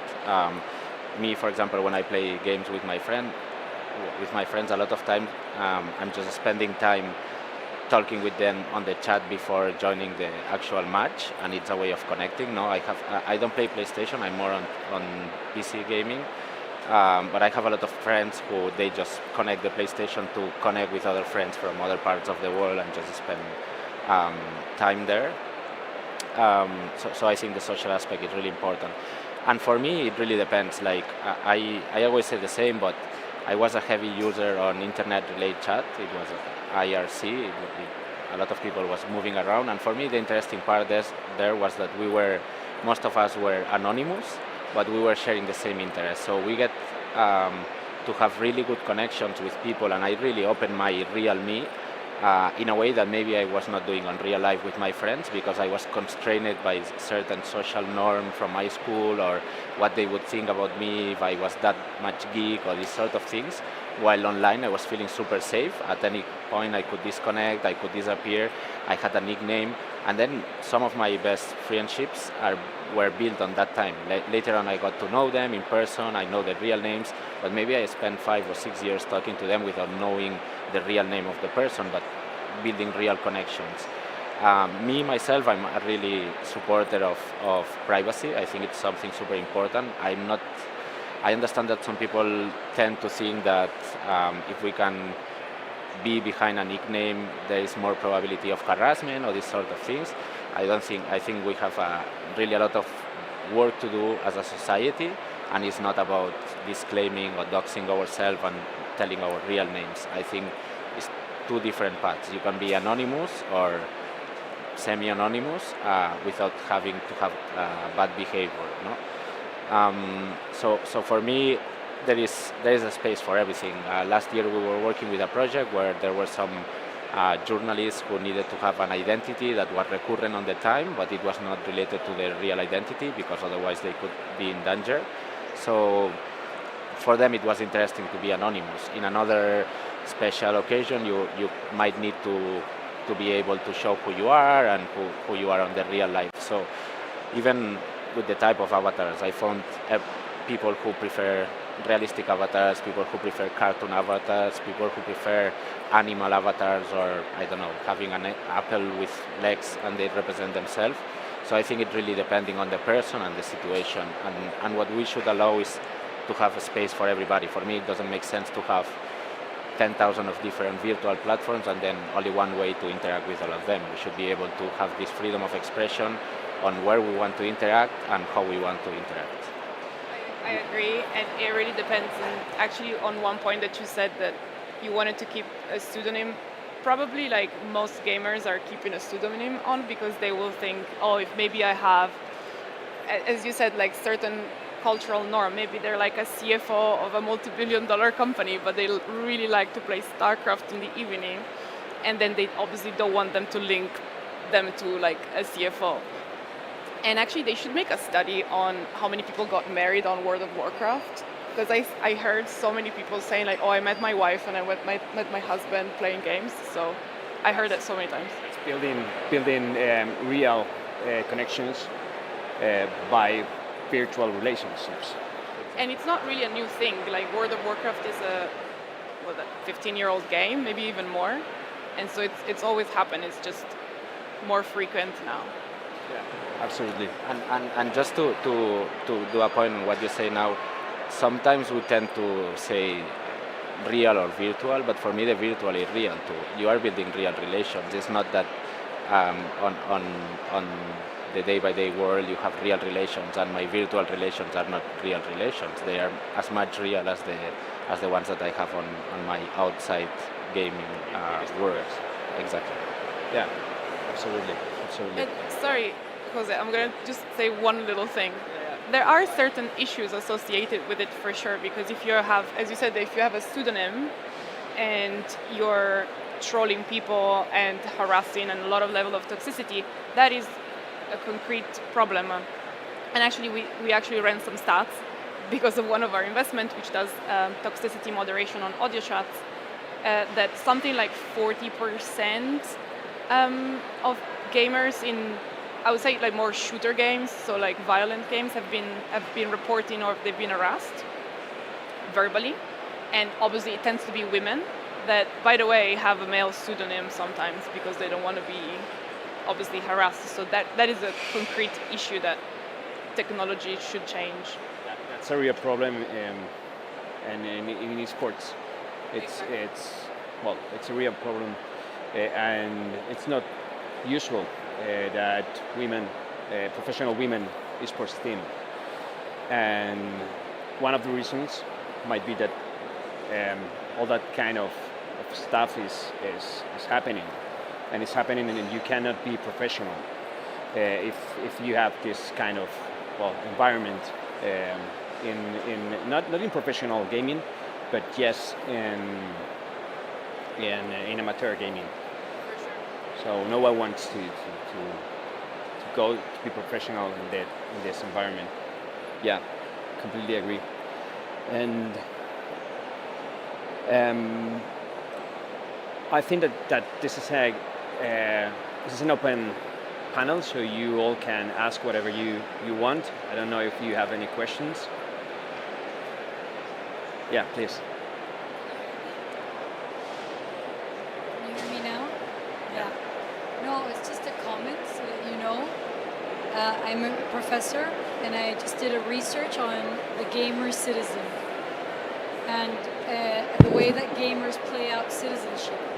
And there's a scholar called Kirk Squire who's seen that the gamer citizen is more capable of public participation and of shifting context from the game to the real world, because they have to interact with people from all ages, people from all races. They have to have strategies. They have to know how to. So digital citizens, so quote unquote, don't have the capacities. This is the research paper we finished at the Universidad de Navarra.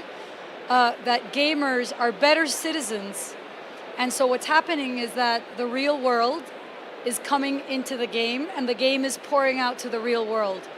For example, the Black Lives Matter issue, right, was inside Fortnite. And so was the war in Ukraine inside Fortnite. And it also spills out onto the real world, the Fortnite conferences, etc. But it's the changes that are occurring with the gaming capacity are also, very impressive. And, in the corporate world, GameLearn, for example, a Spanish company, is teaching teaching skills through gaming again. So I'm just saying we shouldn't undermine, the narratives. And on this discussion of avatars, I think that societies in large play a huge role as to how you're going to need the avatars and how you're going to use them, because more gregarious societies that have more structural,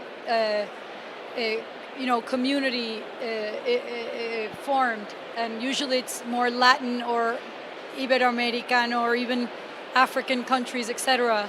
The avatar is fun, but you don't need it to complete yourself.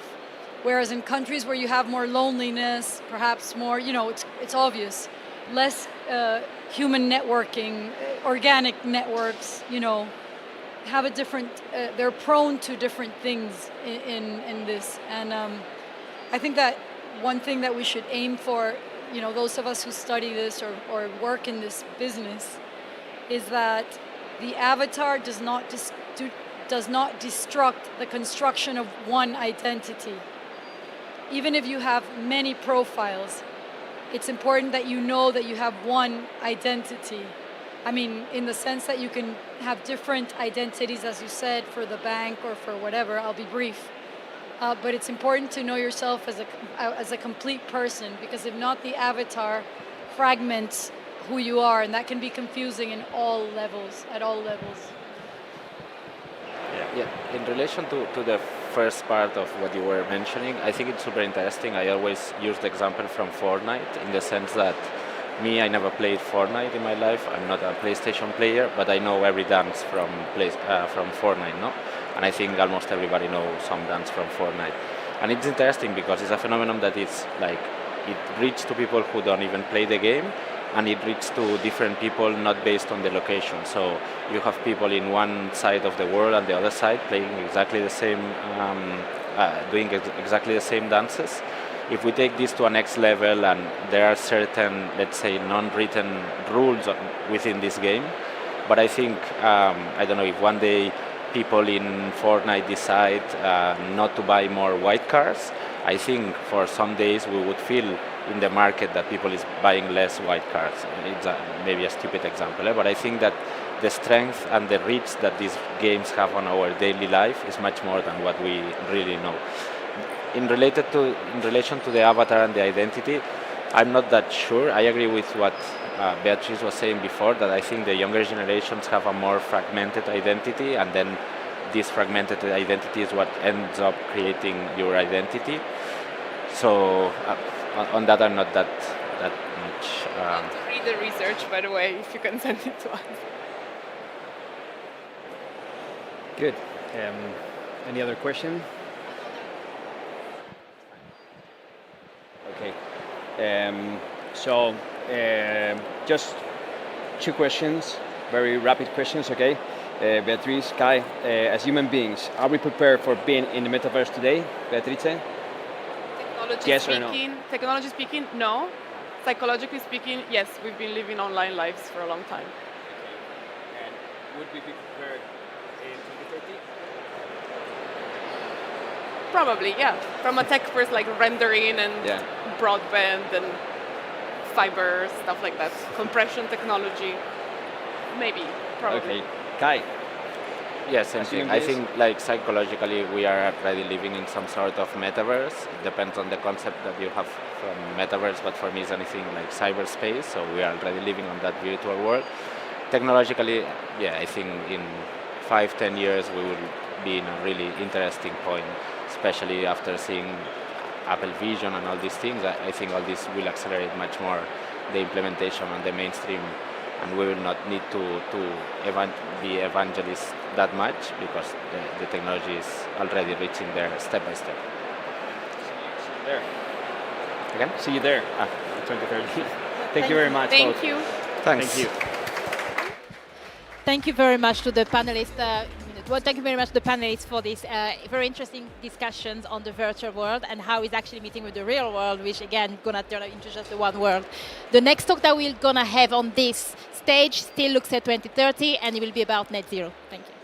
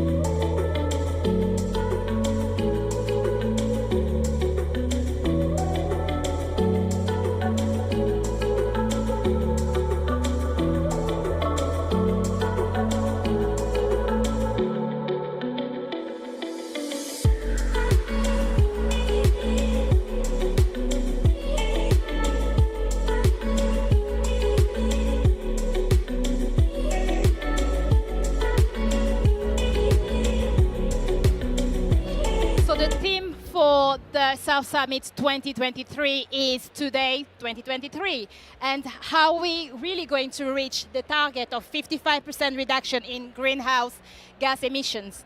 Let's find out with this next discussion. It's called How to Become a Net Zero Citizen. Welcome to the stage, Alessandro Armiotta, CEO at A-World, and Nerea Mendinueta, CEO and co-founder at The Good Goal.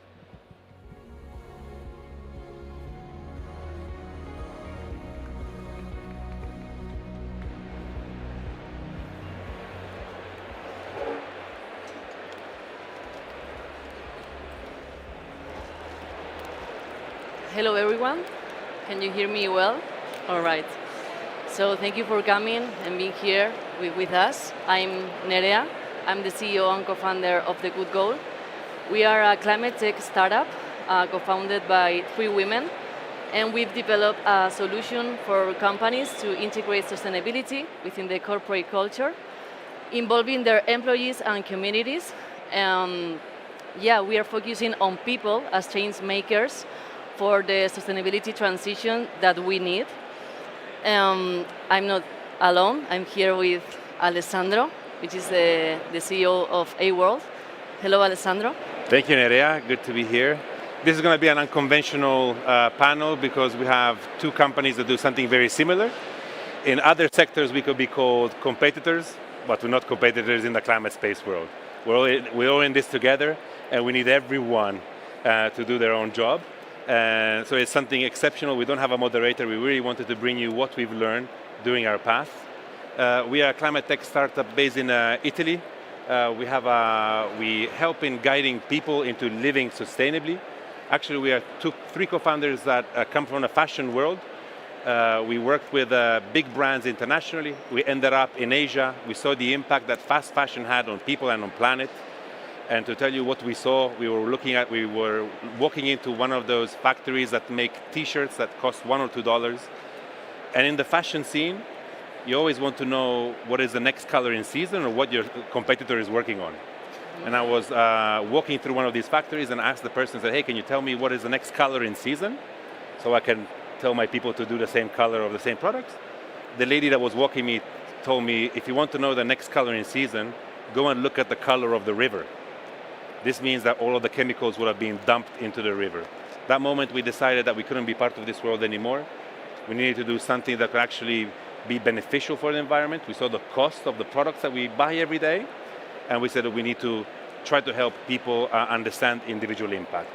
2 years later, we're here, glad to be here next to you. Tackling this is an honor. We also do this with the United Nations, with the Act Now campaign, the campaign for individual action on climate change and sustainability. So also lucky to have them and to have worldwide ambassadors like Leonardo DiCaprio or any other celebrities that are helping us. We know that we need to make this something exciting, pop. Sustainability sometimes could be complicated. It feels like we need to avoid certain things. Our goal here is to make people understand that with very little things we can have a very big impact.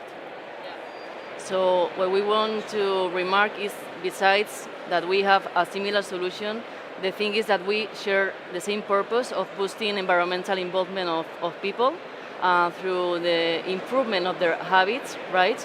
And measuring the impact, which is really important, right? So where are we and what is happening with the climate situation? Well, yeah, I'm sure we're all in this together, as I mentioned earlier. We're not doing so well. United Nations is telling us that we're going to hit our 1.5 temperature increase worldwide, and that's going to put us in a devastating scenario. We're going to have biodiversity loss. We're going to see people migrate from one country to the other, and the reality is that we're not doing enough. We have the last 10 years were the hottest years in the last 125,000 years. It's said that by 2050 we're going to have more plastic in the ocean than fish. By the way, there is a study that says that we eat the equivalent of a plastic credit card of microplastics every month. That's 7 grams of microplastic every month. We're cutting down the equivalent of 1 one football field of forest every second. So the reality is that we're not doing enough. We should do more. I think we have the tools to innovate, but we need everyone on board. Everyone understand that we are part of a bigger schema. We don't only look after ourselves and what do I benefit, but what the environment benefits. And I think our companies are trying to give this understanding to people, trying to make sure that we understand that we are part of an interconnected system with nature, and we depend on nature. If nature is healthy, we're going to have a healthy life, and we need to do everything that we can in order to protect it. So science is telling us that we're not doing so well, but we still have a very small window where we can turn things around.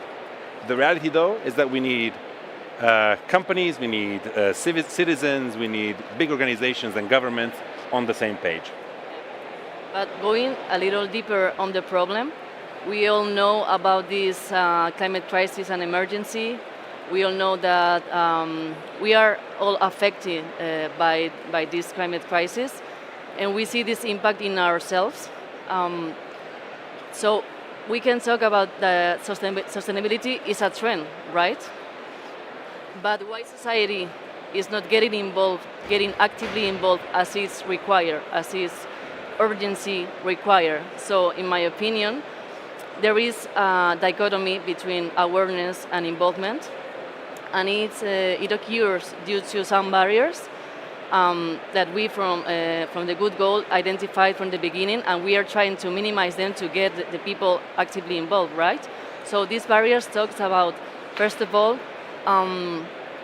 we are lacking information about how to integrate sustainable actions in our daily basis, because people get very confused about how they can integrate these actions and the impact of their actions, right?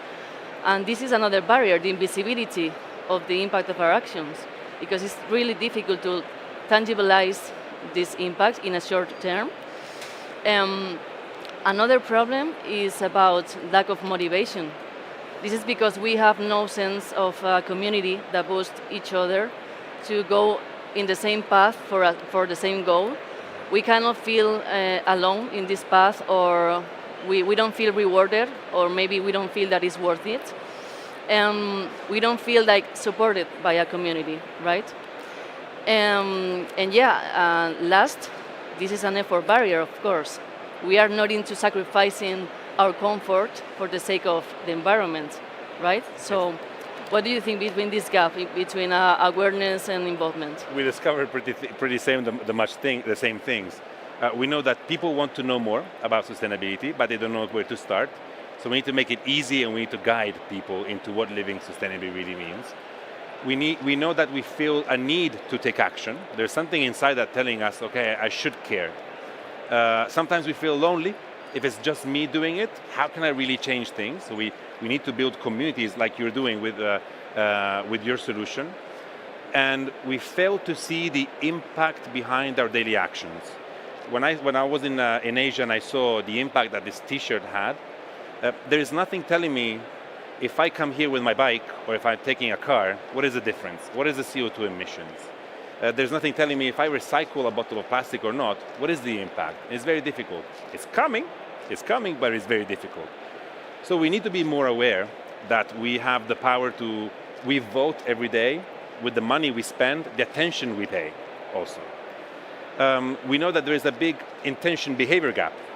I'm at the grocery, I know what I want, I know that this product is better than this one, but why don't I always take that decision?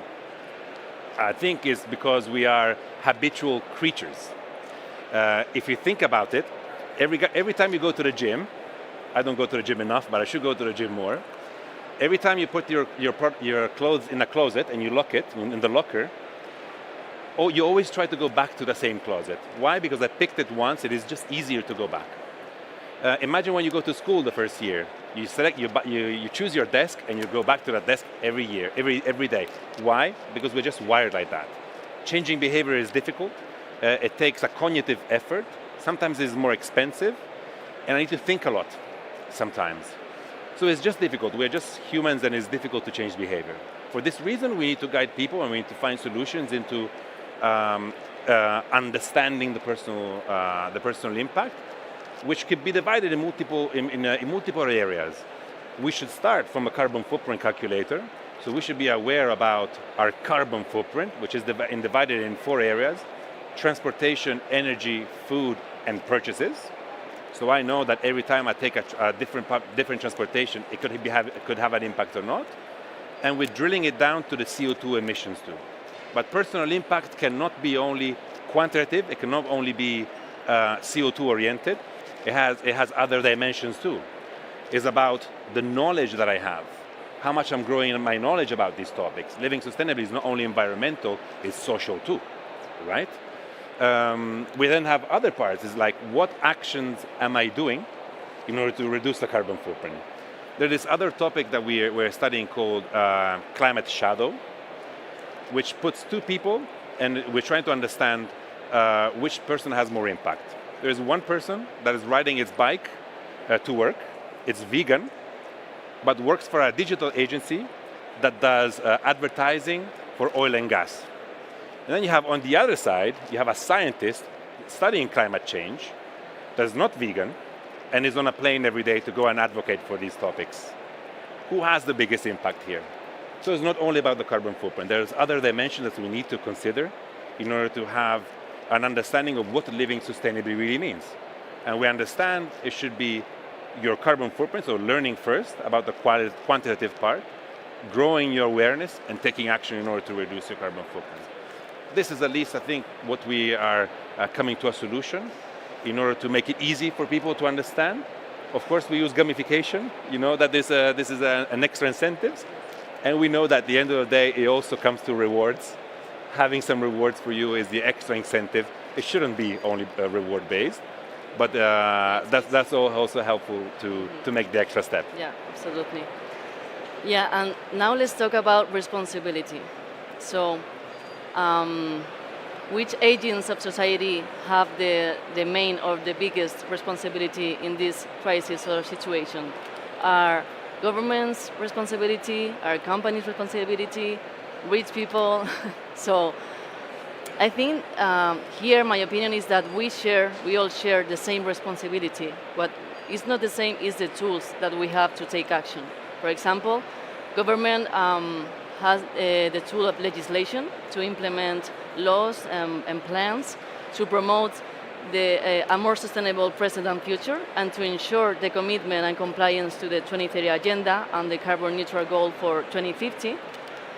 From companies' side, they can redefine their business models, they can redefine their processes to reduce their emissions, and to align themselves to SDGs values and sustainability values, right? And finally, as individuals and citizens, we have the power.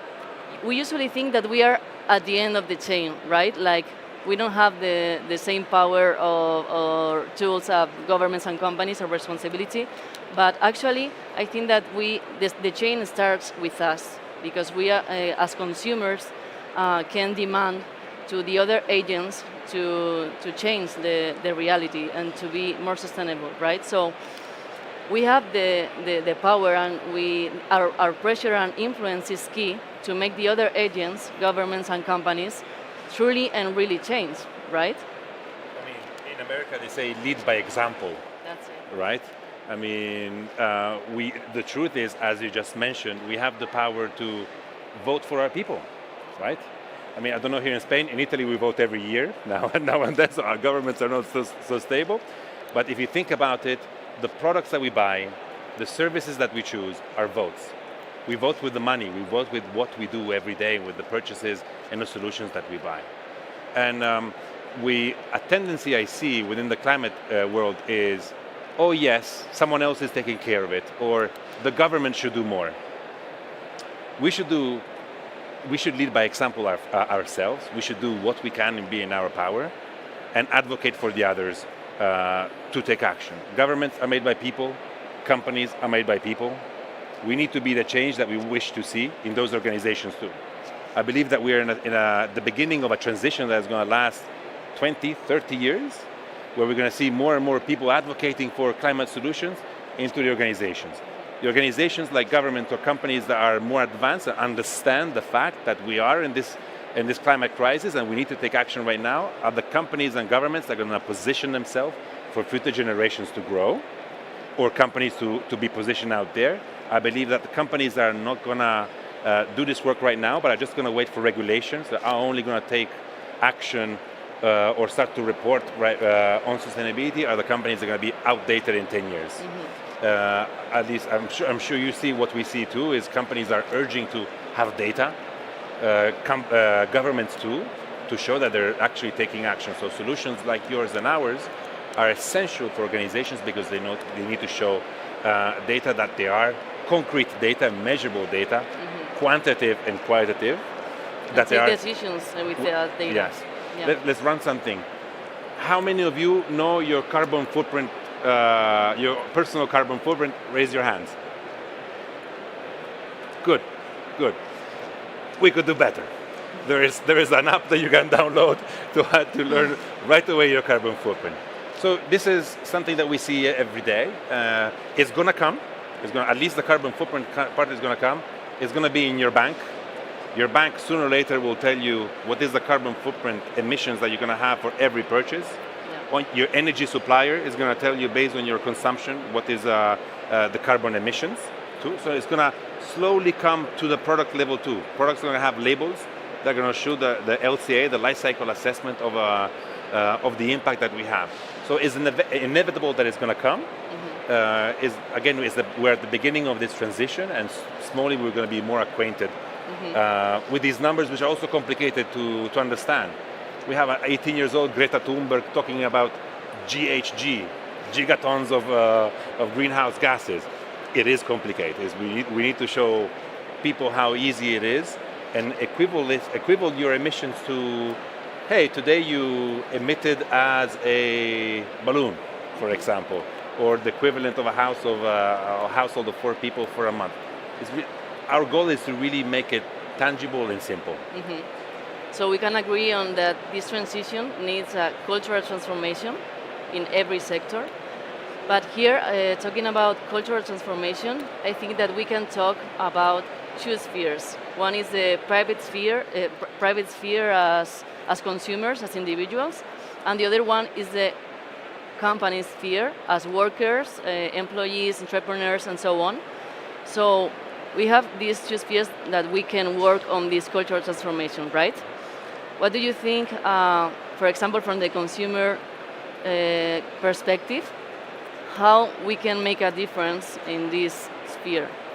So consumers are telling us that they want more sustainable products, but we're still not ready to spend the extra euro for those. So there's a small percentage of consumers that are still willing to spend more for a more sustainable product or a lower impact product.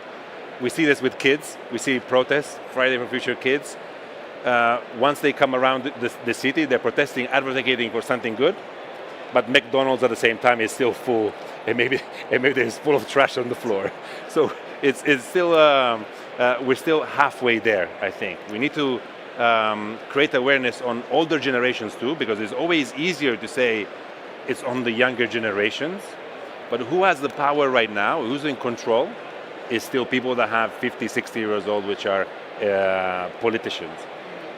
So this is where our responsibility comes to demand change from the governments and from our companies, because if we start buying products that are more sustainable, companies will have to change.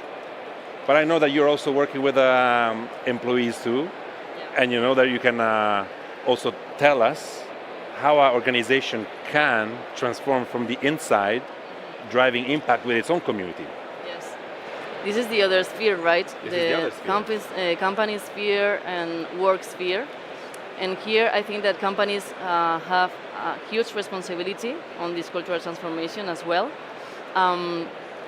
Taking into account that we spend almost half of our days in a work environment, right?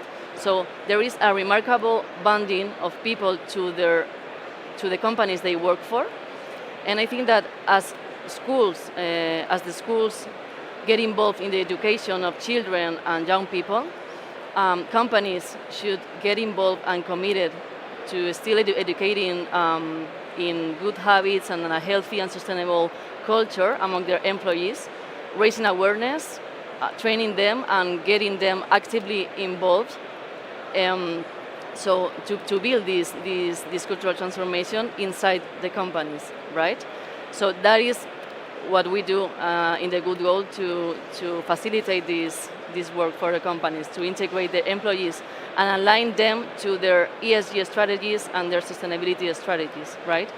So from this side, I want to encourage you all to use your individual power and to advocate and suggest initiatives inside your companies, because you can really be the change makers of this cultural transformation, right?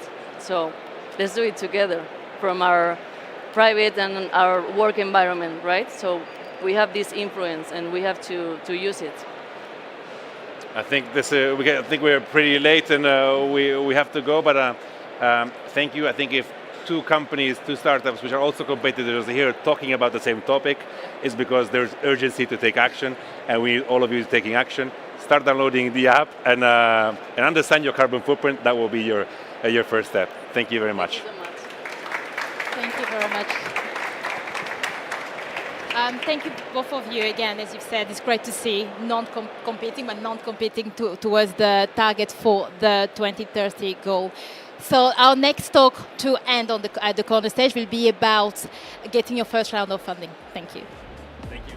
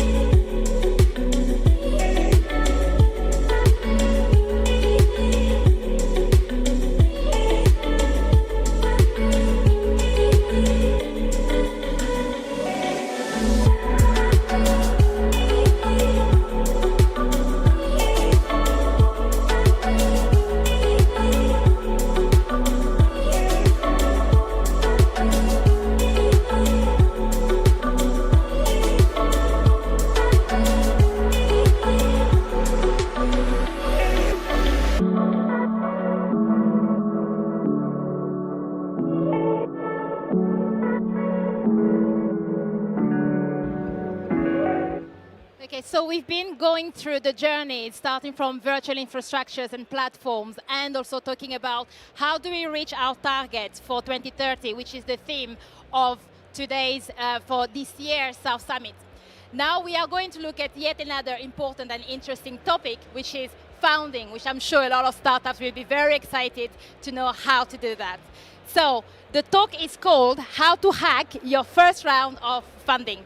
So let's welcome to the stage Carmen Alfonso Rico, angel investor at Cocoa VC, Yuval Avni, partner at Swan Lab, Etienne Guillard, head of ventures at Manatech, Javier Huyutse, partner at Mesivdes, and Anna Pignol, principal at NFX.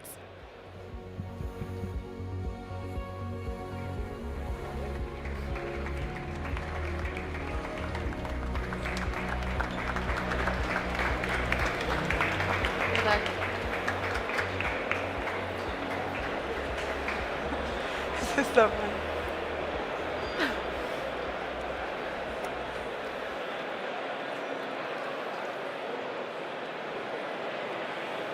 Okay, so I guess it's my first experience in a silent disco panel.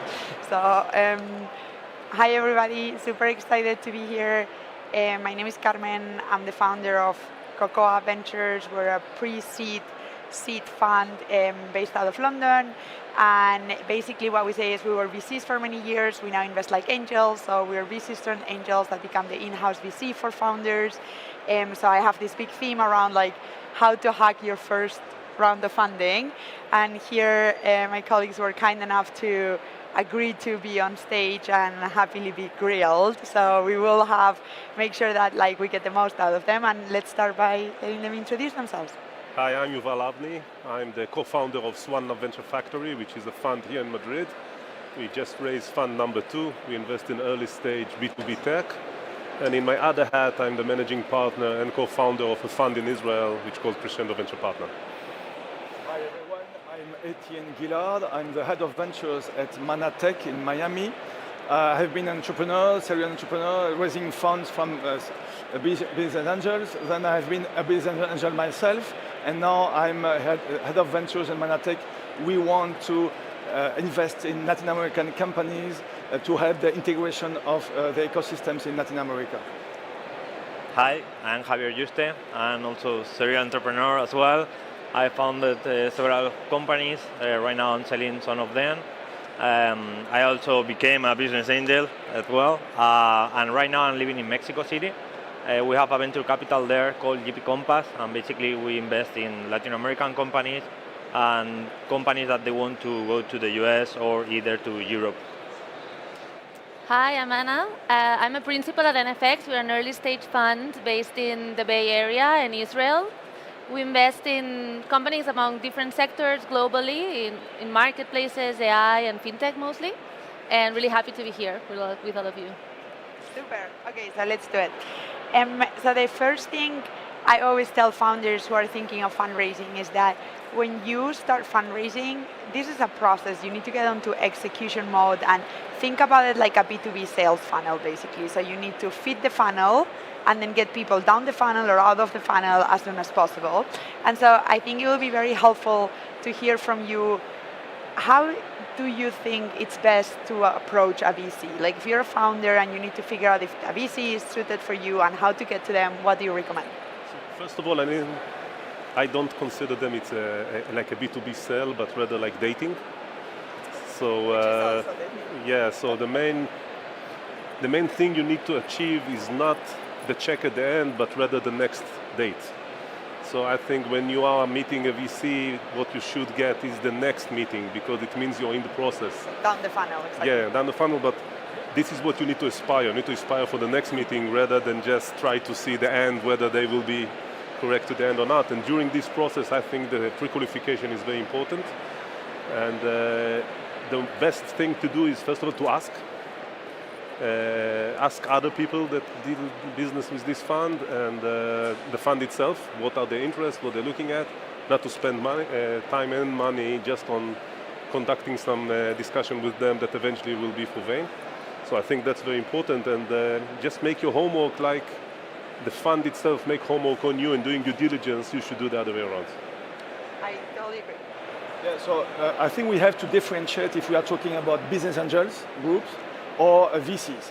If you go for a VC, as we said here, make sure that you are inside the thesis of that fund, you have the right metrics, and don't lose your time if you are not at the right stage. It doesn't make sense to pitch to someone that is not going to invest in you because either you don't have the metrics or you don't have the kind of vertical or business that might be interested. If you go to a business angel group, because you are at a lower stage or earlier stage, then it's a quite different game because you are not selling your metrics. You are not selling what you have done in the past with what you have achieved, but what you are going to do with your company. So don't go first talking about I have a business idea.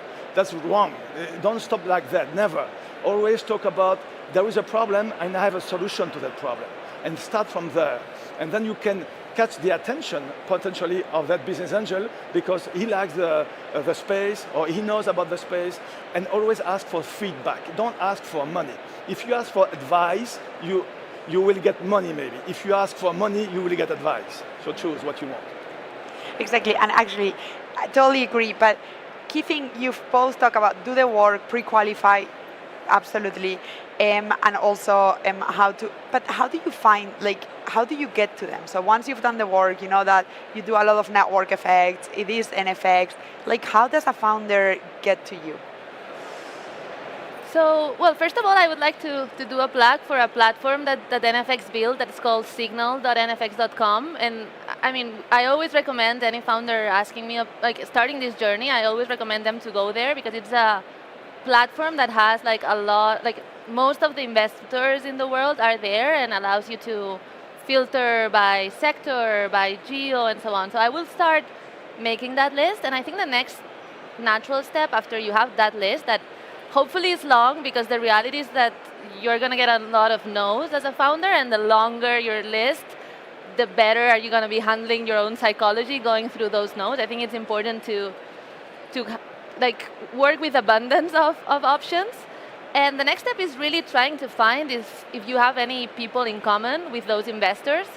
I mean, if you need to put yourselves on the shoes of the investor on the other side, and the reality is that as an investor, you are usually bombarded by requests, and you are always having to answer the question of where is worth spending my time? Is this opportunity interesting or not? And sometimes you need to be making these decisions on shall I take this call with very little information? And a warm intro goes a long way. So I will start trying to find who are these people, and then contacting these people, trying to get a warm intro.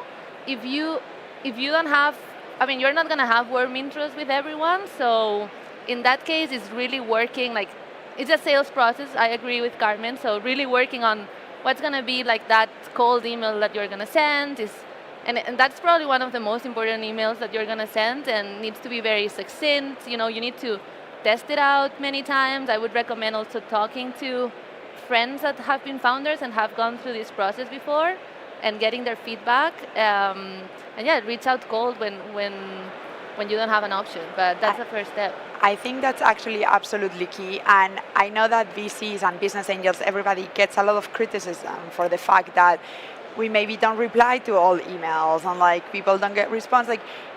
We can all discuss whether it should be that, it should be not. The reality is we get hundreds of them a month. And so as a founder, you need to know that so that you can hack the system, and you need to do it in a way that allows you to break through the noise. So do not draft emails that are it takes 10 minutes to read, to understand. Be super succinct, be super concise.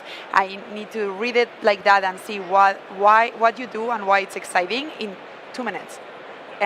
So on that, any other no-goes? Yeah, if I might, I agree with all the different hacks, but I'm going to give you also another key that is super important. For me, one of the keys is that you don't need to look for money whenever you need it. Do it 1 year before, because the best thing for a VC or for a business angel, you don't want their money because you don't want them to feel that you need the money. You want to create FOMO. in that venture capital or that business angel. So you just start contacting that venture capital or business angel 1 year in advance and just asking for advice, not for money, and just telling to them, you know what, I know you invest in this kind of companies, I'm not looking for money right now, but maybe in the future I will need it. I think it's good that we know each other, here's my information, and then 3 months later or 6 months later, they will see your growth, they will be interested on you 100%. Because many times, what venture capitals or business angels, what we do is we meet with a company and then we wait for 2-3 months or whatever, and then we see the growth. And we have seen how they've been evolving in the last month. And that's super important. If you create that relationship in advance, then you have 50% of the job already done. Yeah? So I think for me that's super important. Totally agree. And so now you've found relevant VCs, you've qualified them, you've managed to reach out, hopefully with warm interest, and you get that first meeting. You might be needing the money shortly, hopefully not. Hopefully you have some runway, you can build some momentum, but you have that first meeting and then the VC says they're gonna get back to you in a week, and then it's been 2 weeks and you haven't heard back from them. How do you read VCs, or business angels? What's the kind of unsaid and body language to know if somebody's interested or not, and how should founders react to that? So I think first of all, you have to remember that it's much easier to hear a yes from a VC rather than a no. VC don't say no, usually they try to keep you in the process because something might change, but if it's a yes, they progress much faster. So if you had a meeting with the VC and you didn't hear from him for a month, most probably it will be a no. The likelihood that you fell between the chairs and he forget about it, but it's still interesting for him, I think it's less likely. So on one hand, you want to get an answer and you're entitled to get the answer, and usually, at least in my group, we try to not just give an answer, but give a reason for the answer as well. But again, we try not to say no as well. So say maybe it's not a yes now if you do that and that. But so I think the more important thing is to read whether you are really interesting, and if not, let it go, because otherwise you're just losing points for the next round. I think this is key, and here I would agree with the dating. I actually believe that getting investment from somebody is not even dating, is having a baby, because getting somebody out of your cap table is more difficult than divorcing somebody. But that aside, going back to the dating theme, I agree. There's a fine line between an investor knowing that you execute, to be you regularly might send updates and that you're on top of things and you're persistence, you have hustle, you have grit. And there's a fine line between that and stalking feeling, and if you don't read interest, it also doesn't show a lot of kind of self-awareness, common sense, commercial sense if you keep chasing people, asking somebody for lunch, for dinner, when they're not even replying to your email. So in that, think about it a little bit like dating. You wouldn't follow somebody who's not responding to your WhatsApps. So I think read the room is very important to then build that momentum and execute on it. May I add one more thing which is connected to what we spoke before about how to approach? I think don't be lazy on one hand, but don't exaggerate on the other. So for instance, I'm getting emails all the time from people that got some kind of a list, and you can see that they don't really read who we are because they have my other partner name on the email they're sending to my email. So they didn't make homework. They just got a list for somewhere, buy the list or I don't know what. So by definition, if I see that, it's lazy. The same goes with ChatGPT. It's some people that use ChatGPT to send an email to an investor but doesn't do only copy-paste so I can see ChatGPT because there is a shading behind. It's the same. It means you're lazy. Don't be lazy. That's very important. See, and to follow up on it, I think the key takeaway of this is every interaction with a VC, they are DDing you. The same way, by the way, that you should be DDing them. But what other things do you... Yeah, I would like to come back also to the previous question about how to raise your first check. We haven't talked about the incubators, accelerators, other business angel groups where you can pitch, participate to all the pitch contests you can, apply for everything. And then you will decide if you are accepted, and you may want to see if it makes sense for you at that moment, but really apply to everything, just be there. Just like when you are dating, and if you are sitting on your couch, there are different styles of dating. No, exactly. Yeah, but if you are sitting at home, it's going to be very complex. If you are not clubbing a little bit or going to parties or to dinners, you are not going to have any new relations. No. So because if we are talking about the first check, VCs, it's a different game always, because it's suppose that you have been through the friends, family, and fools, and then we have the business angels, and then you have the VCs. So there is different stages. So. I wanted to add on some of the things that have been said here about like how to read a VC in terms of like, okay, how to know if the person is interested or not. I think something important to keep in mind is that a VC, if she or he doesn't need to make a decision right now, most likely is going to choose to wait, because time is value for a VC, because it's more time to get to know the company better, try to see how things are going. So I think one of the hardest things, but most important things as a founder, is to create a sense of urgency so the other person feels a need to make a decision, right? And that can be done in a few ways. So on one hand, I agree with you that it's important to have built the relationship before for a bit, but I think you either should be raising or not raising at any given time. So you can be building relationships, but in that period, you should be very clear that you are not raising. And the moment you start raising, it should be with some sort of timeline in mind that is also communicated to every VC that you're talking about. And finally, I would say the hardest check or the hardest commitment is going to be the first one. Once you already have like a first person making a decision, it's going to be easier to get others to make a decision, because then there's like a reason to move. So yeah, you need to really focus on that first commitment. Totally agree. That's why it's like you need to get onto execution mode, and when you're racing, you're like full-time racing, and that's why also it should be limited because it's time away from the business. But try to avoid being in the middle of the tennis court, like racing, not racing, and to your point, and I agree, and this might vary depending on how competitive the ecosystems are, but for example, like it is good to keep relationship with investors. It's good to let them see how you're executing, but do not speak to 15 investors in 2 weeks, say that you're not raising, because the market speaks like we speak all the time. So if I've spoken to somebody and Anna has spoken to, they're raising. And if you're raising in the market's mindset, but you don't actually close a round in 2 months, that actually really turns against you.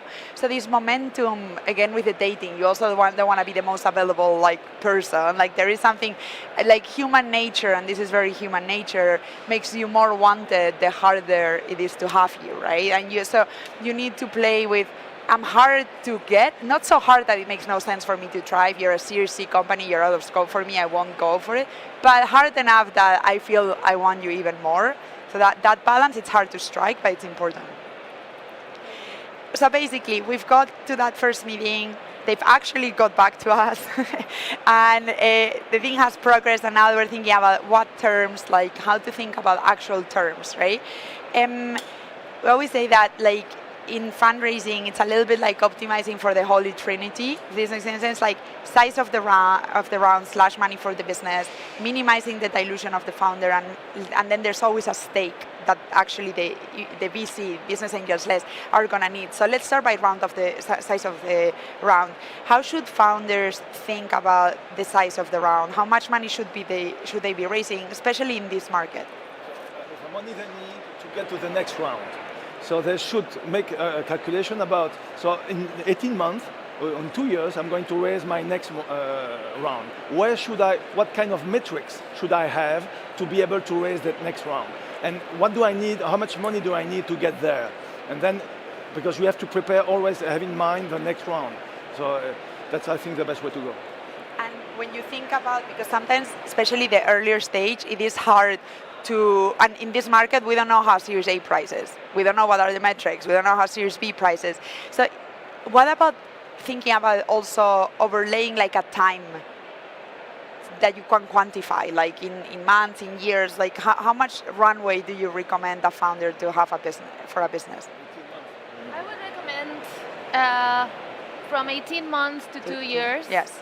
That would be more or less it. And I agree that that how much money do you need to get to the next milestone should be where you should start. But after that, you should probably also check what are the averages of like the rounds that are being raised in any current market environment, because like if we're like in a bull cycle, it's different than if we're in a bear cycle, and that's a reality. So that's also going to determine how much you're going to be able to raise and how much you're going to be able to accomplish on the next round. And ideally, when you do your financial model as well, thinking about how much money do you have and how far it will get you, ideally it gets you to where you want to be 6 months earlier than having to raise the next round, because it's not like if you are getting there and then you need to raise when the money is gone, then it's going to be very hard. And again, back to the being in a power position, if you don't have money and you're going to run out of money, you're going to have to take any terms, and it's going to be a bad situation. That's absolutely key, and it's very important. When people think of 18 months of runway, like you need to think that 6 months for raising, right? So 18 months plus 6. Because if you just do 18 months of the business, you have 12 months to build.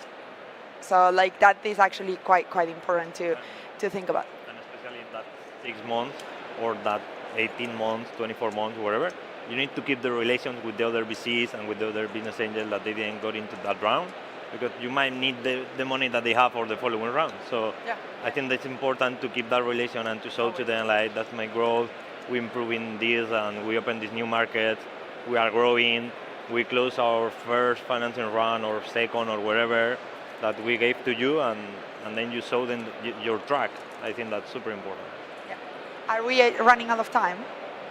Okay, so then last question for everybody, like a flash question, is like, if you could tell one thing to founders on how to hack a VC or a business angel, what would that be? So I think the best one is, again, you need to like the person, because as you said, it's like having a baby, and so if you like the person, most likely there is the likelihood he will like you. So don't try to knock on the doors that you don't like them.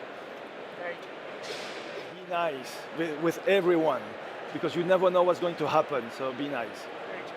I would say that for the startups that are in Europe, they need to take advantage because they're in Europe. For example, in Latin America and many other countries, there is no availability to multiply the money that you have from the VCs or the business angels. Here in Europe, we have a lot of aid. If you are investing in AI or tech or wherever, you can take money from different governments and you can multiply that money that you got from the private investors. In my case, I would say keep in mind that at the other end there's a human with his or her own psychology, and try to play with that. And the reality is that VCs go from like feeling FOMO, like fear of missing out on something, to what we call false, that is fear of looking stupid. So we're always gravitating in the two things, kind of like on one hand we don't want to miss out, but on the other hand we don't want to invest in something that it's not going to work and it's going to make us look stupid at having made a bad decision. So trying to optimize all the conversations or all the materials you build with the two things in mind, I think it will be very good. This is a people's art, so play with EQ, and it's the best way to hack the system. Thank you very much to our wonderful panel.